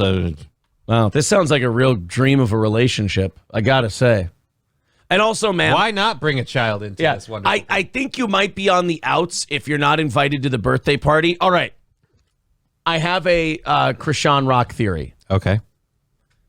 He didn't invite her to the birthday, so obviously he's trying to break up with her. Mm-hmm. She doesn't get the invite to the birthday party, but she knows the birthday party's happening. She goes into the doctor that morning and announces that she's pregnant, I'm going to guess either she's not pregnant and we're going to get some kind of announcement of a miscarriage or something down the way, and she lost the baby and this, that, and the other thing, and this was all a ploy to have Blueface stick around. Okay. If she actually goes through with it and has Blueface's kid, A, I'll give her credit. B, that poor man. That poor child. The poor child, the poor man, the really poor everyone involved in this whole thing. You just gonna know that's just an evil ass. I can't wait to just show you guys my journey. I don't need to be with you. We don't want to see your journey. I kind of do. I know. I mean, watching a pregnant bitch punch people in the face at 8 months is going to be kind of funny. And then talk about how they have spiteful bones in their body. Yeah. Some people just got spiteful bones in their body. I think you got one in your hand, and it keeps launching out at people. Listen, y'all, I don't want to hit all these bitches, and I don't want to keep punching my baby daddy in the head, but they all got spiteful bones in their body. That security guard at the bank, he had spite all over him. He reeked of spite. So I had to punch him in the mouth. That usher at the Lil Wayne concert, he's spiteful. Spiteful. Your money. I'm just kidding. She's not going to a Lil Wayne concert. She's not white. Wow. A baby in the oven. Yeah, I got a baby in the oven, and I make my own money. No! Take it out of the... That's not where you put them. Get the baby out of the up. What are you doing? You are not fit to be a mother. Hey, stupid. Baby on the way. Bun in the oven. Bun in the oven. Not, I've got a baby in the oven. First of all, we know you well enough to worry that you might be being literal right now. When you say... Well, the baby has to be kept warm. The baby was telling me what the prime interest rate was, so you know where he's residing at the moment. Yeah, the only people who should say they have a baby in the oven are Nazis in the 40s. Those are the only people who should be going, we have a baby in the oven, and you go, oh, that checks out. That makes sense. Yeah, I can see where you'd have that. Jesus. We have a baby in the oven. I have a baby. Yo, I got a baby in the oven, y'all. No, you have a bun. You have a bun in the oven. What's the difference? Oh shit. Money. You got a baby in the oven. Yeah, I got a baby in the oven. It's not how you say that. You got a baby in the oven. We're having veal tonight. Whoa, whoa. I have to be. I have to allow me to be very blunt in my critique of Krishan Rock, if I may. Is that all right? Mm-hmm. She's retarded. She might be the dumbest person we've ever watched. Now, there are plenty of tards out there living really kick-ass lives. You talk like a fag, and your shit's all retarded. Oh, I got a baby in the oven. I can listen to her say she's got a baby in the oven all morning. You got a baby in the oven. Yeah, I got a baby in the oven, and I make my own money. I got some vegetables and some collard greens in there, but just a whole buffet. I got a baby in the oven. I get my own money. She sounds like every pregnant. Oh God, I almost said something really terrible. She sounds like every pregnant hood rat ever. Give me a pen. I gotta write down. I had like a weird brain thing. Okay. And I meant to say hood rat. I almost said. Hold on, everyone. Now I'm terrified. I almost just. My brain thought this, and I almost said it. Oh my! I don't know why. Like, that would have been terrible. And it's not any word you're thinking It's the of. least favorite character in Bambi. They were going to call Bugs that at one point. Really? And they never did. No.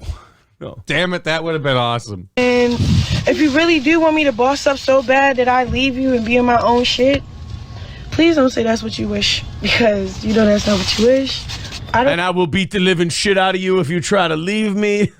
You know, you really want me to be on my own shit, then please don't say that's what you wish. All right, someone immediately was thrown out there like, you know what? I'll do my own thing. Like, ooh, I don't want to let him know that's a possibility. Yeah. Shit. It says on your chart that you're fucked up. I don't need you. I could tell the kids that you died. You feel me? Like, what the fuck? The kids? Yeah, and once again, I'm hearing like a child coughing or something in the background. And we're going to smoke all their weed. So we've heard a woman say, I'm going to smoke all their weed. We've heard a kid yelling and a kid coughing. We've heard her say that she has a baby in the oven. And we've also heard her say that, if he wants to leave, fine, I have my own money, but I hope that's not what he wants. That better not be what you want, basically kind of threatening without threatening. Now we have a kid coughing while she's talking about, I'll tell the kids you died. This is just an amazing person. I can't believe anyone would turn her away. Yeah, I know. This poor thing. Someone needs to rescue her. She just needs someone who understands her to love. I hope she fucking ends up with Lex Fridman. Jesus. That would be funny. I'd like to introduce my next guest. She's the love of my life. I've actually doubled up on my jujitsu lately because she's a goer. Please welcome Krishan Rock. Krishan, what do you think about space? Oh, I don't care about space, motherfucker. You put a baby in my oven. Oh shit! I was definitely leaning on the fact that I was probably sterile. So you're sure it's my baby? Well, we gonna have to get a DNA test because I've been hoeing around quite a bit, Lex. But yeah, I'm pretty sure it's yours. But I don't care if you don't want to raise this kid with me. I can just tell him you died. It's probably dishonest, and it's not something intellectually that would be very sound to do with a child. Man, I don't give a fuck. Be a great podcast, though. You're gonna have to join the other women. Oh, I didn't want to have to call the taxidermist this weekend. It was his weekend to be on vacation, but I pay premium prices for a time-sensitive emergency. I'm going to have you right next to the Joe Rogan spot that I have saved on the wall. Oh, Jesus. Call me, Joe. I'll tell the kids you died. Wait, so does she just go to Blueface then and say, only good thing you did for those kids, get hit by that train? Blueface is sitting there talking to Krishan going, I'm the goddamn paterfamilias. Oh, man. Hey, Blueface, quit yelling at Krishan. You're going to mess up your hair. Here, have some fop. I don't want fop, goddammit. I'm a Dapper Dan man. We can say you don't exist. Like, I don't need a baby daddy. I don't need child support. I got God. Ladies and gentlemen, I will use this video as case A of why the inner city is the way it is. There we are. Krishan Rock.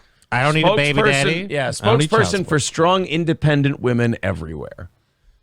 Oh, she's got a baby in the oven. She's going to tell the kids their dad is dead, which, by the way, is great for children.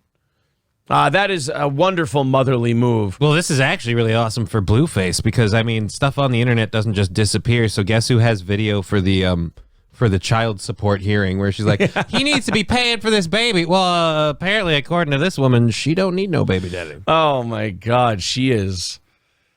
Got kids coughing in the car. You got women saying, let's smoke their weed. You've got, I have a baby in the oven. I'm going to tell the kids that their dad's dead. I don't need no man, y'all. And I don't need no child support. Got a baby in the oven and we're hotboxing with a 12-year-old. Well, I'm ready for motherhood, y'all. Blueface and Krishan have a reality show on the Zeus Network. First of all, there's a thing called the Zeus Network. What the fuck is that? Second of all, please tell me that's some kind of joke I don't get. Blueface, Krishan, reality show. Yes, Blueface BGC episode 1, full episode from 2 years ago. Krishan Rock gets dragged out of No Jumper by security. Really? 3 days? Oh, this is 3 days ago? Oh, Jesus. So she was on Adam 22's podcast getting dragged out. Big. She would not do that, my nigga. You're talking about me tucking my I need to this see one right here. We got the hottest couple on the internet. Pretty much right now. She don't get Rock, can I ask you a question? That's not cool. That's want to get violent? bad, bruh. Can I ask you a question? So look, they go, we got Krishan Rock on, and then it says 30 minutes later. That's not cool. That's want to get violent? bad, bruh. Violent. Can I ask you a question? So, It's the life we chose. You're saying you're bad. No, I said that's bad. I'm not That saying mentality. you're bad. You're trying to say, and you're trying to gaslight me. Just let me talk for myself. You're trying to gaslight me. She said said with a giant bottle of, what is that, Hennessy or something? Yeah, that's Hennessy. Hey, Johnny. Of course it's Hennessy. Wait a minute. This was 3 days ago. Yeah. So they filmed this sometime last week. Just before she announced she's pregnant. That she's pregnant. Oh my God. I mean, how can you tell she has a bun in the oven? She's got a muffin top. Like, I mean. That's true. Then the bun would be in the oven. Obviously, yeast is growing somewhere. Oh, no. So Krishan Rock announced she was pregnant. I'm writing this down for later. She announced that she was pregnant probably a few days after she went on this show where she has a full bottle. Well, it's not full anymore. A bottle of Hennessy in her lap. Bottle of Hennessy, bun in the oven, not sure who the dad is, but don't need no man and is going to raise it by herself. Holy shit. If we had a guy holding a gun sideways and shooting a 9-year-old while he had a pit bull on a leash, this would have it would be like a modern blackface cartoon. It's just be prejudice bingo. Oh my God. Stereotypes abound when Krishan Rock joins the No Jumper podcast. You gotta love someone who doesn't, endorse the rumors.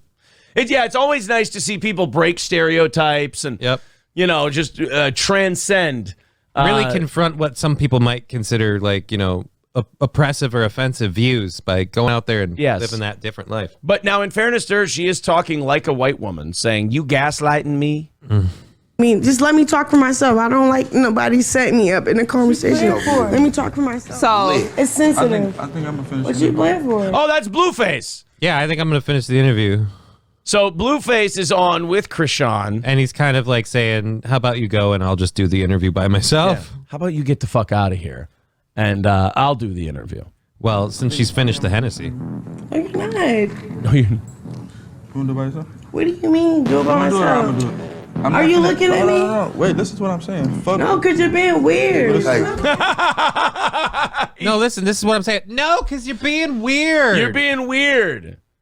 All I'm doing is, I've got the Hennessy in my lap and I'm yelling at everybody. Why are you being so... Blueface has said nothing this entire time. And he's the one being weird.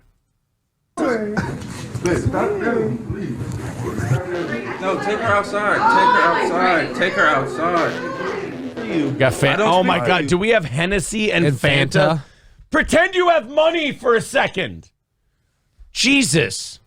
Just sometimes when you discover a drink when you're a kid, that's what you like. Billy Crystal always went on like Johnny Carson and shit, and he had like orange soda and like black velvet.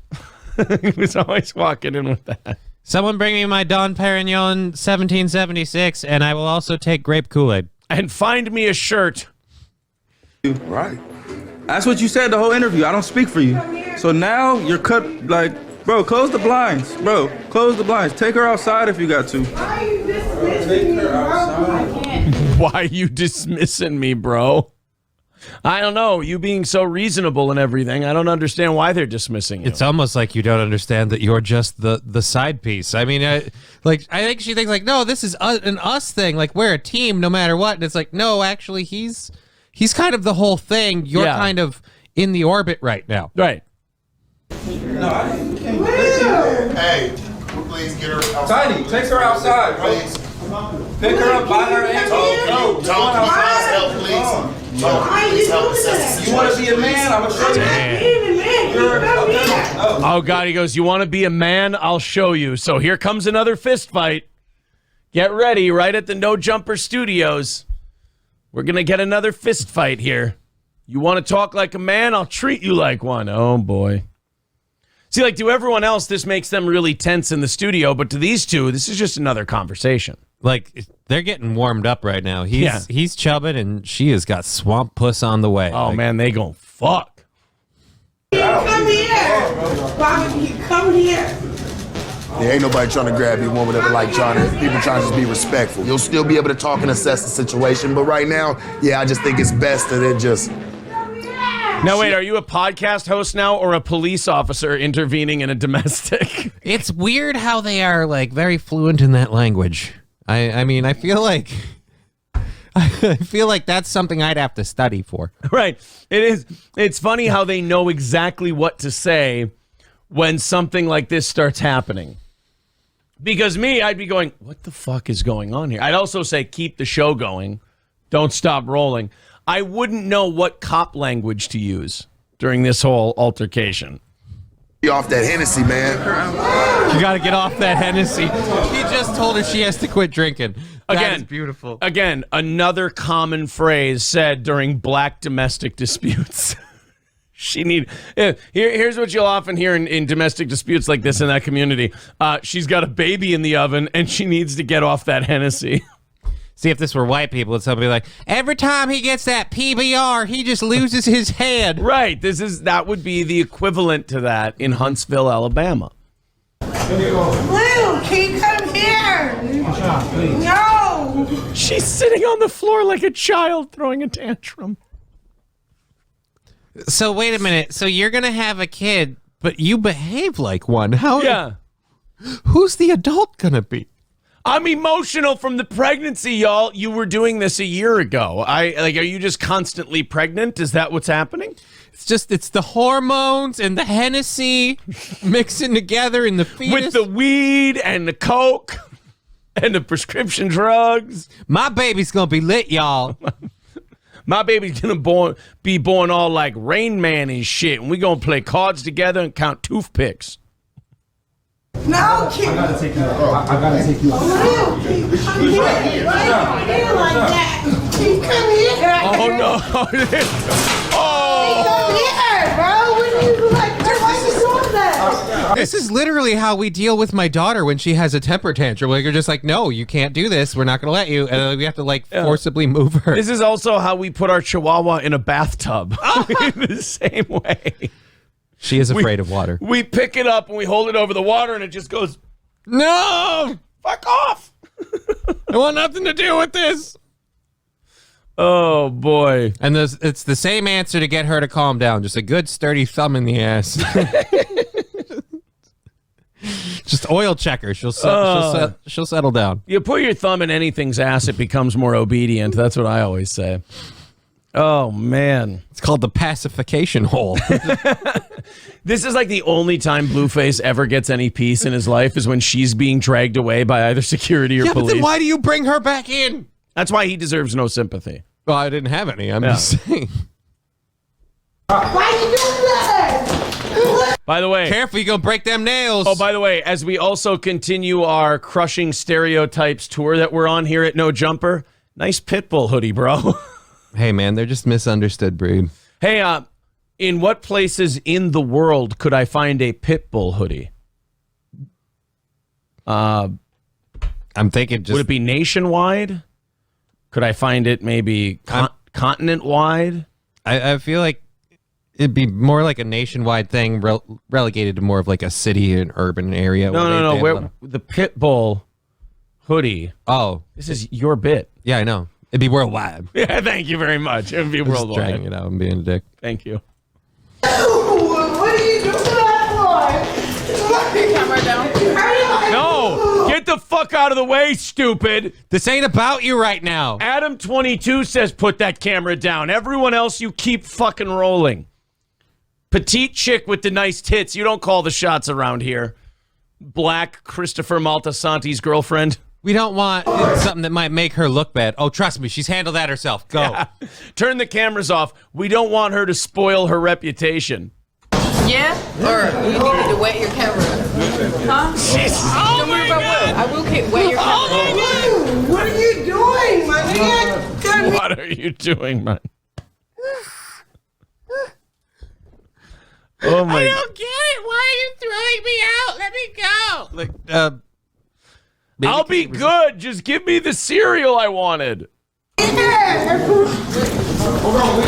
Oh, wow. Are you trying to... This guy's sitting here going, I'm going to get my dick sucked. I think we just found the baby daddy. Yeah. Krishan about to suck my dick. I'm really with you.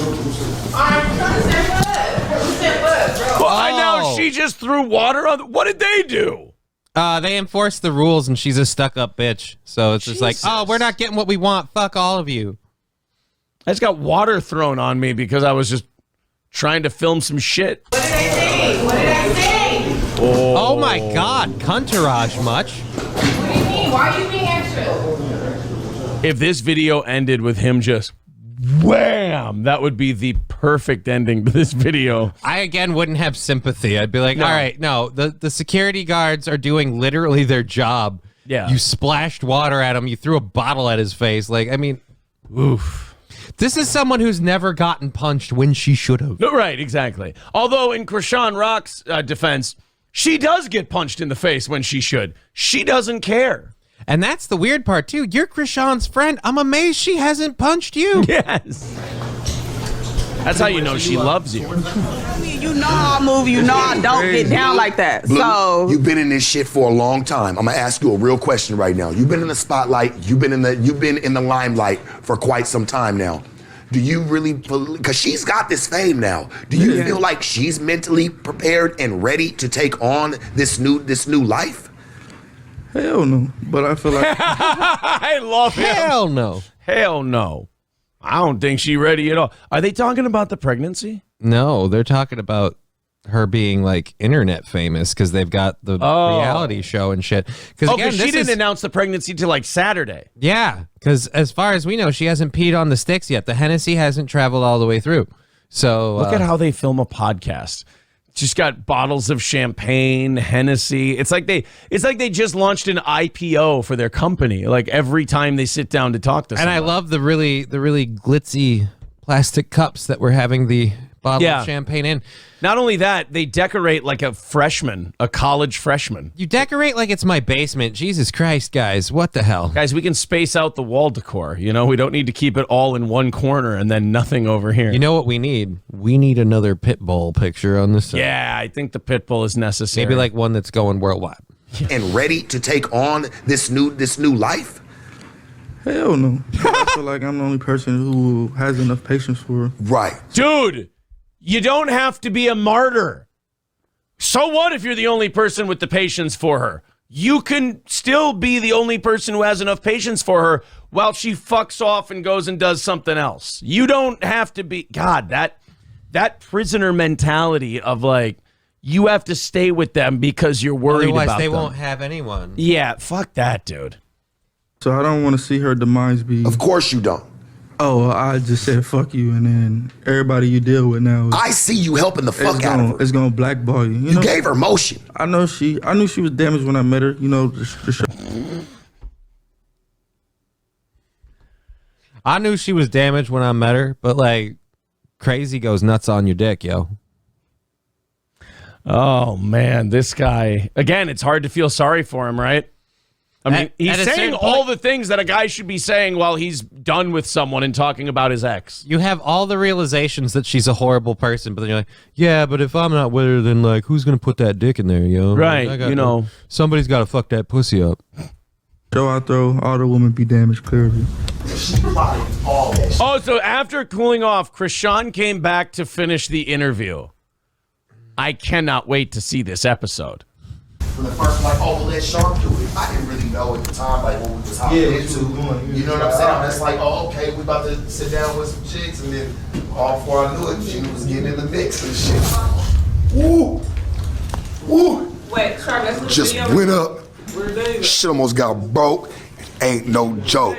We in this motherfucker, homie, it go down. We had extra security in this motherfucker. It's a fucking podcast, guys. Does everything have to be lit and be going down?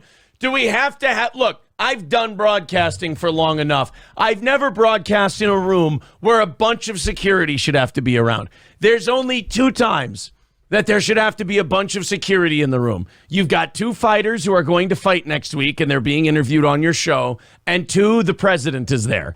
That's it. Those are the only 2 times you should be doing a podcast, and large black men in shirts that say security on them need to be around. The host, I just realized, wearing a shirt that says, "That's a awful lot of cough syrup." You're right. I didn't notice the shirt at first. There's too much fucked up shit going on. So much in this. At a certain point, I'm like, stop. This can't be real. This no jumper thing is, it's an insane asylum. Fucking today, we done pulled sources like the fire department, man, from San Diego, LA. We got everybody in the building, church.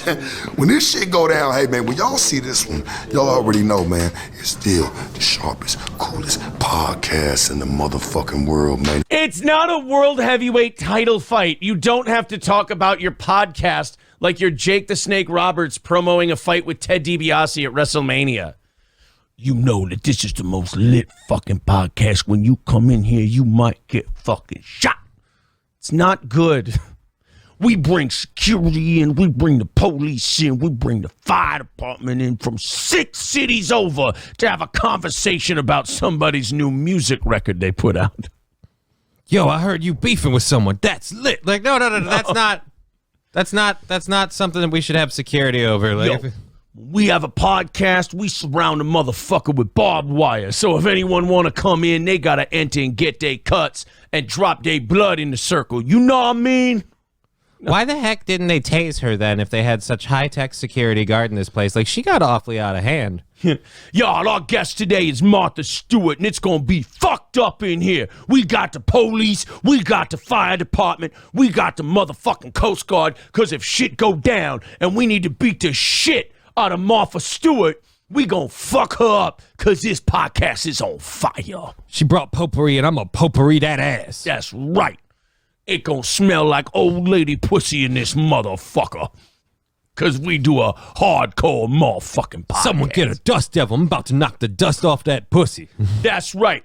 Today, we got the president coming into this podcast, and it's gonna be fucking crazy. A Chinese guy might run in and try to beat the shit out of him. We gonna talk about the economy and shit. We gonna talk about the wars and shit, and we might even have a motherfucking thumb wrestling contest, because this podcast is off the fucking chain. It's not supposed to Never be. seen so many of y'all with such straight hair. I used to go to church with all you people. And we doing it for real and not for play. You bitch. Hey, I appreciate you for real for coming. And I hope you, I want you to come back. No, hey, you ain't got to apologize, because I get it. I get it. Even if No, you don't. You shouldn't. That you get it? You get that people just behave like total children as an actual adult? Like, even right now, she's sitting there feeling shame, like I do over that voice crack that just happened. And it's just... Look at him, though. Look at that. Yeah. That looks like the way her kid's going to always look. Just whatever mommy wants. That's a bummer, man. But I have to be with her because, like, she's fucking crazy, and I'm the only one who understands. I'm the only one who's got the patience for her. Like, don't be the only one who has then be the only one who has the patience for her after it's done. Please. But be one of all of us who don't want to put up with her. Like, that's what I'm saying. Right. You can have the patience. You don't need to use it, right? Lizzo is saying that cancel culture is appropriation. Of what? Well, we started with these concepts of cancel culture and cultural appropriation, and they kind of went hand in hand. If you do cultural appropriation, you get your cancel culture. Mm-hmm. Cultural appropriation, by the way, which is what this country's built on, which is being a melting pot, which is, hey, you come in with your stuff, we all kind of sample it. We come in with our stuff, we all kind of sample it. We all kind of get... It's amazing that, like, progressivism says diversity is our strength, but then also wants to rail against cultural appropriation. They seem like conflicting ideas. Yeah, because, like, diversity is what allows us to, like, everybody brings something to the table, then we just keep the parts that work, and then we ditch what we don't. And then if you're one of the people that's bringing something to the table and you don't want to ditch the parts that don't work, that's on you. Like, cool, but the rest of us are just going to keep going. Exactly.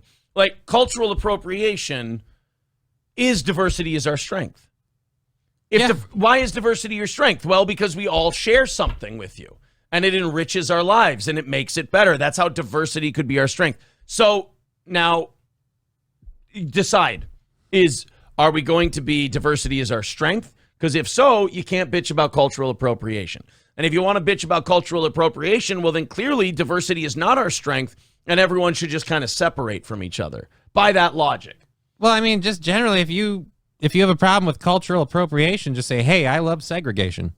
Because that's what you're saying. You're saying keep in your lane. Right. You're basically saying stick to your own, which is a little odd. Because I like spaghetti, and I'm German. We wouldn't have come up with it. I love pizza, and I'm like a mutt. Kyle's right. I believe diversity is an old wooden ship.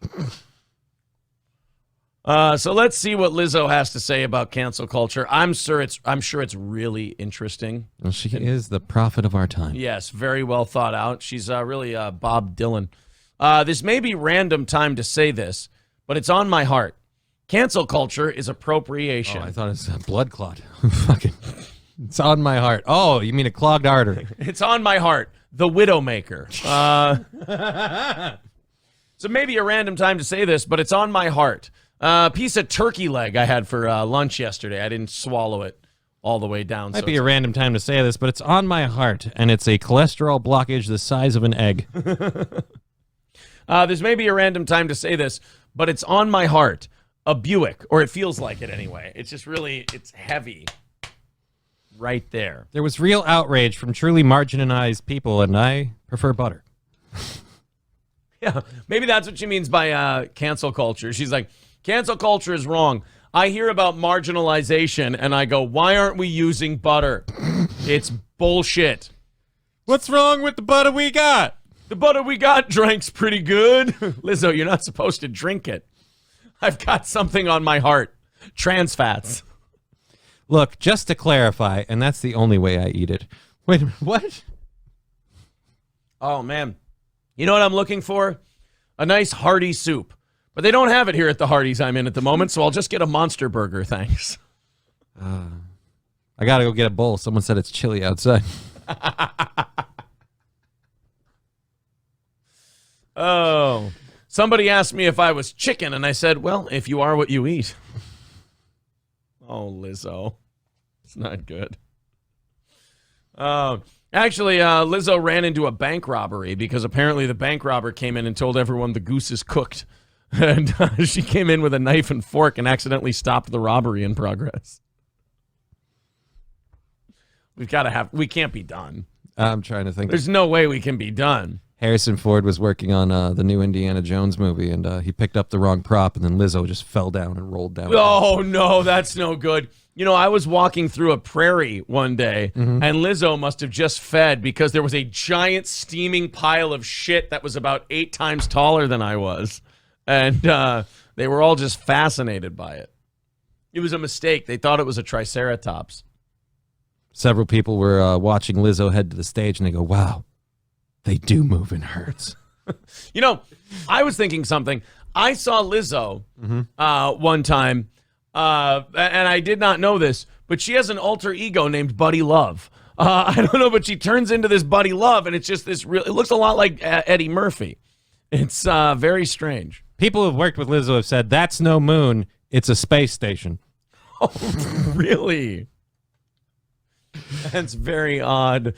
One time, Lizzo was moving close to our planet, and Jeff Goldblum looked at me and said, time's up. One time, Lizzo walked into the room. You know how we have the backdrop here? You can't see her. But I knew she was here. I just knew it. Mm-hmm. How? My water started rippling. And the light fixtures started shaking. It was very strange. You know, Lizzo's boyfriend, I don't mean to talk about personal things, but they said this publicly. So he's very into cucking and stuff. So apparently, I guess when things get hard with their relationship, he just looks at another man and goes, you promised me that you can hit that depth. I have never missed a mark I have aimed for. You promise on my life, on my family's life. You promise on your daughter's life, on my family's life, that you will hit that mark. I will find Lizzo's G-spot. Then let's jack this bed up. I don't feel good about that one. Before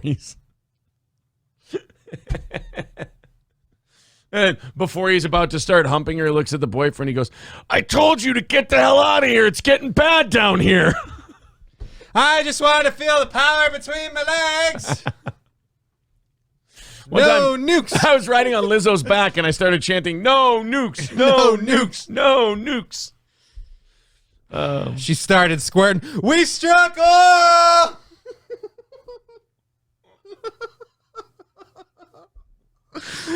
Oh. Actually, you don't need to change this line. You just yell at Lizzo, you know how much diesel that clunker boat pumps out an hour?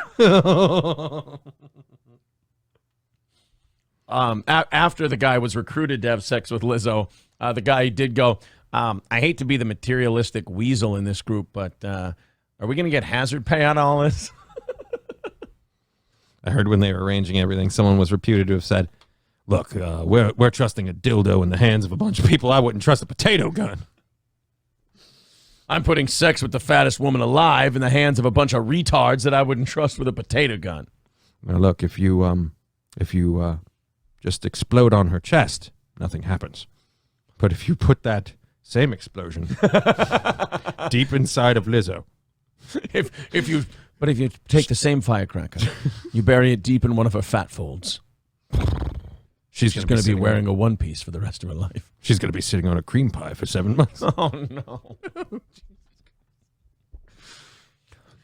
If they're going to have sex with Lizzo, they've come up with some concessions that they want.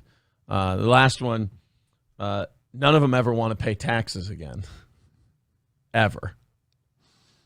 Actually, the whole brainstorming session of Armageddon, it's just them going, how do we get Lizzo out of bed? And they're like, well, we take a solar sheet and we capture solar winds and it uses it as kind of a sail and we push her out of the bed. And Billy Bob Thornton goes, come on, guys.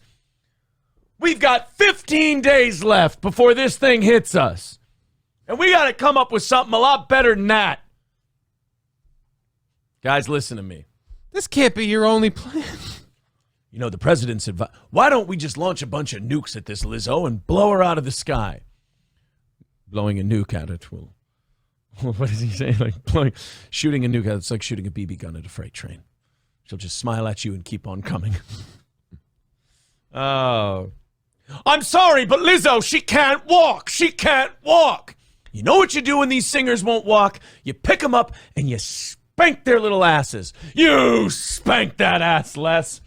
Spanking Lizzo only turns her into a fat snot. I know a place where a person's worth is measured by the amount of plates they take at the buffet. That's where you take your pansy-ass singers. All right. Well, should we get to what she had to say about cultural appropriation? I mean, we didn't make it past the first sentence of her tweet. Yeah, because I'm still too busy with the image in my head of like when anyone tries to get in on Lizzo, they just hear a voice down below going, "Feed me, Simo, feed me." Thank you very much, KF, for the $20 super chat. We're 15 away from tomorrow morning's goal. Oh. I just want to see what you guys have on this because it's got to be good. By the way, we're at 290 likes. Let's jack her up to 300. Thanks, everybody. Oh, man. Lizzo makes me want to hit the gym in the worst way. Oh, no, April got to this one before I could. She has. I heard Lizzo had 2 sons, Gilbert and Arnie. Oh, no. I heard that their house burned down and Lizzo was just stuck in bed the entire time. Well, I mean, do you keep a crane on hand? Oh, man. You know, one time I was watching TV when I was in high school, and I watched a 737 crash into Lizzo, and she burned for hours before she fell to the ground. Oh, you know what? That was the North Tower on 9/11. I don't know how you could confuse those. One's a rectangle, the other's a sphere. It's basic shapes. Do you think when she finally goes to the gym and loses weight, she'll look like Alderaan exploding? You know where you can actually find the shield generator for Lizzo on the forest moon of Endor. I can't let my daughter see like any music videos with Lizzo because she has like this autistic thing and she loves to count and she gets stuck on Lizzo's folds and she's like 1, 2, 3, 4, and I'm like, come on, now that's rude. You know, one time. Someone says that was a 757, stupid. I would bet my life that the planes that hit those towers were 737s. Do you want to play? I'm playing this game. What kind of planes hit the towers? Doesn't matter because either way, jet fuel can't melt steel beams. Oh, we were both wrong. An American Airlines Boeing 767. But then it said at 8:45 a.m. Make up your mind. Too many numbers. Jesus. All right, 767. We're both dipshits. Where were Fair you on enough. 9/11? Balls deep, and now every time I come, I just remember the tragedy. Paul Steep says, trick question, there were no planes. Matt Melt says, well, shit, I suck. I like to do that too, Matt. When I'm wrong about stuff, I like to just go, I'm a fucking fuck idiot. me. Yeah. I really am a dipshit. Oh, they're saying that jet fuel can't melt Lizzo. Oh, Brittany Martini says she really does look like the shit emoji. You know, in the middle of their Just smiling everywhere she goes. in the middle of their fight on Titan, Thanos actually threw a Lizzo at Tony Stark, and he went, "Did you just throw a?" Or no, what did he say? You throw another Lizzo at me, and I'm gonna lose it. Lizzo, yeah, Thanos threw Lizzo at the Avengers on Titan. Oh boy. I heard they're sending Bruce Willis and Ben Affleck into space to blow up Lizzo so she doesn't hit Earth. Oh. Yeah, but Bruce Willis doesn't even know what he's doing there. Lizzo was diagnosed with flesh-eating disease. Doctors say she's going to live forever. Thank you, Toonses. The prognosis for Lizzo is very good because there's plentiful amount of bounty for the flesh-eating parasites they eat. She got leishmaniasis. It's going to take at least 4 years before she even notices. Actually, I was watching this movie one time. It was a documentary about Lizzo. Did you know she was out swimming in the North Atlantic one day and she just got sideswiped by a fucking iceberg? I thought that was a boat. Oh, no. It was a Lizzo. It was terrible. I think they made a documentary about that. I remember somebody saying, just, draw me like one of your fat girls. Actually, one time I was watching a fisherman, and he saw Lizzo, and he started singing, "Farewell and adieu to you fair Spanish ladies. Farewell and adieu, fair ladies of Spain." The last thing I saw the police chief say after he saw Lizzo and his boat was sinking, he said, "Smile, you son of a bitch." You wouldn't believe it. You wouldn't believe it. Lizzo had to recently run out of a public place. She's being chased by Captain Ahab.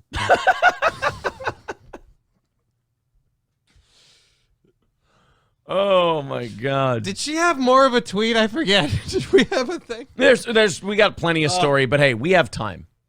We have time. I feel like if we don't, dig into all of this soon, we're gonna have leftovers. Something Lizzo's never experienced. But you remember when Lizzo starred in that movie? Oh God, what was it called? The Crimson Tide. Oh, where she played a sub. I thought you were gonna talk about her breakout role, The Blob. It was just, look, she was young and impressionable. Oh. She was great in the Pirates of the Caribbean, The Curse of the Black Pearl. She played a great ship. Almost as good as her turn in Free Willy. A lot of people forget that she was in a movie with Ben Affleck. It's called Phantoms. She played a dark sludge that could move around, consuming everybody. Lizzo's first work in Hollywood was as a stunt double. Remember when that kid ate the blueberry in Willy Wonka? They almost didn't have enough paint. They didn't. It was really touch and go there for a little bit. My favorite role is Lizzo, where she jumped over that kid. They called her Willie for some reason. Well, everybody's got a... Who could forget her role as the Peach in James and the Giant Peach? Right. Oh...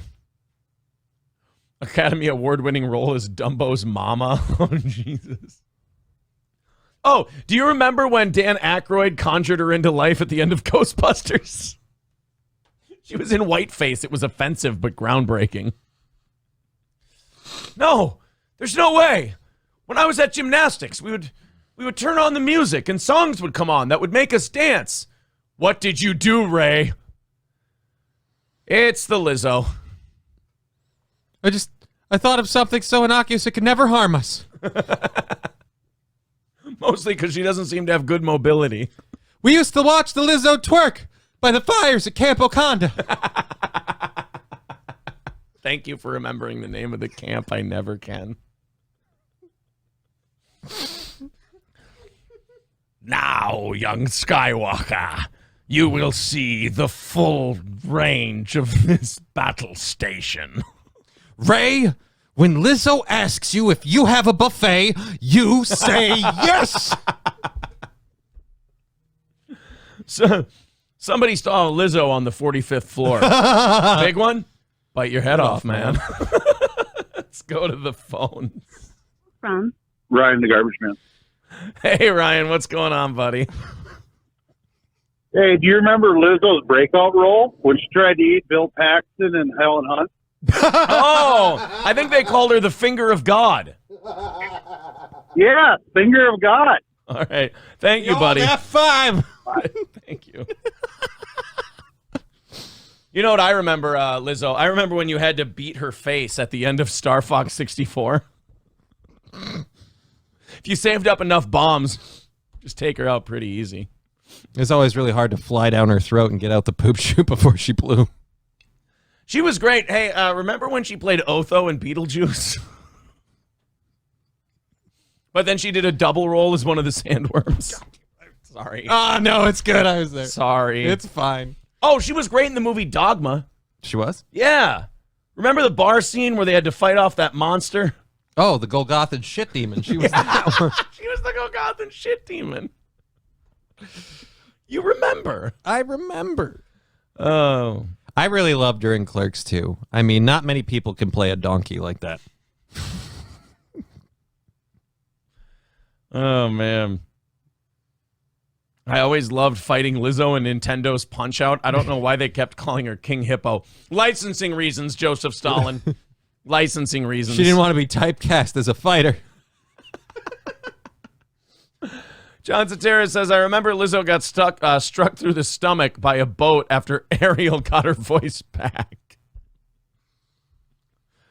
Oh. I really, really felt bad about that scene she was in The Boys when, Billy Butcher murdered her with a boat.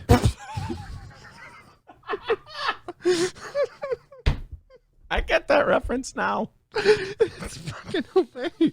Oh, why did Billy Butcher have to do that? Dude, that whole movie is just, why did that have to happen? Oh, you know what I thought? You know what really made me hate Lizzo as a kid? Hmm?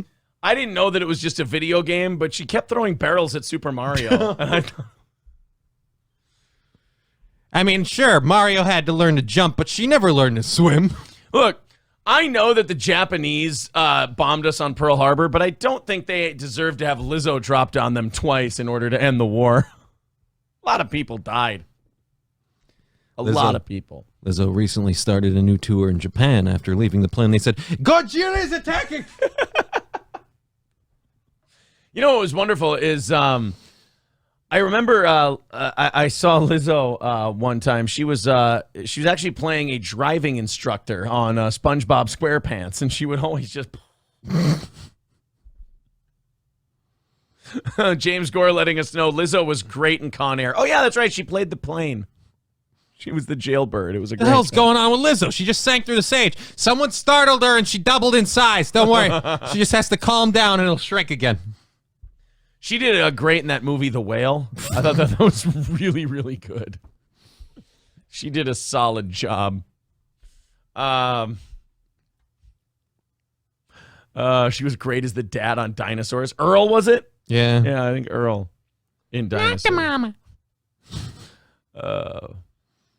Oh, you know what was really sad? One of the saddest moments in movie history to me is when Carrie Fisher choked Lizzo to death in Return of the Jedi. I didn't think she deserved it. I really loved The Strain. I just didn't like the way that they portrayed Lizzo as a, blood-sucking vampire. Oh, she was great in American History X as Seth. We've witnessed all the glory of the... Oh. I think we can... Should we read her tweet? Yeah, should we maybe get to whatever this is actually about? All right. So Lizzo went ahead and tweeted, "This may be a random time to say this, but it's on my heart." So you know that's what started this. Yeah. This may be a random time to say this, but it's on my heart, so it wasn't a salad. We knew we weren't going to hear about greens. It's on my heart, so clearly not vegan. Right. Going on. This may be a random time to say this, but it's on my heart. Oh, so it wasn't good blood pressure. This may be a random time to say this. It's on my heart. So you're using chopsticks then, I take it. Yes. This may be a time to say this. This may be a random time to say this, but it's on my heart. Oh, not a consistent breathing rate? But cancel culture. It's on my heart. Oh, an arrhythmia. I almost had We it. almost got out. We almost got there. By the way, if we haven't crossed 300 likes by now, it's your fault, not mine.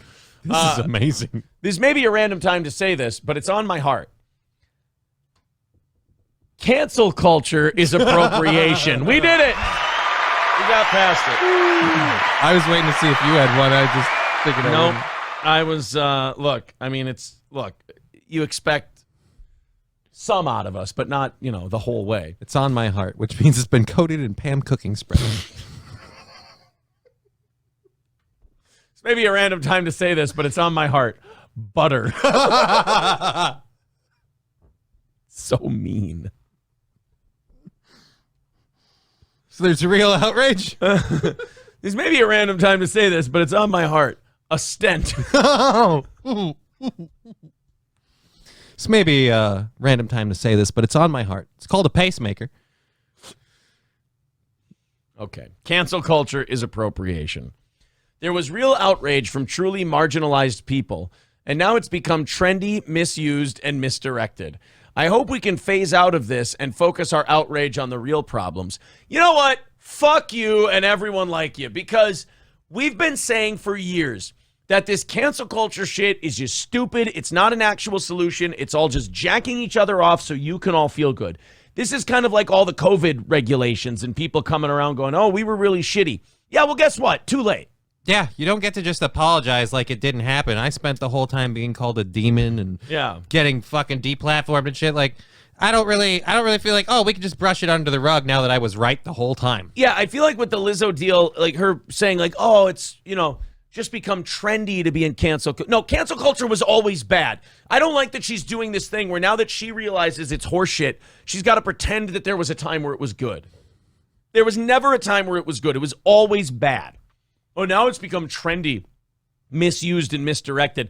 I'm guessing she only feels this way because they've attempted to cancel her a few times now over lyrics and shit. Over lyrics and over her desire to lose weight. Right. That big fucking thing. Like, hey, I think I'm going to maybe try and be healthier. What the fuck's wrong with you? Never mind. Fat's the way to be. Exactly. Yeah, she got bullied out of losing weight. Yeah. God, by your dumb fat fans. So you have this thing now where she's like, oh, well, when it wasn't coming from me, it was really, really good. But now that it came from me, it's really, really bad. No. It didn't change. You did. So I'm not going to sit here and shun you. It'd be too long to move you. We don't have railroad spikes big enough. I don't know if I can cast that much shade. Yes. You can. But it's like, okay, I'm glad you acknowledged it. I'm glad you're saying it's bullshit. But now get out of the way. Don't try to help. We don't want your help because we saw what you did for this movement. Mm-hmm. Don't try to help. You just step out of the way, acknowledge you were wrong. That's great. But I don't want your help. It's like in Malcolm X where he goes, white people can join us, or white people can help us, but they can't join us. I'm like the opposite. Lizzo, you can join us in this belief, but I don't want you helping us. You can't let the people who caused the problem go like, oh, you can trust me to solve it. It's like, no, I can't. So then she said, we need to talk about the epidemic of believing any and everything y'all see on social media. That she tweeted. Hi, my name is Irony. We haven't met, have we? I was just going to say, she tweeted. That's like that meme of Abraham Lincoln. Don't believe everything you hear on the internet. Quote Abraham Lincoln. Oh, shit. So then she so now she made this video. And she's going to talk about body positivity during this video. And, if I saw a really skinny person talking about how great it is being fat, then, you know what, I'd put a little more, pardon the pun, weight on it.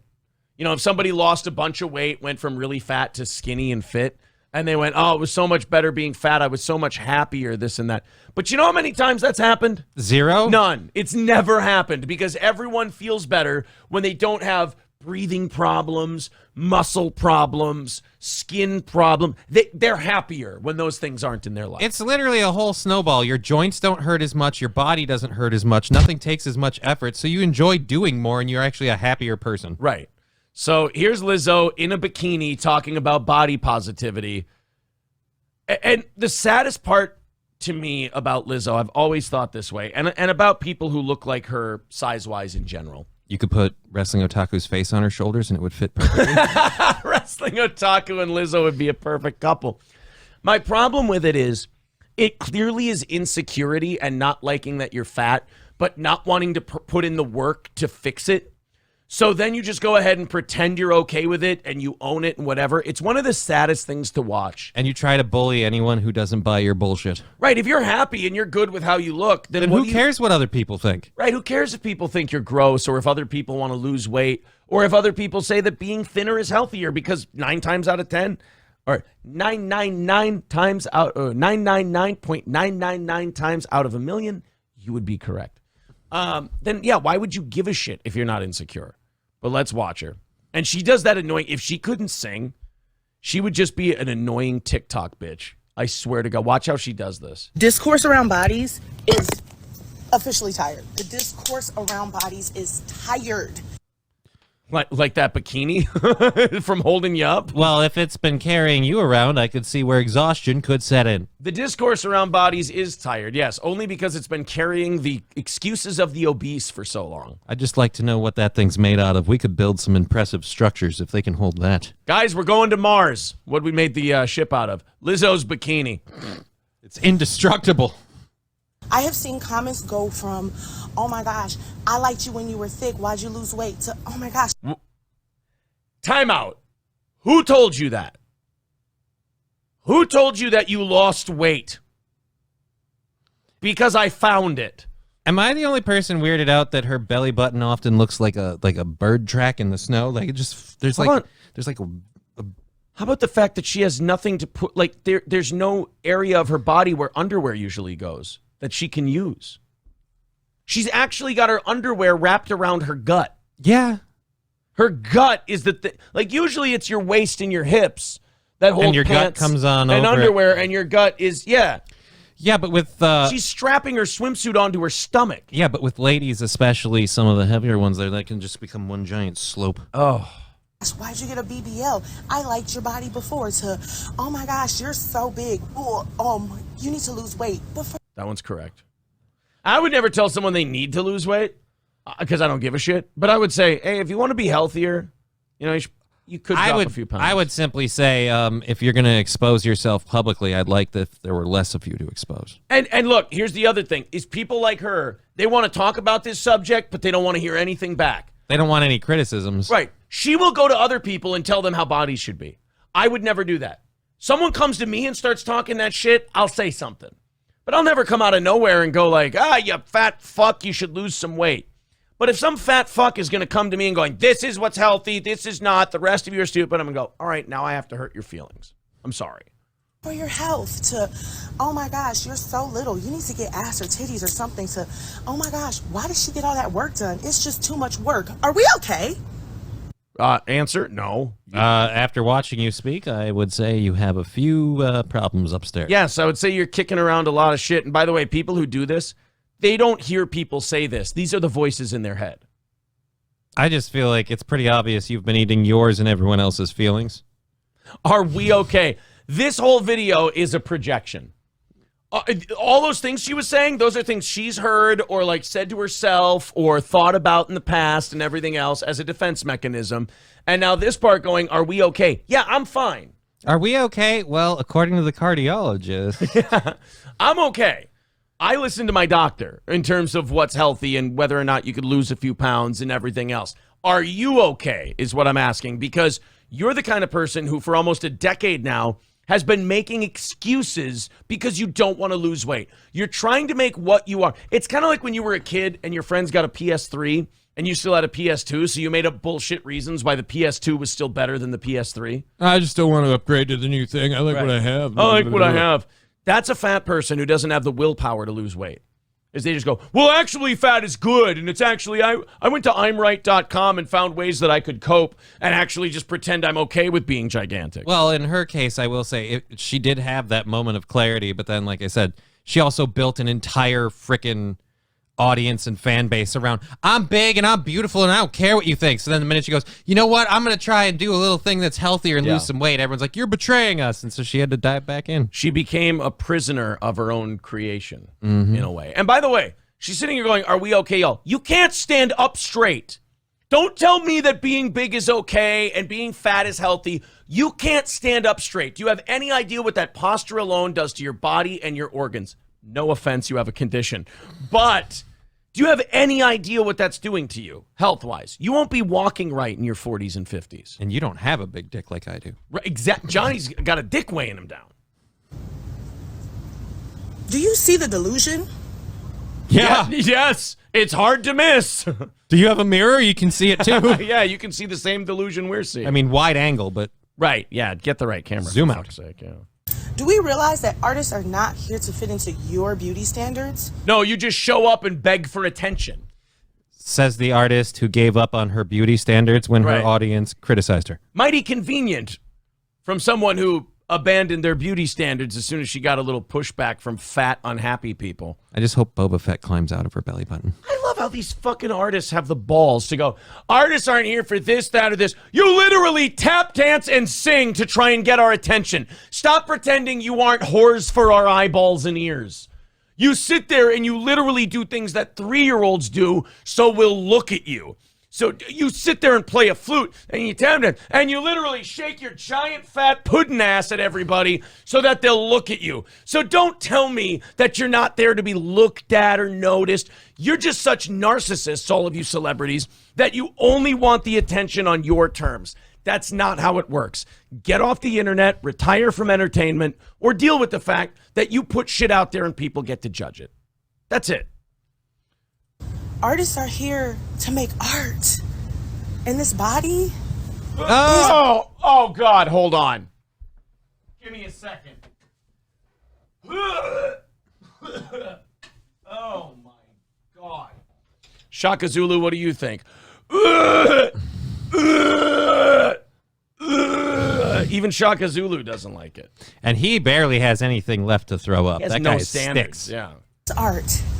And I'm going to do whatever I want with this body. I wish that comments costed y'all money so we can see how much time we are fucking wasting on the wrong thing. I would pay $20 to call you fat. I wish comments costed y'all money. Says someone who doesn't realize that you put your comments out all the time. Right. I wish comments cost y'all money. I thought they didn't bother you. I thought you were a bad bitch and this was all just, none of this shit mattered. But now you want comments to cost us all money. I hate the disingenuousness. I hate the fake. I hate the false bravado of all of this stuff. Pretending you're dealing with this in a position of strength when you're clearly insecure and you're clearly projecting all this stuff. It's just, like, who are you trying to kid, me or you? Which one is it? And ladies, just because you slap your ass doesn't make it sexy. Especially when you slap your ass and I can watch like the waves go through and I'm like, when it hits the other shore, a city's going to be wiped out. Like, I'll tell you this, when it doesn't look like a body part, that's what I think of when I see her ass. I go, that doesn't look like a body part. That looks like a chunk of something. It looks like it belongs in an engine block of a vehicle. It's like one of those videos where you see it like super zoomed in and it looks inappropriate, but then when they zoom out, it's totally innocuous. Like the one with the one that looks like a lady's nether bits, and they zoom out and it's just a guy with his shoulders back, and you're just like, wait a minute, 27,000 Indonesian villagers died as soon as she slapped her ass like that. It was disgusting. I couldn't believe she would do something like that. What causes these tsunamis to happen? Well, some say it's when Lizzo claps her cheeks together. What's thunder, Mom? It's just Lizzo walking. That's why thunder happens so rarely, especially in the winter months. That's why they say thunder rolls. Yeah. It's actually what they call her obliques. Thunder rolls. She should twerk to that song. She should make a cover of that song and twerk to it when the chorus goes, and the thunder rolls. And the loose ass strikes. Another gym closes down on Lizzo's night. Lizzo's body could stop an asteroid from hitting the Earth. Side note, don't need food for a week. Thanks, guys. You're welcome, Mr. St. Caesar. Just trying to help.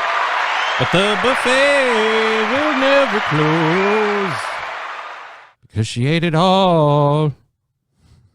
I don't have I pat it up. Inner thunder rolls.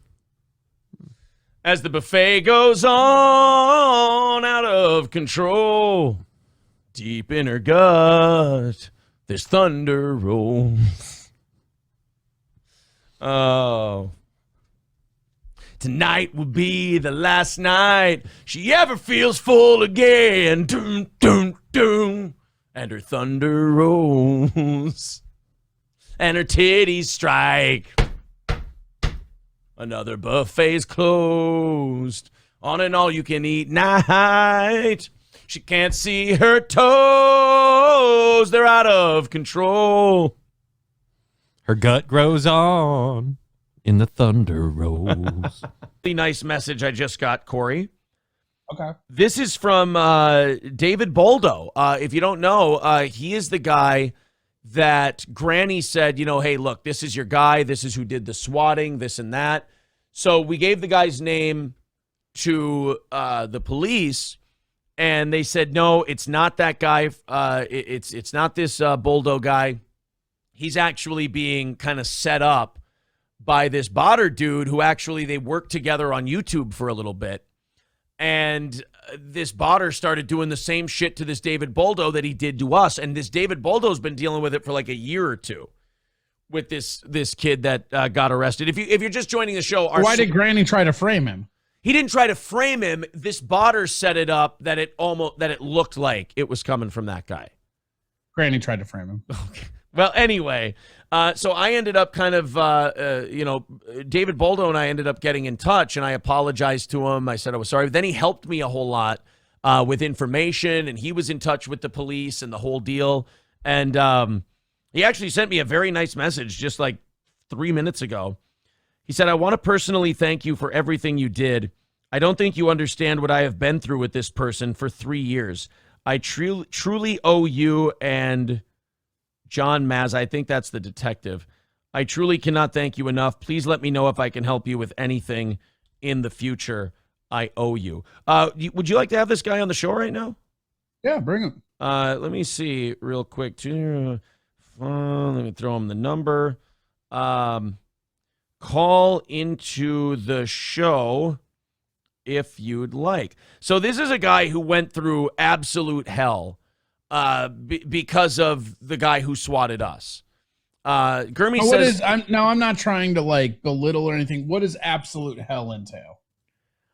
He has a family business, and that was being attacked, and that was being reported. Okay. No, family business. That's hell for sure. Yeah, it was. And then every time he tried to start a YouTube thing, it would be mass flagged and all kinds of shit. And I mean, just kind of a general nightmare deal. So yeah, I sent him the phone number. If he wants to call into the show, he can. And we'll talk to him for a little bit and, let him spike the football too a little on this guy. So wait a minute. If that's been 3 years, that means this kid would have been 11? Starts early, I guess. When all this started? Huh. Seems like we should be going after that dude's parents. That's interesting. So an 11-year-old was, or 12, 11, or... You know what? Yeah, I mean... When you talk about gamers and shit, 11 and 12-year-olds do that shit. So it's possible. Let's talk to... Call from David Boldo. Hey, David, how you doing? Dude, I'm gonna be honest with you. I was up on a ladder, and I think I'm going home, man. If this is true, all right, dude, I have to tell you, for 3 years, dude, I've been dealing with this person. I want to thank you, John Mazza, everybody who helped out, man. I don't know what to say. If you ever need anything from me, So wait a minute. Does this thank mean you so much. This means this was some fucking kid the whole time? I heard about it last night for the first time.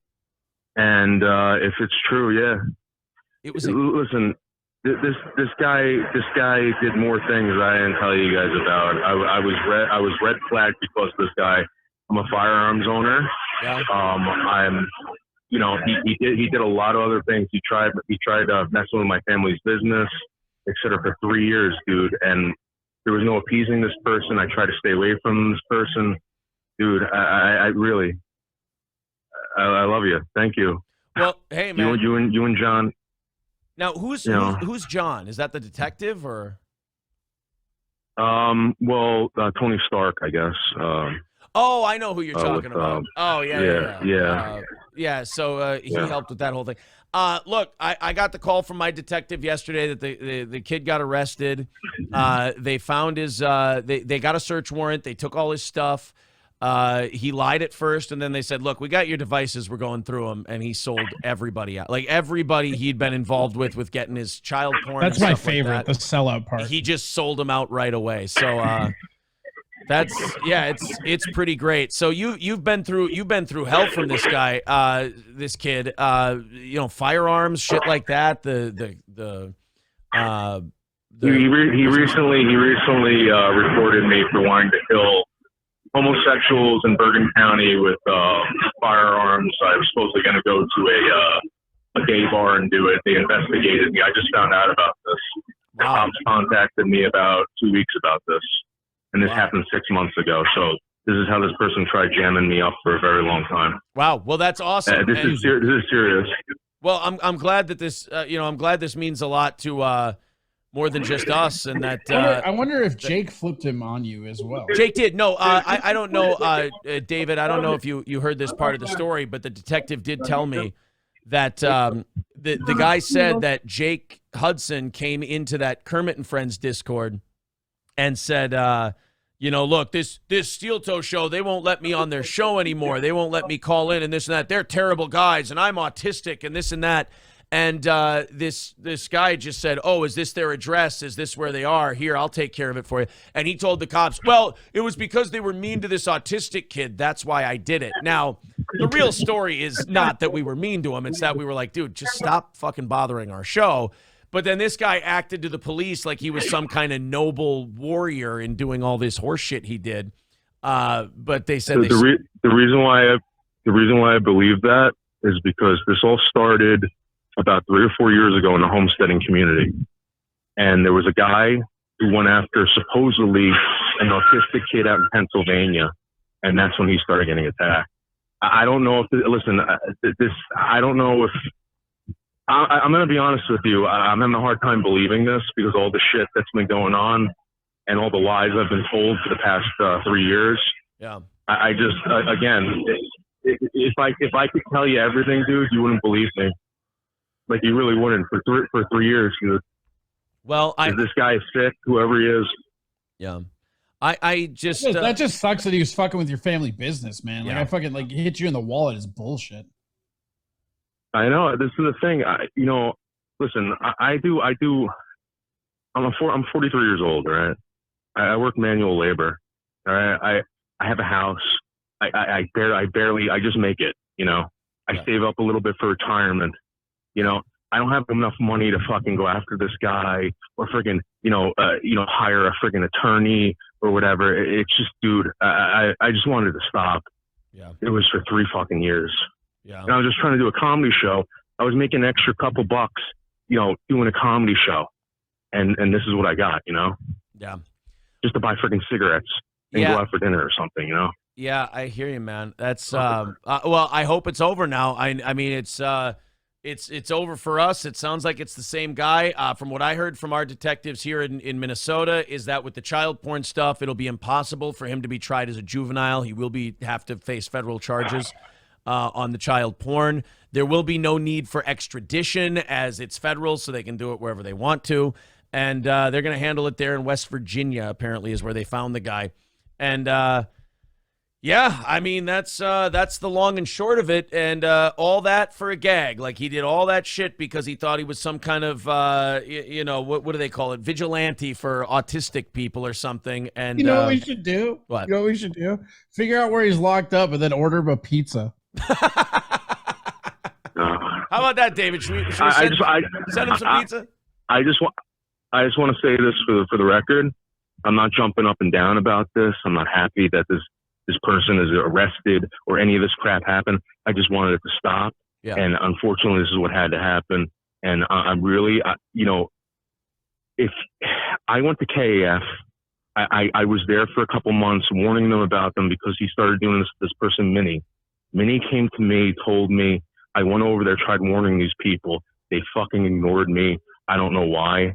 I've been trying to warn people about, they thought I was joking around. And listen, again, I can't thank you enough, man.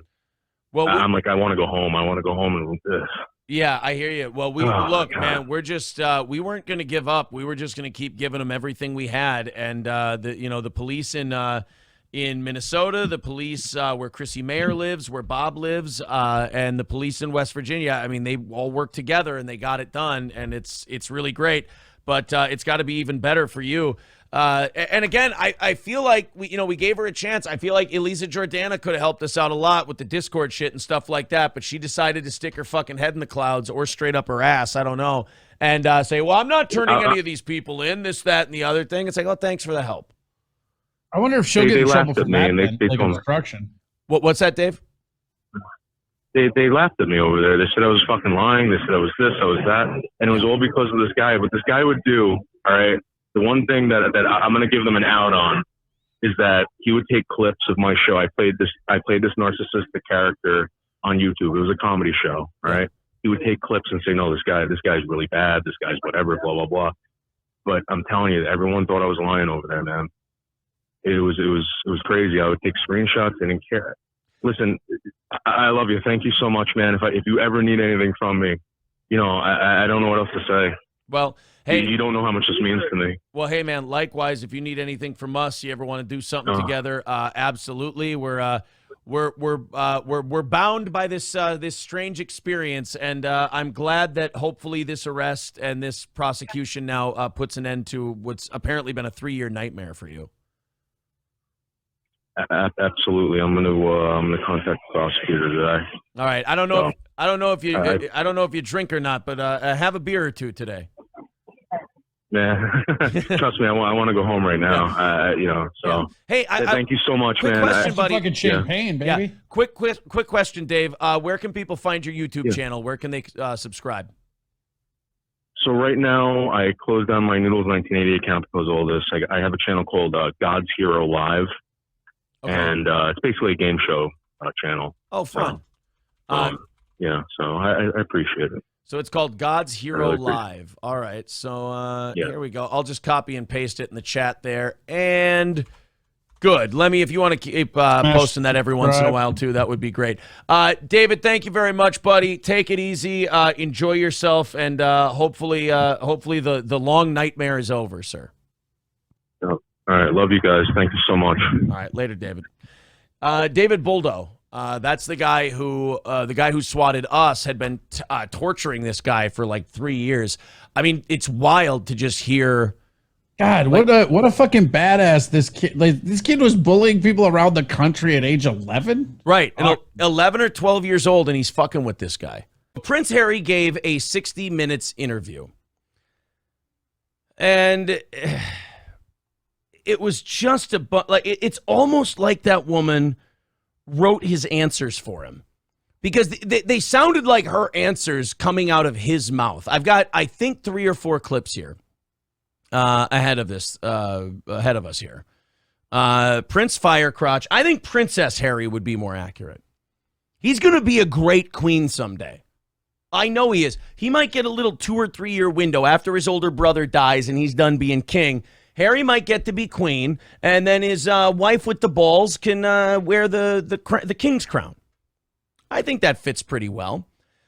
So this is Prince Harry talking about, I mean, you talk about a guy simping for a toxic woman. This guy is perfect, man. He is case A for simping for a toxic woman. He's actually blaming Meghan being a successful actress for he and his family having a strained relationship. I promise you that your dad, your brother, and your grandma didn't give a fuck about Suits. They didn't care about the show Suits.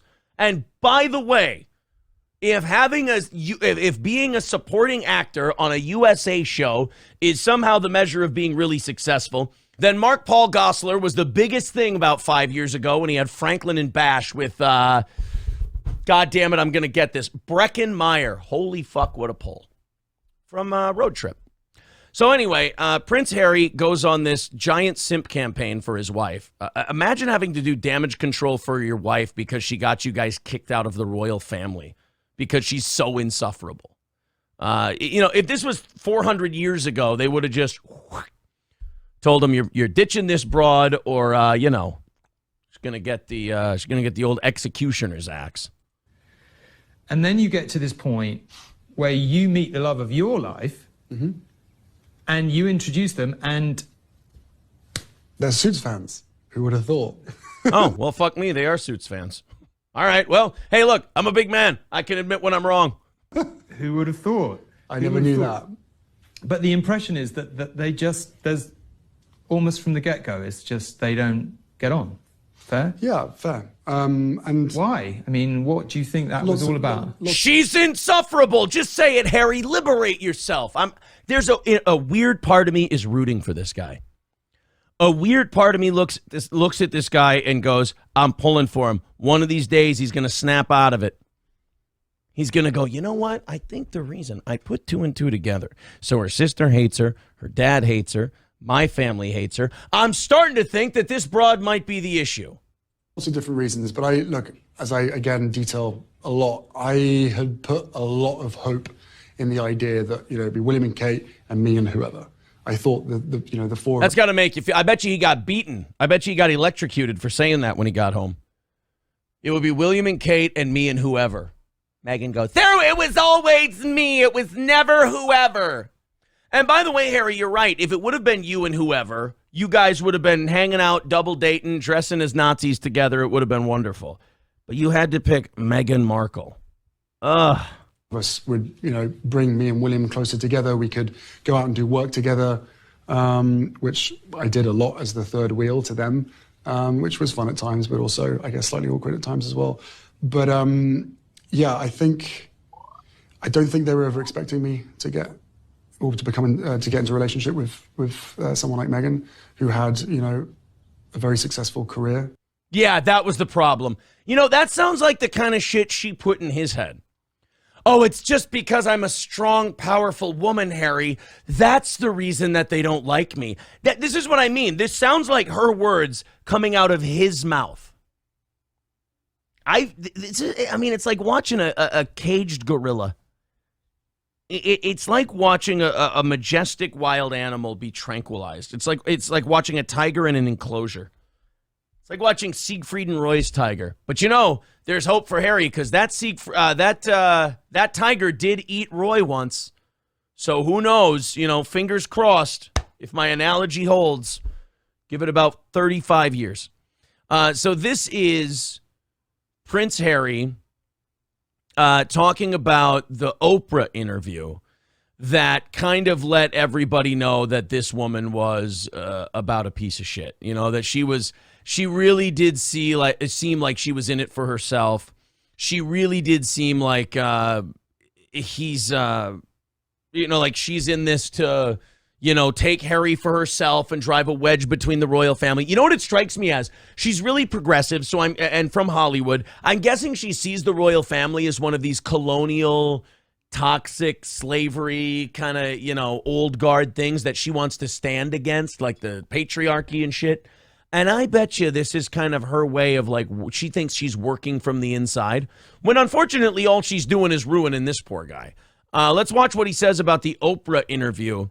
And this is the one where Meghan said, oh yeah, one of the royal family people asked what color Archie would be. And I knew then that there was a racism problem in the royal family. I wonder if she beats him for this, because I think he went off script in this part of the interview. In the Oprah interview, you accused members of your family of racism. You don't even, the British press said that. Right. Did Meghan ever mention they're racist? Yeah, yes, multiple times. Multiple times she inferred. I hate this shit. I hate this weak little pussy and him going, did Meghan ever say they're racist? No. But we all speak the kings, Harry, sorry. We all speak the kings. We all speak English. We know what a fucking inference is. I hate it when people infer something and are clearly saying it, but they don't have the balls to say it because they don't want to face the heat for it. And then they go, well, did I ever say that? You inferred it. We speak English. Don't do that gaslighting horse shit. Don't try to rewrite history because you realize there's so many moments where this guy realizes his wife is the fucking problem and he won't just say it. Did Meghan ever mention they're racist? Yes. She said there were troubling comments about There his was skin concern color. about his skin color. Right. Wouldn't you describe that as essentially racist? I wouldn't, not having lived within that family. Right. Right. You are a mixed race woman. Harry is, as you know, white as the driven snow. So it would make sense that they would go, so what does that mean for the baby? Like, what color do you think the baby would be? And she took that as, oh, they don't want a black baby. KYP Stu says the Royals are definitely racist. Look, I know, you know, but you don't just fucking say it in the press to trash them. It's one of those things where, like, yeah, it's the royal family. There's a level of racism there. But not, oh, I hope it's not a black baby. We'll smash its fucking head on a rock like Caligula. I don't, they're not like that. And she inferred that there were these evil, horrible people. Chris in the chat says, Meghan said or implied it 100 times in public. Exactly. Although another Chris does say she is a continuing source of inspiration. Stevie J says, Aaron is being problematic. Put him on estrogen supplements. Believe me, give it about 5 or 10 years. That'll come.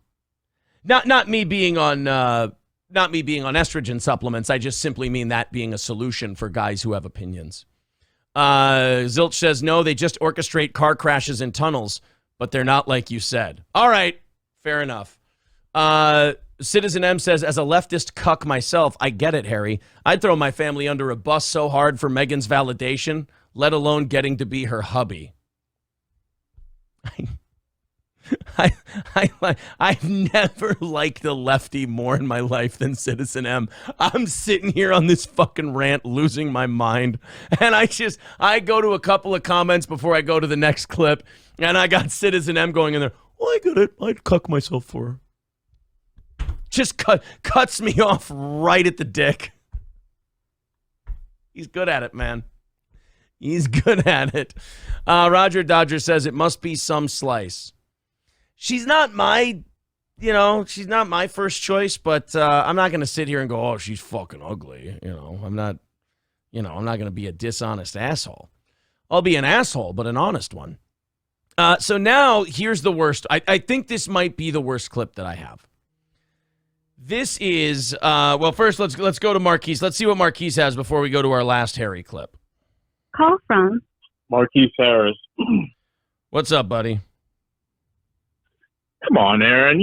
Maybe she is going through some hardships in the royal family. You never know. Maybe they are the little pieces of shit to her. Come on. Let's have some sympathy for Meghan Markle. You might be right. She might be going through hardships. In fact, in her last interview, I believe she was singing, nobody knows the trouble I've seen. Nobody knows my sorrow. I believe that's what she was. Aaron, I think you're being a little insensitive. I'm not insensitive. I just have a deep appreciation of Negro spirituals. I really think you're being a little insensitive to the hardships of Meghan Markle and what she has to deal with that racial pack of British cigarettes known as the royal family. All right, easy. We're both going to get killed now. Look. There you go. Look at an old O&A throwback. Thanks, buddy. All right, let's go to the last Harry clip I have here. This is the biggest Meghan Markle brainwashing. Citizen M this would bring a tear to his eye. Prince Harry is going to say in this 60 Minutes clip, and this sounds like it came straight out of Meghan Markle's mouth and into his ear and just out his mouth as an echo, that he was probably racist before he met Meghan. But you see, he fucked a black girl, guys, so he's cured. Isn't it amazing that if you have all the right opinions, you can pull the same bullshit that you would get someone else canceled for? Nobody else could say, could say something spicy and then get called racist and then go, wait a minute, but I fucked a black girl. I'm not racist anymore. They'd throw you out harder for that. But if you're doing a lefty podcast and you're disowning the royal family or they're disowning you, then if you say, oh, I was probably racist before I started, shucking the black clam, then all of a sudden I wasn't racist anymore. Wow. When your dick enters black pussy, that is the exact moment your racism goes away. Probably why I still have mine. Come on. What kind of show are we doing here? All right, Prince Harry on his bigotry that Meghan cured him of. Another thing Meghan cured him of, racism, being single, having a family that gives a fuck about him. She solved all those problems for him. Had to go through was similar in some part to what Kate and what Camilla went through. Very different circumstances. But then you add in... No, it was different circumstances because Kate was hot and nice. Your wife is a bitch. In the race element, which was what the British press jumped on straight away, I went into this incredibly naive. I had no idea the British press was so bigoted. Oh. I was probably bigoted before the relationship with Meghan. You think you were bigoted before the relationship with Meghan? I don't know. Put it this way, I didn't see what I now see. Oh, God. I was probably bigoted too. The British press, how were they bigoted? They've always thought your wife was a bitch. They didn't say she was a black bitch.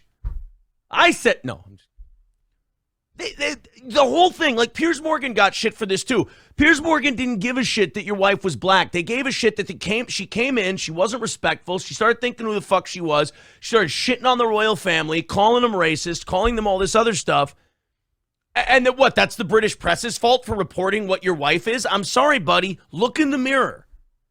I say look in the mirror because you have to see her, but she's going to be back there with her hand up your ass controlling you anyway. So you'll see her if you look in the mirror. You guys want to see a cool Prince Harry? I wish we still had this Prince Harry. Let's watch this clip from TMZ.